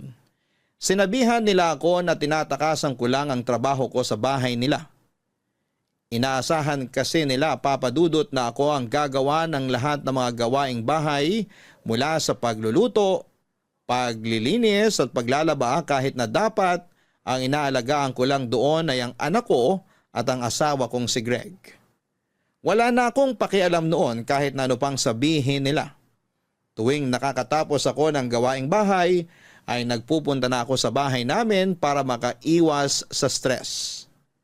Noong napansin ni Greg ang ginagawa ko ay kinausap niya ako na huwag ilayo ang bata sa mga lolo at lola nito. Pero sinagot ko rin naman si Greg na hindi ko gagawin yon kung hindi sana nila pinaparamdam sa akin ang disgusto nila. Masyado kasi silang obvious na ayaw nila sa akin. Ipinaalala ko kay Greg na kaya kong buhayin ang sarili kong anak mag-isa at kapag hindi nagbago ang turing nila sa akin, ay hindi na ako babalik pa sa bahay nila. Nahimasmasan si Greg matapos ko siyang i-real talk papadudot. Dahil after ng pag-uusap namin yon ay biglang nagbago ang ugali nito. Umayos na ang pakikitungo nito sa akin kahit naramdam kong napipilitan lamang siya. Mas maganda na yon kaysa noon na harap-harapan ang pambabastos nila sa akin na palaging nakikita ng anak ko. Nang mga time na yon ay tanggap ko na kailanman ay hindi talaga ako magagawang mahalin ni Greg papadudot. Pinilit ko na lang natanggapin ang katotohanan yon. Ang mahalaga ay buo at magkasama kaming pamilya. Sa sumunod na taon ay umayos ang pagtira ko sa bahay nila Greg. Nakita ko kung paano naging masaya ulit si Greg pero sa pagkakataong yon, nalaman kong hindi pala ako ang nagpapasaya sa kanya, kundi ibang babae, papadudot. Greg, halika. Maupo ka na dyan at kumain ka na ng agahan para makapasok ka na sa trabaho. Salamat. Mukhang maaga ka ngayon ah. Una ako na yung traffic. Total, may oras ka pa naman. Baka gusto mong ipaghanda na lang kita ng lunch mo para makatipid ka. Hindi na. May extra naman ako eh. Kakain na lang ako sa labas. Tsaka hassle magbitbit ng baon. Marami akong dala ngayon. Maliit lang naman yung lalagyan ng pagkain mo eh. Kasyang-kasya dyan sa bag mo. Wag na. Alis na rin ako maya-maya. O sige, bahala ka. Kumusta pala yung plano mong paglipat ng trabaho? May nakita ka na bang malilipatan? Aha? Anong aha? Ha? Ano ulit yung sinabi mo? Di ba plano mong lumipat ng trabaho? Tinatanong kita kung kumusta na. May nahanap ka na bang malilipatan? Okay lang naman. Paanong okay? Greg! Oh! Kinakausap kita. Kanina ka pa dyan sa cellphone mo. Sino ba yung kausap mo? At di mo man lang ako masagot ng maayos. Kumakain tayo oh. Pwede bang bitawan mo muna yung cellphone mo? Sinasagot naman kita. Wala pa akong nahanap na bago malilipatan. Kaya hindi muna ako magre-resign sa trabaho ko. Ayan, nasagot ko na. O ano, may tanong ka pa? Para ka namang reporter dyan, ang dami-dami mong tanong. Kung sana yan agad ang sinagot mo kanina, edi okay na. Para namang may maitutulong ka sa trabaho ko. Curious lang naman ako, bawal ba yun? Pwede ba mamaya mo na replyan si Vivian? Vivian? Ano pinagsasabi mong Vivian? Kahit itago mo pa yung kausap mo, alam ko kung sino yan. Kausap ko yung katrabaho ko. Lalabas kami pagkatapos ng trabaho. Anong Vivian ang pinagsasabi mo dyan? Huwag na tayong maglokohan, Greg. Alam ko naman hanggang ngayon kinakausap mo pa rin yung ex mo. O ano naman ngayon? Magkaibigan kami ni Vivian. Masama ba kung kausapin ko siya? Ex mo yun. Natural lang sa akin bilang asawa mo na maasiwa kapag kausap mo yung ex mo. Bakit? Anong karapatan mong pagbawalan ako na kausapin si Vivian? Karapatan? Asawa mo ko? Ako yung pinakasalan mo? Na hindi ko ginusto. Kaya huwag kang umasta na porket kasal na tayong dalawa. Hawak mo na buhay ko. Kakausapin ko kung sino man ang gusto kong kausapin. At wala ka na magagawa doon. Grabe. Hanggang ngayon? Nagbubuhay binata ka pa rin? Yun yung buhay na inagaw mo sa akin. Ah, talaga ba? Hanggang ngayon ako pa rin ba yung sinisisi mo sa nangyari sa atin? Ako lang? Ako lang yung may kasalanan kung bakit tayo nauwi sa ganitong sitwasyon? Ako lang talaga? Ang galing naman. O sige, ako na yung masama. Ako na yung sumira ng buhay mo. Pero tandaan mo, napilitan ka man o hindi, ako na ang asawa mo ngayon. At may karapatan ako sa'yo dahil ikaw ang ama ng anak natin. Ano nga yung gagawin mo? Pagbabawalan mo ang kausapin si Vivian? Pagbabawalan mo ang kontakin yung mga kaibigan ko? Sige, gawin mo. Pagbawalan mo ako pero hindi ibig sabihin nun na susundin kita sa gusto mo. Ano ulit yung hinahanap mo? Respeto, hindi ba? Kung gusto mong irespeto kita, irespeto mo rin yung mga bagay na gusto ko. Kahit kailan naman mula ako natanggap na respeto mula sa'yo pati sa pamilya mo eh. Kung alam mo lang yung pagtitiis at paghihirap na ginagawa ko. Lahat ng yon tinitiis ko para lang... Hello? Oo, sandali. Papasok na ako sa trabaho. Message na lang ulit kita mamaya. Tapos ka na magsalita? Alis na ako. Sandali, Greg! Nag-uusap pa tayo! Greg!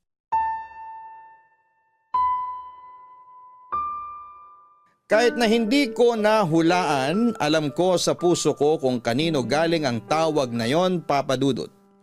Walang iba kundi mula kay Vivian. Ilang beses ko nang nahuli si Greg na kausap si Vivian. May mga pagkakataon na nasisilip ko sa cellphone niya ang notification ng message ni Vivian. Pati tuwing tumatawag ito at kitang-kita ang malaki nitong pangalan sa caller ID. Ni hindi man lang niya pinalitan ang pangalan nito. Nang gabing yon ay wala akong ibang ginawa kundi ang umiyak. Alam ko na hindi talaga ako mahal ni Greg, pero masakit pa rin para sa akin tuwing pinaparamdam niya sa akin na hindi talaga niya ako gusto. Kung sa ibang asawa, kapag nalaman nilang may ibang babae ang asawa nila, ay agad silang nagagalit, nangungumpronta at sinusugod ang mga kabit. Sa estado ko ay hindi ko magawa ang mga bagay na yon. Dahil alam ng lahat na ako man ang asawa, hindi naman ako ang totoong nauna. Ako yung babaeng nang-agaw. Ako yung babaeng pinakasalan lang dahil nabuntis. Simula pa lang ay wala na talaga akong laban kay Vivian. Mas malayo ang agwat namin pagdating sa estado ng buhay. Hindi pa kasama rito na mas maganda siya, mas sexy, mas mataas siya sa anumang aspeto ng buhay kumpara sa akin. Nakamit ko man ang lalaking pinapangarap ko, wala din itong silbi kung hanggang noon. Kahit kasal na kami ay nasa ibang babae pa rin ang laman ng puso niya. Masakit at medyo tanga ako sa part na yon na tinanggap ko lang na nambababae ang asawa ko. Naisip ko na mas mabuti na yon kesa bumalik kami sa dati na hindi man lang nagpapansinan. Mas mabuti pa na okay siya sa akin kahit na ang kapalit nito ay may ibang babaeng nagpapasaya sa kanya, Papa Dudut. Hindi na sekreto sa pamilya nila Greg na nakipagkita ito sa ibang babae. Open secret na sa lahat na kabit ni Vivian si Greg. Ang hindi na lang siguro nakakaalam nito ay ang sarili kong pamilya, Papa Dudut. Kung papaano at bakit wala pa ring nakakarating na balita sa kanila, yun ang isa pa ring malaking misteryo para sa akin. Para bang naging okay na lang sa amin noon na nakikipagkita si Greg kay Vivian sa likuran ko. Tuwing gabi habang magkatabi kami sa kama ng asawa ko, ay tanging ilaw lang mula sa phone screen nito ang maaninag kasabay nito ay ang huni ng pagtatype nito. At maya't maya ay notification na. Nahuhuli ko rin siya na minsan na tumatawang mag-isa habang nakatalikod mula sa akin. Gabi-gabi ay laging mabigat ang dibdib ko dahil bago matulog, ang huling tao na nasa isipan ng asawa ko ay walang iba kung hindi si Vivian. Alam ko ang lugar ko at kapag kinukumpronta ko si Greg tungkol sa pangangaliwa niya, ay ako rin ang matatalo kaya minabuti kong manahimik na lamang at lunukin ang sakit na nararamdaman ng puso ko. Tuwing umuuwi si Greg ay lagi siyang good mood. Lagi maganda ang pakikitungo niya sa akin dahil alam naming pareho na masaya na siya sa buhay niya kasama si Vivian. Ako yung inuuwian. Ako yung nakakasama sa iisang bubong. Ako yung asawa ni Greg. Pero ang sakit lang tanggapin na sa kabila ng lahat ng yon, nananatili pa rin ako ang pangalawa lang sa puso niya. Sabagay, yun naman talaga ang lugar ko simulat sa pool. Ako yung pangalawa lang mula sa anino ni Vivian. Kapag Valentine's Day, Papa Dudut, Pasko, New Year ay laging nauna si Vivian. Si Vivian ang nakakatanggap ng bulaklak. Siya ang nabibigyan ng regalo. Siya ang nakakasama ni Greg sa pagsapit ng bagong taon. Hindi ko sila pinapakialamanan sa affair nila. Nagkunwari na lamang akong hindi apektado kahit na sobra-sobra na ang sakit na nararamdaman ko noon. Hanggang sa hindi nagtagal ay dumating ang araw na nabalitaan na rin ng tatay ko ang ginagawang panluloko ni Greg sa akin, Papa Dudut.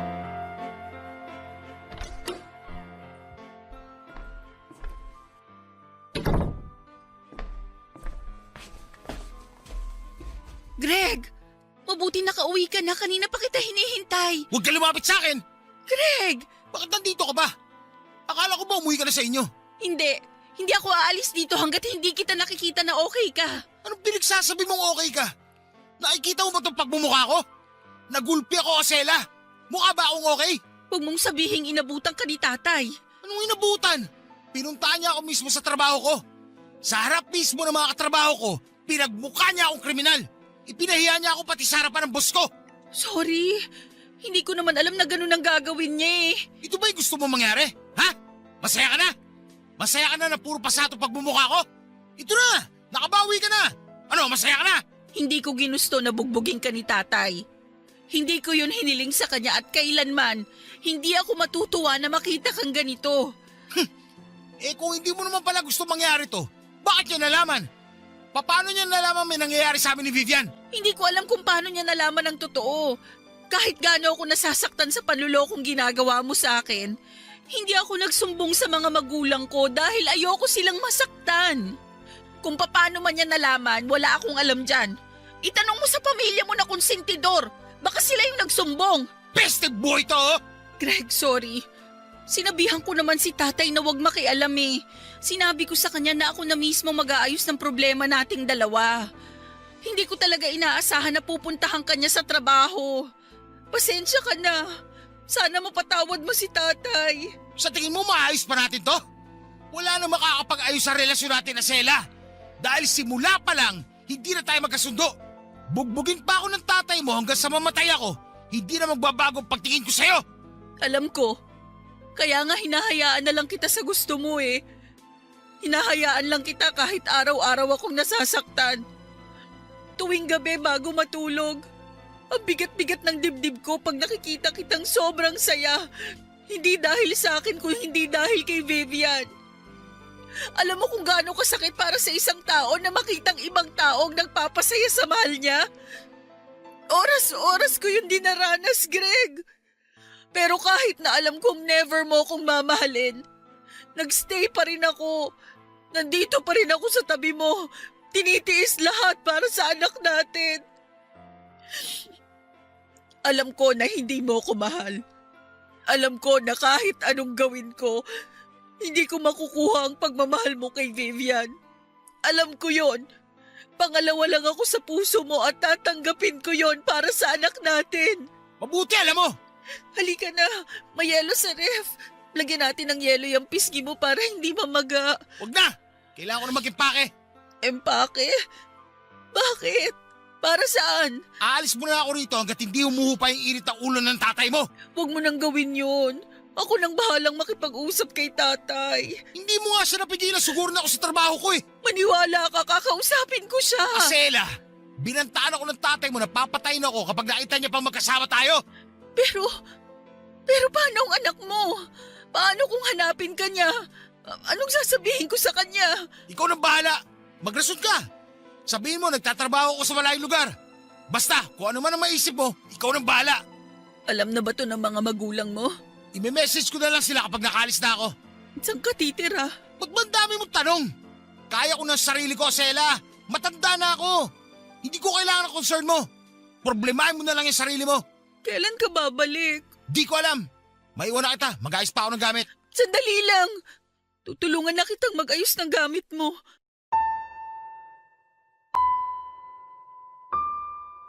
Simula noong nalaman ng tatay ko ang katotohanan ay kinuha niya ako kasama ang anak ko mula sa poder ng mga biyenan ko.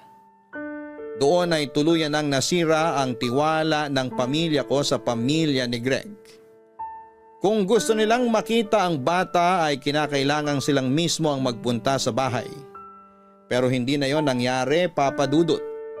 Kayang-kaya ni Greg na talikuran ang sarili niyang anak para sa one true love niya. Noong time na yon, alam ko na sa sarili ko na hindi na talaga magbabago ang relasyon namin ni Greg. Hindi na talaga darating ang panahon na matututunan din niya akong mahalin. Hindi na magkakatotoo ang gabi-gabi kong panalangin na makaranas ng isang masaya at kompletong pamilya. Umaasa pa rin kasi ako noon na baka panandalian lang ang pagsasama nila Greg at Vivian. Umaasa ako na balang araw ay ako rin ang pipiliin nito kapag natapos na ang lahat. Nalaman ko na lamang na matapos umalis ni Greg para pagtaguan ng tatay ko ay tumira siya sa apartment ni Vivian. Ang puso ko na may nakaturok ng kutsilyo ay parang sinaksak ulit ng panibago noong nalaman ko yon, Papa Dudut. Hindi ko ma-describe ang sakit na nararamdaman ko. Sobrang liit ng tingin ko noon sa sarili ko dahil kahit na anong gawin ko ay hindi talaga ako kayang mahalin o piliin man lang ni Greg. May pagkakataon noon na hinahanap-hanap ng anak namin si Greg dahil nami-miss na raw niya ang tatay niya. Patago ko noong tinatawagan si Greg para makausap niya ang anak niya. At tuwing nangyayari yon ay dinig na dinig ko ang boses ni Vivian mula sa background. Patunay na magkasama talaga silang dalawa. May time pa nga noon na ipinakilala mismo ni Greg si Vivian sa anak namin. Doon ako nahimasmasan. Grabe na ang pambabastos na ginagawa nila sa akin noon. Kaya naisip kong tapusin na lamang ang lahat. Makikipaghiwalay na ako kay Greg. At ilalayo ko na sa kanya ang anak namin. Matagal ko yung pinag-isipan pero ilang araw bago ang pagkikita sana namin ni Greg ay isang balita ang nalaman ko, Papa Dudut. Asela! Nandito ako! Greg, pasensya ka na, kararating ko lang. Pinatulog ko muna yung bata bago ako lumabas. Okay lang. Bakit mo pala ako gustong makausap? May gusto ko itanong sa'yo. Sakto. May gusto rin akong sabihin sa'yo. Pero sige, mauna ka na. Ano ba yung itatanong mo? Totoo ba yung nalaman kong balita? Anong balita? Nabuntis ka. Paano mo nalaman yan? Nabanggit sa akin ng kapatid ko. Alam mo naman ang chismis, mabilis kumalat. Totoo yung nasagap mong balita. Buntis nga ako. Ako ba tatay niyan? Wala naman akong iba eh. Sino pa bang magiging ama nitong dinadala ko kung di ikaw lang? Akala ko naman kung nabuntis ako ng ibang lalaki. Hindi ganon, Greg. Marunong akong rumispeto sa pagiging sagrado ng kasal. Hindi ko magagawang manloko dahil may anak ako. At ayokong masira ang pangalan ko sa kanya. Anong plano mo ngayon sa bata? Ipapanganak ko siya katulad nung nauna. May tatay man o wala, tataguyod ko sila kahit mag-isa lang akong magulang nila. Anong ibig mo sabihin? Nandito naman ako ah. Tatanggalan mo na ba ako ng karapatan sa mga anak ko? Nandito ka? Kailan? Never ka namang nagpakaama sa anak natin eh. Paano mo nasasabing nandito ka? Alam ko, marami akong pagkakamali noon. Marami akong pagkukulang bilang ama at asawa. Pero ayoko mawali sa akin yung anak ko, Asela. Lalo na't magkakaroon ulit tayo ng isa pang anak. Ngayon mo lang naisip yan? Ang tagal kong nagtiis. Ang tagal kong naghintay na makita mo yung kahalagahan namin. Ngayon mo lang sasabihin ang mga bagay na yan? Kung kailan handa na akong iwan ka? Sorry. Sorry kung ngayon ko lang na-realize. Importante sa akin yung anak natin. Ayoko mawala sila. Ayoko lumaki sila nang walang tatay. Greg, alam mo ba kung gaano ko katagal pinag-isipan tong bagay na to? Ang tagal kong pinagdasal sa Diyos na gabayan ako para magawa ko yung tamang desisyon. Masakit para sa akin na layuan ka. Pero kung yun ang mas makakabuti sa akin at sa mga anak natin, gagawin ko yon. Ngayong nakapag-isip na ako at nagkaroon ng sapat na tapang, ganito ang gagawin mo? Sasabihin mo sa akin na hindi mo kami kayang mawala sa buhay mo? Hindi ba ikaw mismo yung umalis? Iniwan mo kami? Yun ang totoo, Asela. Bigyan mo ako ng second chance. Patutunayan ko sa iyo yung totoo. Paano si Vivian? Hanggat kasama siya sa buhay natin, hindi kita matatanggap. Oo, mali yung ginawa ko na ako yung nang-agaw. Pero matagal na panahon na yun. Kasal na tayo. Magkakaroon na tayo ng pangalawang anak. At kung hanggang ngayon, hindi mo pa rin siya mapakawalan sa puso mo, mas mabuting siya na lang ang piliin mo kaysa sa amin. Iiwan ko siya. Tatapusin ko na kung ano man meron kami ni Vivian. Bigyan mo lang ako na ilang araw para ayusin tong buhay ko. Pangako, ibibigay ko na sa inyo ang buong atensyon ko. Please, Asela. Patunayan mo muna na magbabago ka na. Ibalik mo yung tiwala ko sa'yo bago kita tanggapin sa buhay namin. Oo, gagawin ko yun, promise. Sana nga gawin mo. Sana totoo na to. Sana sa pagkakataong to, ako naman yung subukan mong mahalin. Magsimula ulit tayo. Subukan nating ayusin tong pamilya natin. Sige na, mauna na ako, Greg. Ihahatid na kita. Hindi na. Kaya kong umuwing mag-isa. Ayusin mo na yung kailangan mong ayusin. At kapag ready ka na, mag-usap na lang tayo ulit. Salamat.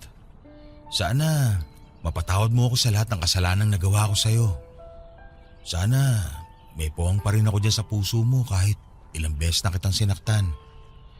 Alam kong mahirap paniwalaan itong mga pinagsasabi ko ngayon. Pero nung nalaman kong magkakanak ulit tayo, doon ko lang talaga napagtanto na hindi na ako binata. May 2 bata nang nakasalalay at umaasa sa akin.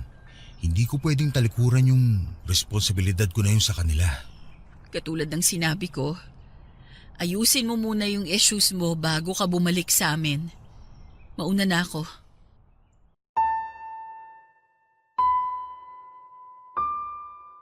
Nagulat ako noong pamilya ang pinili ni Greg, Papa Dudut. Ready na ang puso ko noon na masaktan dahil sa inaasahan ko ay mas pipiliin ni Greg si Vivian kesa sa aming pamilya niya. Pero noong nalaman niyang magkakaroon ulit kami ng anak ay para bang nahimasmasan siya sa mga pinaggagawa niya sa akin. Iniwan ni Greg si Vivian at bumalik si Greg sa piling namin. Kinausap nito ang tatay ko at humingi siya ng tawad sa ginawa niya at humingi ng ikalawang pagkakataon para patunayan sa aming lahat na nagbago na siya. Kung si tatay ang tatanungin, hindi na dapat niya patatawarin pa si Greg. Pero dahil inaalala niya ang mga apo niya na mawawala ng ama ay mas pinili niyang bigyan ng second chance si Greg. Ipinakita naman sa amin ni Greg na nagbago na siya. Nag-iba na raw ang priorities niya sa buhay at hindi niya kayang iwan ang anak niya pati na rin ang magiging pangalawang anak namin. Para mapatunayan sa akin na hindi na sila nag-uusap ni Vivian ay naging transparent sa akin si Greg. Ibinigay niya sa akin ang passcode ng phone niya para tuwing nag-overthink ako ay pwede ko raw i-check ang phone niya dahil alam niyang wala na akong tiwala sa kanya. Papadudot hanggang sa naisipan ko ang second baby namin ni Greg ay naging mabuting asawa siya sa akin. Hanggang ngayon ay buo pa rin ang pamilya namin. Mas masaya kumpara noon, mas tahimik at mas maayos na ngayong wala na ang isang Vivian nakahati namin sa atensyon niya. Ako yung pinili ni Greg at nagpapasalamat ako doon kahit naramdam ko na kahit anumang gawin ko. Ako man ang pinili ay mananatili pa rin akong pangalawa sa buhay nito. Wala na akong magagawa doon, ang mahalaga ay patuloy siyang nagpapakaama sa mga anak namin. Dito na po natatapos ang kwento ko, Papa Dudut. Maraming salamat at pagpalain po sana kayo ng Diyos. Ang inyong forever kapuso at kabarangay, Acela. Hindi madali ang magpatawad lalo na kung puso na ang nabasag. Pero mas mahirap ang mabuhay sa galit habang ang pamilya ay unti-unting nawawasak. Kung pinili mo magpatawad at muling magbukas ng pintuan ay gawin mo ito hindi dahil nakalimot ka sa sakit, kundi dahil pinili mong unahin ang pagmamahal para sa sarili mong pamilya. Hanggang sa muli, ako po ang inyong si Papa Dudut sa mga kwento ng pag-ibig, buhay at pag-asa sa Barangay Love Stories number 1. Barangay Love Stories. Barangay Love Stories. Kwentuhan naman tayo dito sa comment section. Ang mga kwento ng pag-ibig, kwento ng buhay at kwento ng pag-asa dito sa Barangay Love Stories. Love Stories.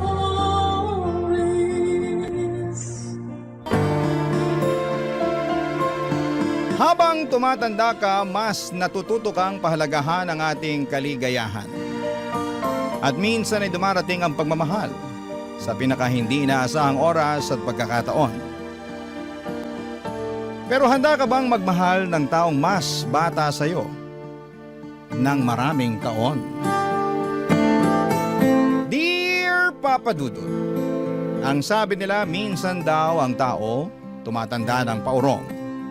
Nakagagawa ng mga desisyon na walang ibang iniisip kung hindi ang mga sarili nila. Kasi nga ang gusto na lamang nila ay maging masaya at mag-enjoy sa buhay nila. Magandang tanghali, Papa Dudut, at sa mga kabarangay nating nakikinig ngayon. Just call me Martha.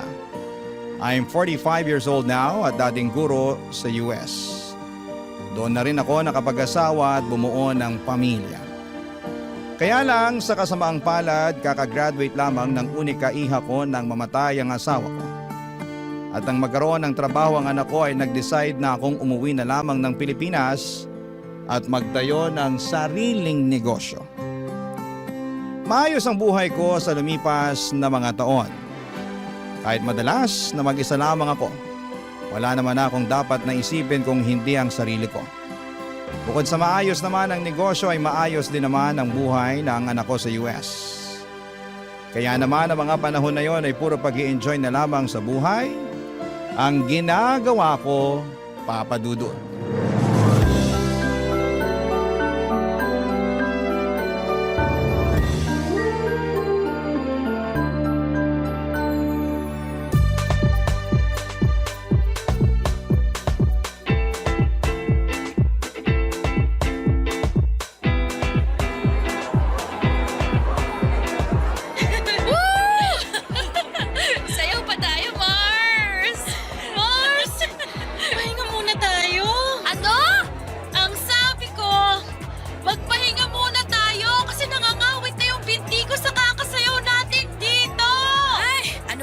yan, Mars. Sabi ko naman kasi sa'yo, dalasan mo pagsama sa akin sa gym. Gagawin ko talaga nang maabutan ko naman yung kaseksihan mo. Pero sa ngayon, umupo muna tayo kasi sumasakit na talaga yung mga kasukasukan. Ay nako, tara na nga dun sa table. Grabe, Mars! Ang taas pa rin talaga ng energy mo no hanggang ngayon. Hindi may de-deny na hawak mo pa rin yung title na Queen of the Dance Floor. Ay nako, maka-Queen of the Dance Floor ka naman dyan. Totoo naman, Mars. Aba, tinalo mo pa sa pagsasayaw yung mga bagets na humahataw sa dance floor kanina. Ay, mga kulang kasi sila sa exercise, kaya ang bilis nilang mapagod. Kung kasing sipag mo lang talaga ako mag-exercise, nako, baka magkasing sexy pa rin tayo hanggang ngayon. Naalala ko tuloy ng mga kabataan natin. Nagbibilang pa tayo ng mga nanliligaw sa atin. Pero, ikaw ang palaging nananalo dahil hindi hamak na mas maraming nagkakagusto sa'yo. Sino ba naman kasing hindi magkakagusto sa Campus Muse at Queen of the Dance Floor ng batch natin? Ay naku, matagal naman na yun, Mars. At matagal na ring lumipas ang kagandahan ng kabataan natin. Ay, Mars, teka. May nakatingin dito. Papalapit! Hi ladies. Free cocktails nga pala para sa inyo. Wow! Free cocktails! Anong meron, Pogi? May special promo kasi kami tonight para sa mga best dancers sa floor kanina. Ay, kasama ba talaga ako dyan o para sa kaibigan ko lang yan? Hoy, Lani, ano ba yung sinasabi mo? Nakakahiya naman sa kanya. Baka mamaya kung anong isipin eh. Naku, ayos lang yon miss. Magaling ka naman talagang sumayaw kanina. I'm Jeric nga pala, isa sa mga DJ sa resto bar na to. Ah, oo, alam ko. Alam mo? Ibig sabihin, kilala mo na siya? Ay, hindi ko siya kilala, pero alam kong DJ siya. Kanina ko pa kasi siya nakikita na tumitingin sa'yo mula dun sa pwesto niya sa booth. Alam mo, Mars, kanina ka pa humihirit ng ganyan ha. Nakakaya na talaga dito kay Jeric. Jeric, pagpasensyahan mo na tong kaibigan ko ah. Ganyan lang talaga yung kakulit. Ayos lang, miss. I'm Martha nga pala at siya naman si Lani. Nice meeting you, ladies. I guess it's time for you to enjoy the drinks and the night. Thank you ulit dito sa cocktail na binigay mo ha. You're welcome, Martha. See you later. Tama ba yung narinig ko, Mars? Tinawag ka niyang Martha! Ano namang problema doon? Ayun naman talagang pangalan ko. Wala man lang miss, ma'am, o madam. Martha talaga, ang FC ha? Alam mo, Mars, malakas ang kutob ko na type ka ng bagets na yan. Ay, grabe ka naman mag-isip, Mars. Nagbigay lang ng cocktail, type na kaagad ako. Eh bakit naman hindi? Kanina ko pa kaya siya napapansin na panay ang tingin niya sa'yo mula dun sa may DJ booth. Tsaka, aminin mo, yummy si bagets. Oo, pero alam mo namang hindi ako pumapatol sa mas bata pa sa akin, no? Kasi ayokong ako yung mas nag-aalaga pagdating sa relasyon. Malay mo naman, mabago ni Bagets ang pananaw mo pagdating sa bagay na yan. Basta malakas ang kutob ko, mukhang tinamaan sa'yo yang si Jerry.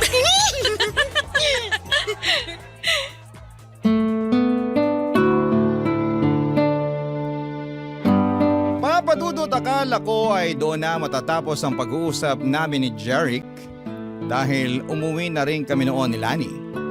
Pero ang hindi ko inaasahan ay yung makatanggap ako ng tawag mula sa kanya kinabukasan.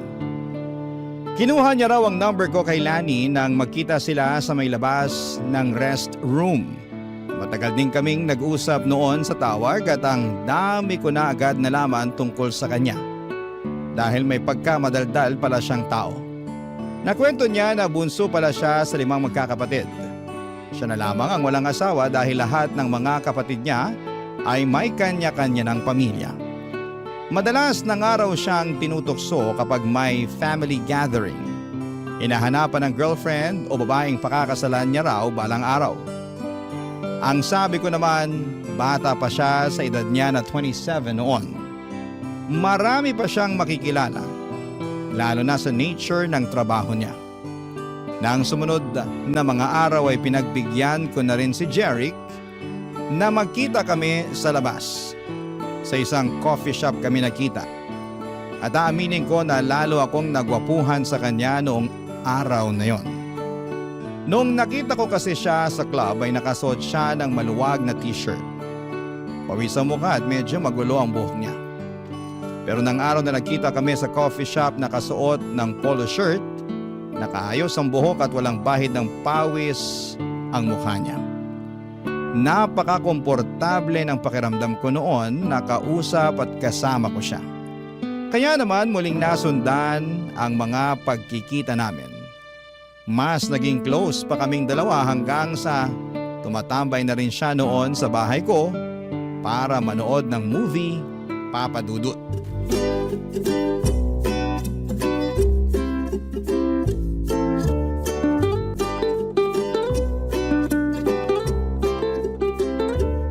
Ang ganda ng ending ng movie, no? Nagandahan ka kahit parehong namatay yung bida? Oo, kasi namatay sila na pareho nilang alam na mahal nila ang isa't isa. Bihira na kaya ang ganun sa panahon ngayon? Naks, panahon ngayon parang ang tanda mo na. Totoo naman ang sinabi ko. Bihira na mangyari yung mamahalin mo ang isang tao hanggang kamatayan mo. Sa bagay, may punto ka naman. Iba na rin kasi talagang generation ngayon, ano? Karamihan sa mga tao, hindi na sineseryoso ang relasyon. O ay, mag-ice cream ka na muna. Thank you, Martha. Mukhang masarap to, ah. Ay, oo, favorite ko talaga tong ube na flavor. Dito nga palaging nasisira ang diet ko eh. Ay, hindi mo naman kailangang mag-diet kasi hindi ka naman mataba. Hey, akala mo lang yun kasi palaging maluwag ang mga damit na sinusuot. Uy, ang sexy mo kaya nung gabi sa club kung saan kita unang nakita. Maka-sexy ka naman dyan. Party dress kasi yun kaya medyo fit sa katawan ko. Bagay talaga sa'yo kasi lalong lumabas ang kaseksihan mo. Martha, may gusto nga pala akong itanong. Ano yun? Kaya ba hindi ka na nakipagrelasyon mula nung mamatay ang asawa mo? Kasi takot kang hindi seryosohin ang magiging karelasyon mo. At sino namang nagsabi sa'yo niyan? Si Lani? Hindi, hula ko lang yun. Bakit? Totoo ba? Alam mo, hindi naman ako takot pumasok sa relasyon. Siguro sabihin na nating sadyang masaya lang ako sa buhay na meron ako ngayon. Wala ka bang namimiss o hinahanap sa buhay na meron ka nung may asawa ka pa? Kaya naman ang ano? Gaya ng taong magpapasaya at magpapakilig sa'yo araw-araw. Minsan, kailangan din ng tao ng konting tamis sa buhay. Kung gusto ko ng tamis sa buhay, anytime pwede naman akong bumili ng ice cream na kagaya nitong hawak ko ngayon, ano? Hindi naman matamis na pagkain ang tinutukoy ko eh. Teka. Jeric! Bakit mo ako hinalikan? I'm sorry. Hindi ko napigilan ang sarili ko. Ayos lang. Wala namang problema para sa akin yung ginawa mo. Anong ibig mong sabihin? Okay lang na hinalikan kita? Oo. Binata ka naman at matagal na akong byuda. Kaya wala akong nakikitang mali sa ginawa mo. Ibig sabihin, okay lang na halikan ulit kita? Hindi. Ha? Akala ko ba walang problema kasi pareho naman tayong single? Oo, pero ang ibig kong sabihin, mas okay kung ako ang hahalik sa'yo.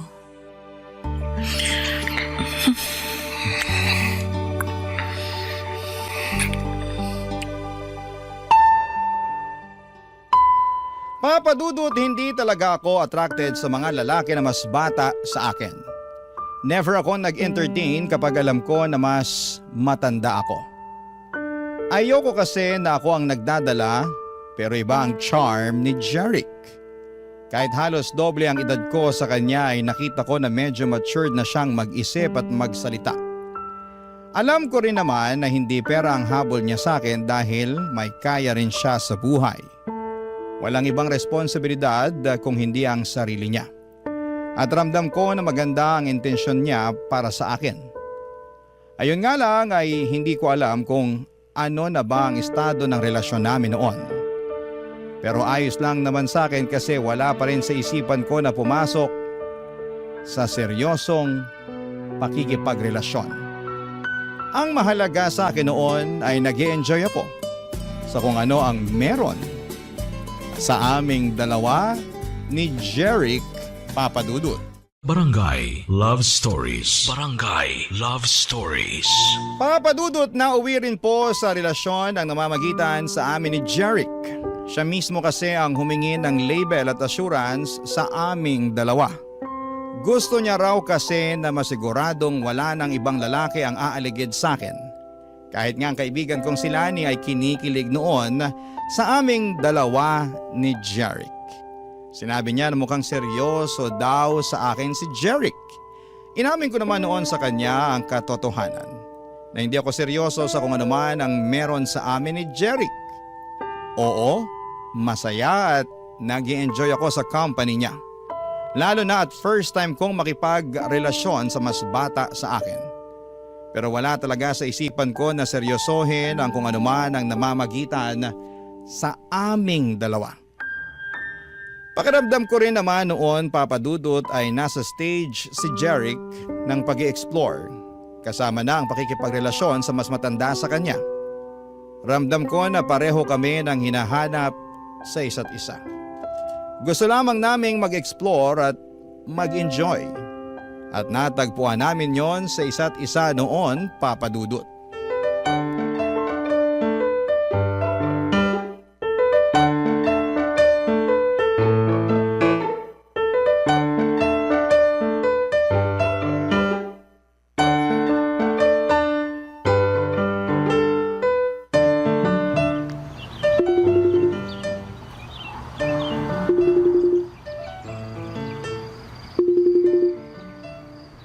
Mabuti naman at sinagot mong video call ko, Mars. Oh, bakit? Akala ko ba kasama mo si Jeric sa birthday celebration ng kabarkada niya ngayon? Oo nga, nandito kami ngayon sa bahay ng kaibigan niya. Eh bakit parang inip na yung mukha mo? Tsaka, bakit parang nasa labas?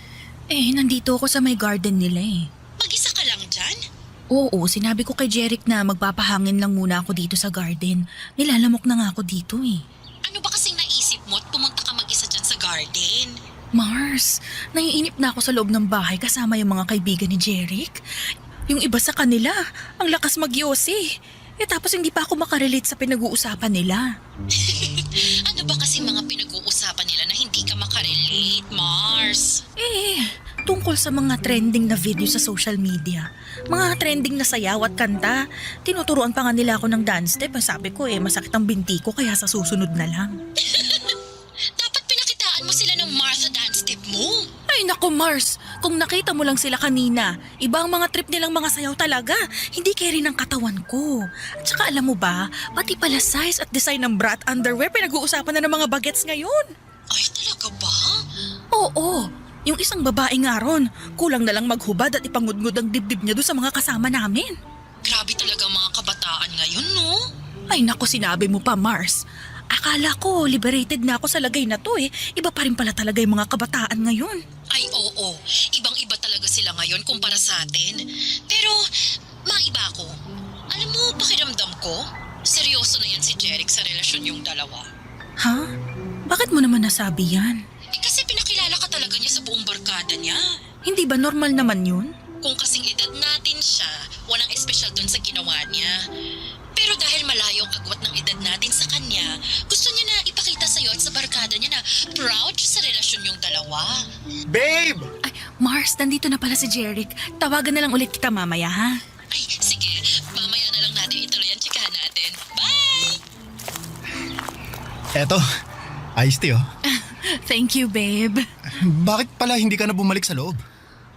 Honestly, medyo naiinip kasi ako Hindi ako makasabay sa pinag-uusapan ng mga kaibigan mo. Ganun ba? Sobrang excited pa naman sila na makabanding ka. Lalo na si Paula, yung nagtuturo ng dance step sa'yo kanina. Hindi ko rin naman kasi masabayan yung dance step na tinuturo niya. Alam mo naman ako, hindi ako ganun sumayaw. Oo, alam ko. Sorry, binida ko kasi na magaling kang sumayaw pero iba nga lang sa mga trip nila. Ayos lang. Pasensya na rin kung hindi ako makasabay sa trip ng mga barkada mo, ha? Pero hindi mo naman kailangang pilitin na sumabay sa kanila Gusto mo ba umalis na lang tayo? Ha? Okay lang ba sa'yo? Oo naman. Ayoko na sayangin mo yung oras mo dito nang dahil sa akin, lalo na kung hindi ka naman pala nag-e-enjoy. Mabuti pa, manood na lang tayo ng sine. Maaga pa naman, kaya siguro may mapipili pa tayo ng magandang movie. Sige. Mas gusto ko nga yung idea mo na yan, babe. Sige, ako na lang ang taya ngayon sa movie ticket at popcorn natin. Uy, teka, anong ikaw? Ako ang taya kasi ako ang nagyaya na lumabas tayo ngayon eh. Kaya tara, magpaalam muna tayo sa mga kaibigan ko bago tayo umalis. Papadudot yun ang unang pagkakataon na nakilala ko ang mga kaibigan ni Jeric. Ayoko pa nga sanang sumama kaya lang ay napilitan na rin ako nang medyo magdrama siya sa akin. 3 buwan na rin kasi ang relasyon namin noon at matagal na niya akong kinukulit na gusto na niya akong ipakilala sa mga kaibigan niya. Palagi raw kasi niyang kinagkwento sa kanila at sobrang curious na sila na makilala ko. Kaya naman nang magpa-party ang best friend niya para sa birthday nito ay pumayag na akong sumama para makilala ito at iba pang mga kaibigan ni Jeric. Sa totoo lang, isa sa mga dahilan kung bakit ayaw ko makipagrelasyon sa mas bata sa akin ay yung mga bagay na kinasanayan nila. Mga party, alak, vape at kung ano-ano pa. Kahit na ilang taon akong tumira sa US ay hindi ako kasing liberated na mga ibang kabataan ngayon. At yung mga kaedad ni Jeric. Hindi rin ako makarelate sa mga pinag-uusapan nila na trending sa social media dahil hindi ako madalas na mag-internet talaga papadudot. Bagay na nararamdaman ko ang pagkakaiba.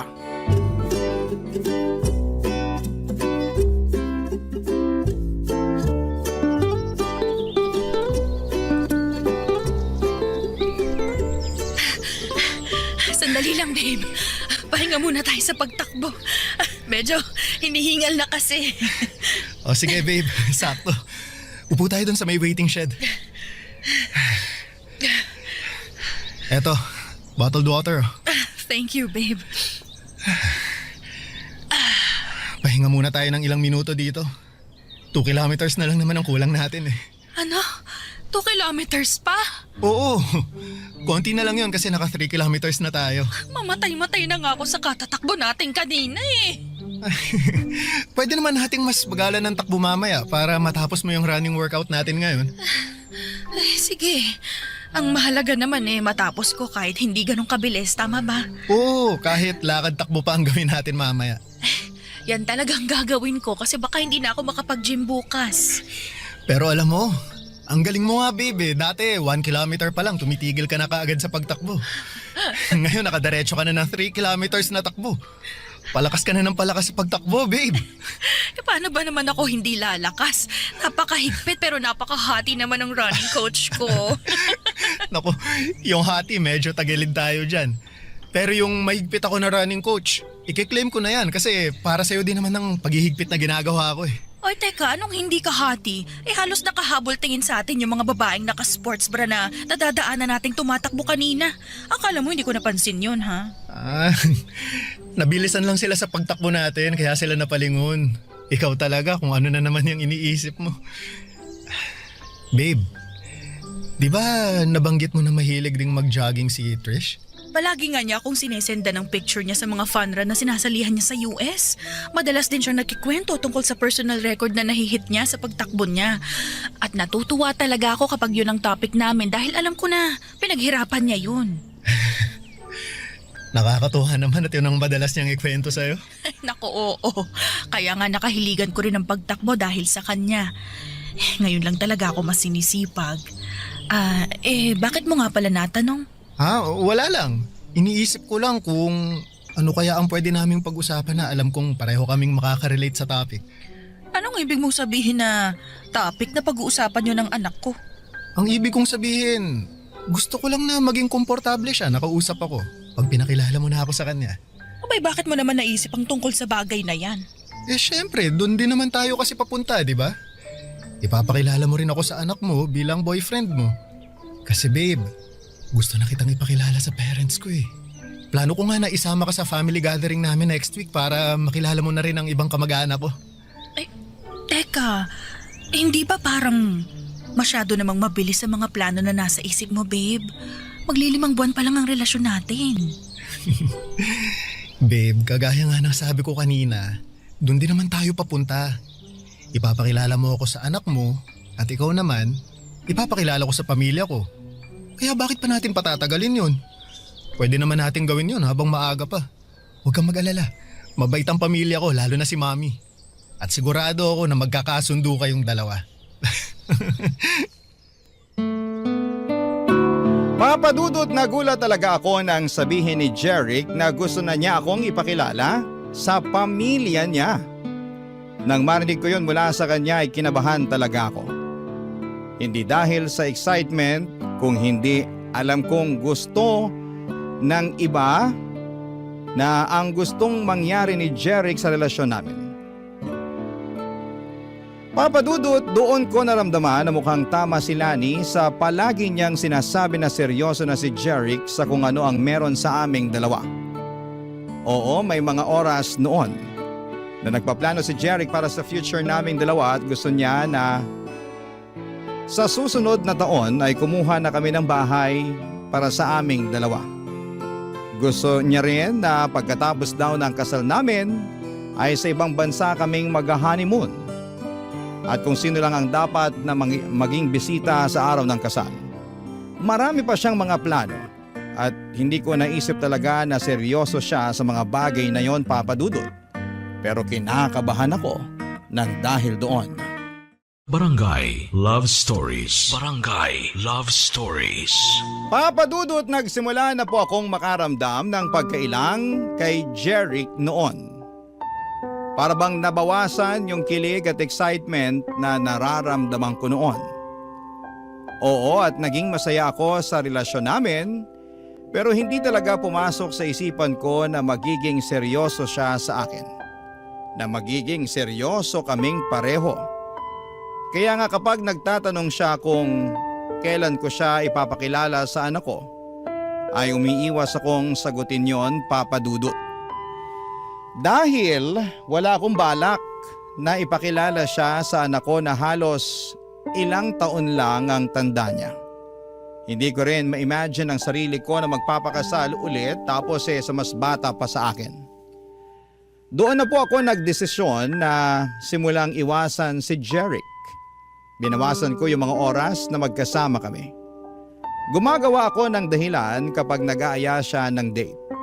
Sinasabi ko na umalis ako ng bahay at may mga kailangan na ayusin sa negosyo. Napapadalas tuloy noon ang pagdadrama niya sa akin dahil hindi ko sinasagot ang mga tawag niya. Sandamakmak na chat or text message naman ang natatanggap ko mula sa kanya.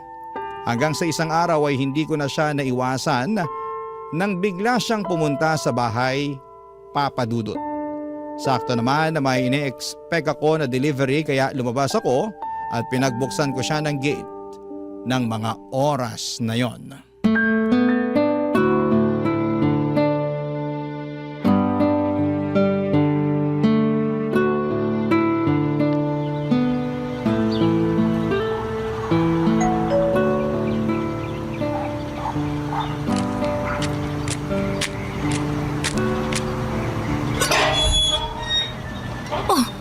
Jeric, ikaw pala yung nag-doorbell. Oo, ako nga. Akala ko yung magde-deliver ng in-order ko na makeup sa online. Ah, ganun ba? Baka parating na rin yun mamaya. Pero mabutit pinagbuksan mo na ako ng gate, babe. Pasensya ka na. Madalas din kasi akong wala dito sa bahay. Ayos lang yun. Sabi mo nga, may inaasikaso kang mga papeles na may kinalaman sa negosyo mo. Ganun na nga. Kaya ba hindi mo rin nasasagot yung mga tawag ko? Oo, kasi kapag nandito ako sa bahay, madalas tulog naman ako eh. Nakakapagod kasi talaga yung mga inaasikaso ko sa labas. Tapos ang layo pa ng dinadrive ko pa uwi rito. Bagsak na talaga ako sa kama. Sabi ko naman kasi sa'yo sasamahan kita para may driver ka. Ayoko na rin kasing maabala pa kita. Alam mo kahit kailan, hindi ka naging abala sa akin, babe. Alam mo yan. At alam mo rin na ayokong masyado mong binibigay sa akin ng mga oras mo. May trabaho ka at sariling buhay na dapat asikasuhin. Pero parte ka naman ng buhay ko kaya dapat inaasikaso din kita, babe. Kaya kong asikasuhin ang sarili ko. Hindi ka dapat mag-alala sa akin, Jeric. May problema ba tayo? Ha? Wala naman. Sigurado ka? Jeric, pwede bang sa ibang araw na lang tayo mag-usap? Gusto ko sanang... Kung wala tayong problema, bakit tinatawag mo ako sa pangalan ko at hindi babe?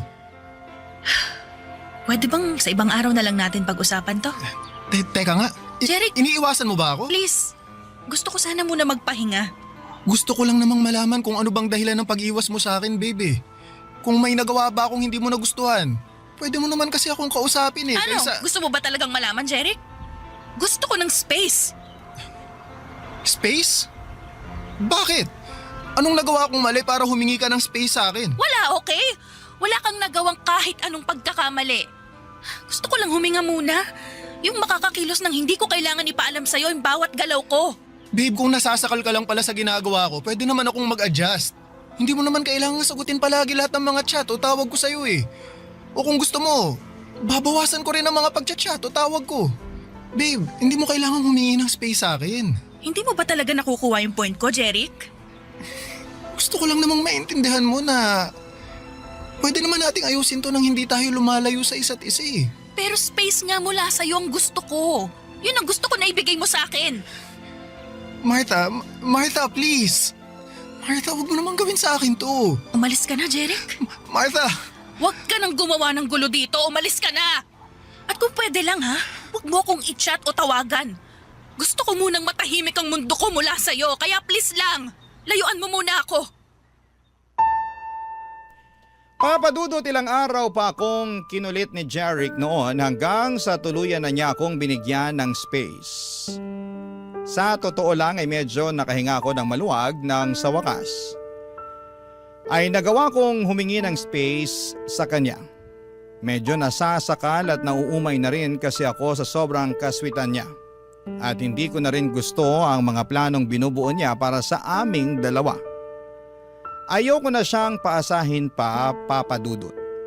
Ayoko nang isipin niya na pareho kaming seryoso sa relasyon naming dalawa.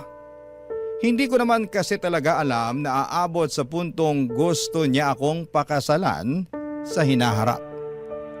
Nabanggit niya pa nga noon na kung hindi ko na raw siya mabibigyan ng anak, ay pwede naman daw kaming mag-ampon at sigurado daw siya na magiging mabuti pa rin kaming mga magulang. Yung mga plano niya na yon ay wala sa mga plano ko para sa sarili ko.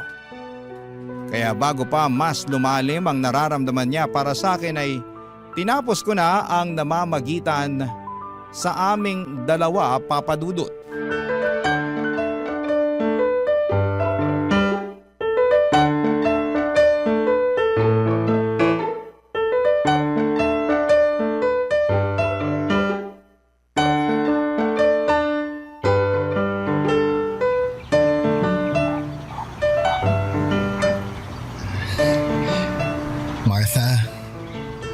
Mag-usap?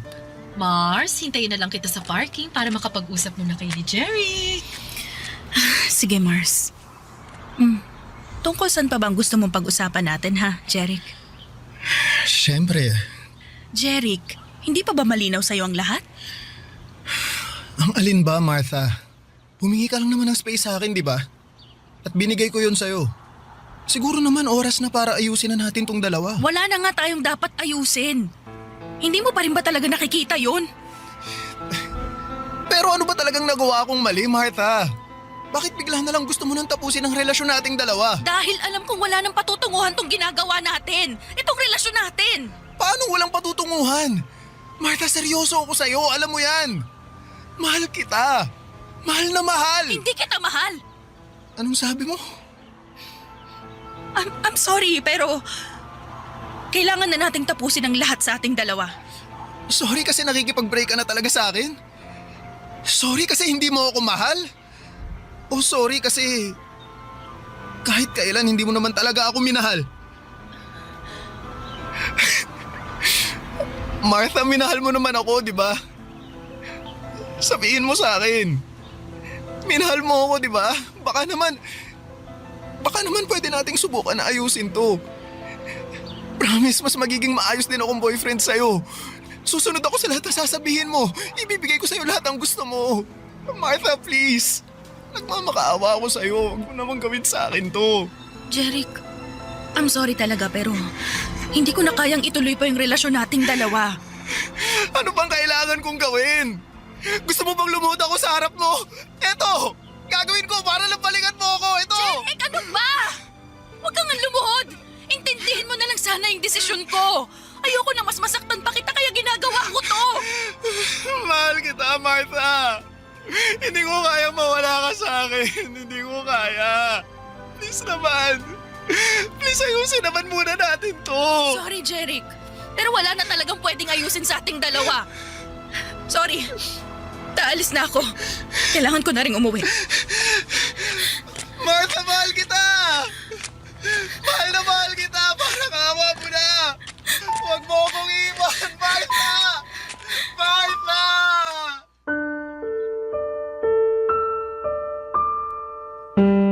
Papa Dudut, hindi rin naman naging madali sa akin ang pakikipaghiwalay kay Jeric. Kahit paano ay naging espesyal siya sa akin at aaminin ko na napakilig niya rin talaga ako. Para kung bumata ng 10 taon ng mga panahon na magkarelasyon kaming dalawa. Wala siyang ibang pinaramdam sa akin kung hindi puro kilig at saya lamang. Siguro kung nakilala ko siya noong kabataan ko at pareho kami ng edad ay baka siya na ang nakatuluyan ko. Pero hindi ngayon na gusto ko na lamang mag-enjoy sa buhay na mag-isa. Hindi rin kagad sumuko noon si Jeric, Papa Dudut. Sinubukan niya pa rin gumawa ng paraan para magkabalikan kami. Sa kabila ng ilang ulit na pagtataboy ko sa kanya, may ilang beses pa siyang pumunta sa bahay para subukan na kausapin ako. Pero hindi na ako lumalabas para harapin siya. Kinukulit niya si Lani na tulungan siyang makausap ako at may isang beses na pumunta siya sa bahay na lasing at sumisigaw sa labas. Napilitan akong lumabas para kausapin siya. Halos sumagulhol ulit siya at nagmamakaawa na balikan ko siya. Hindi ko na rin tuloy napigilan ang sarili ko na maluha noon dahil sa awang nararamdaman ko. Hindi ko naman talaga gustong paasahin at saktan si Jeric noon.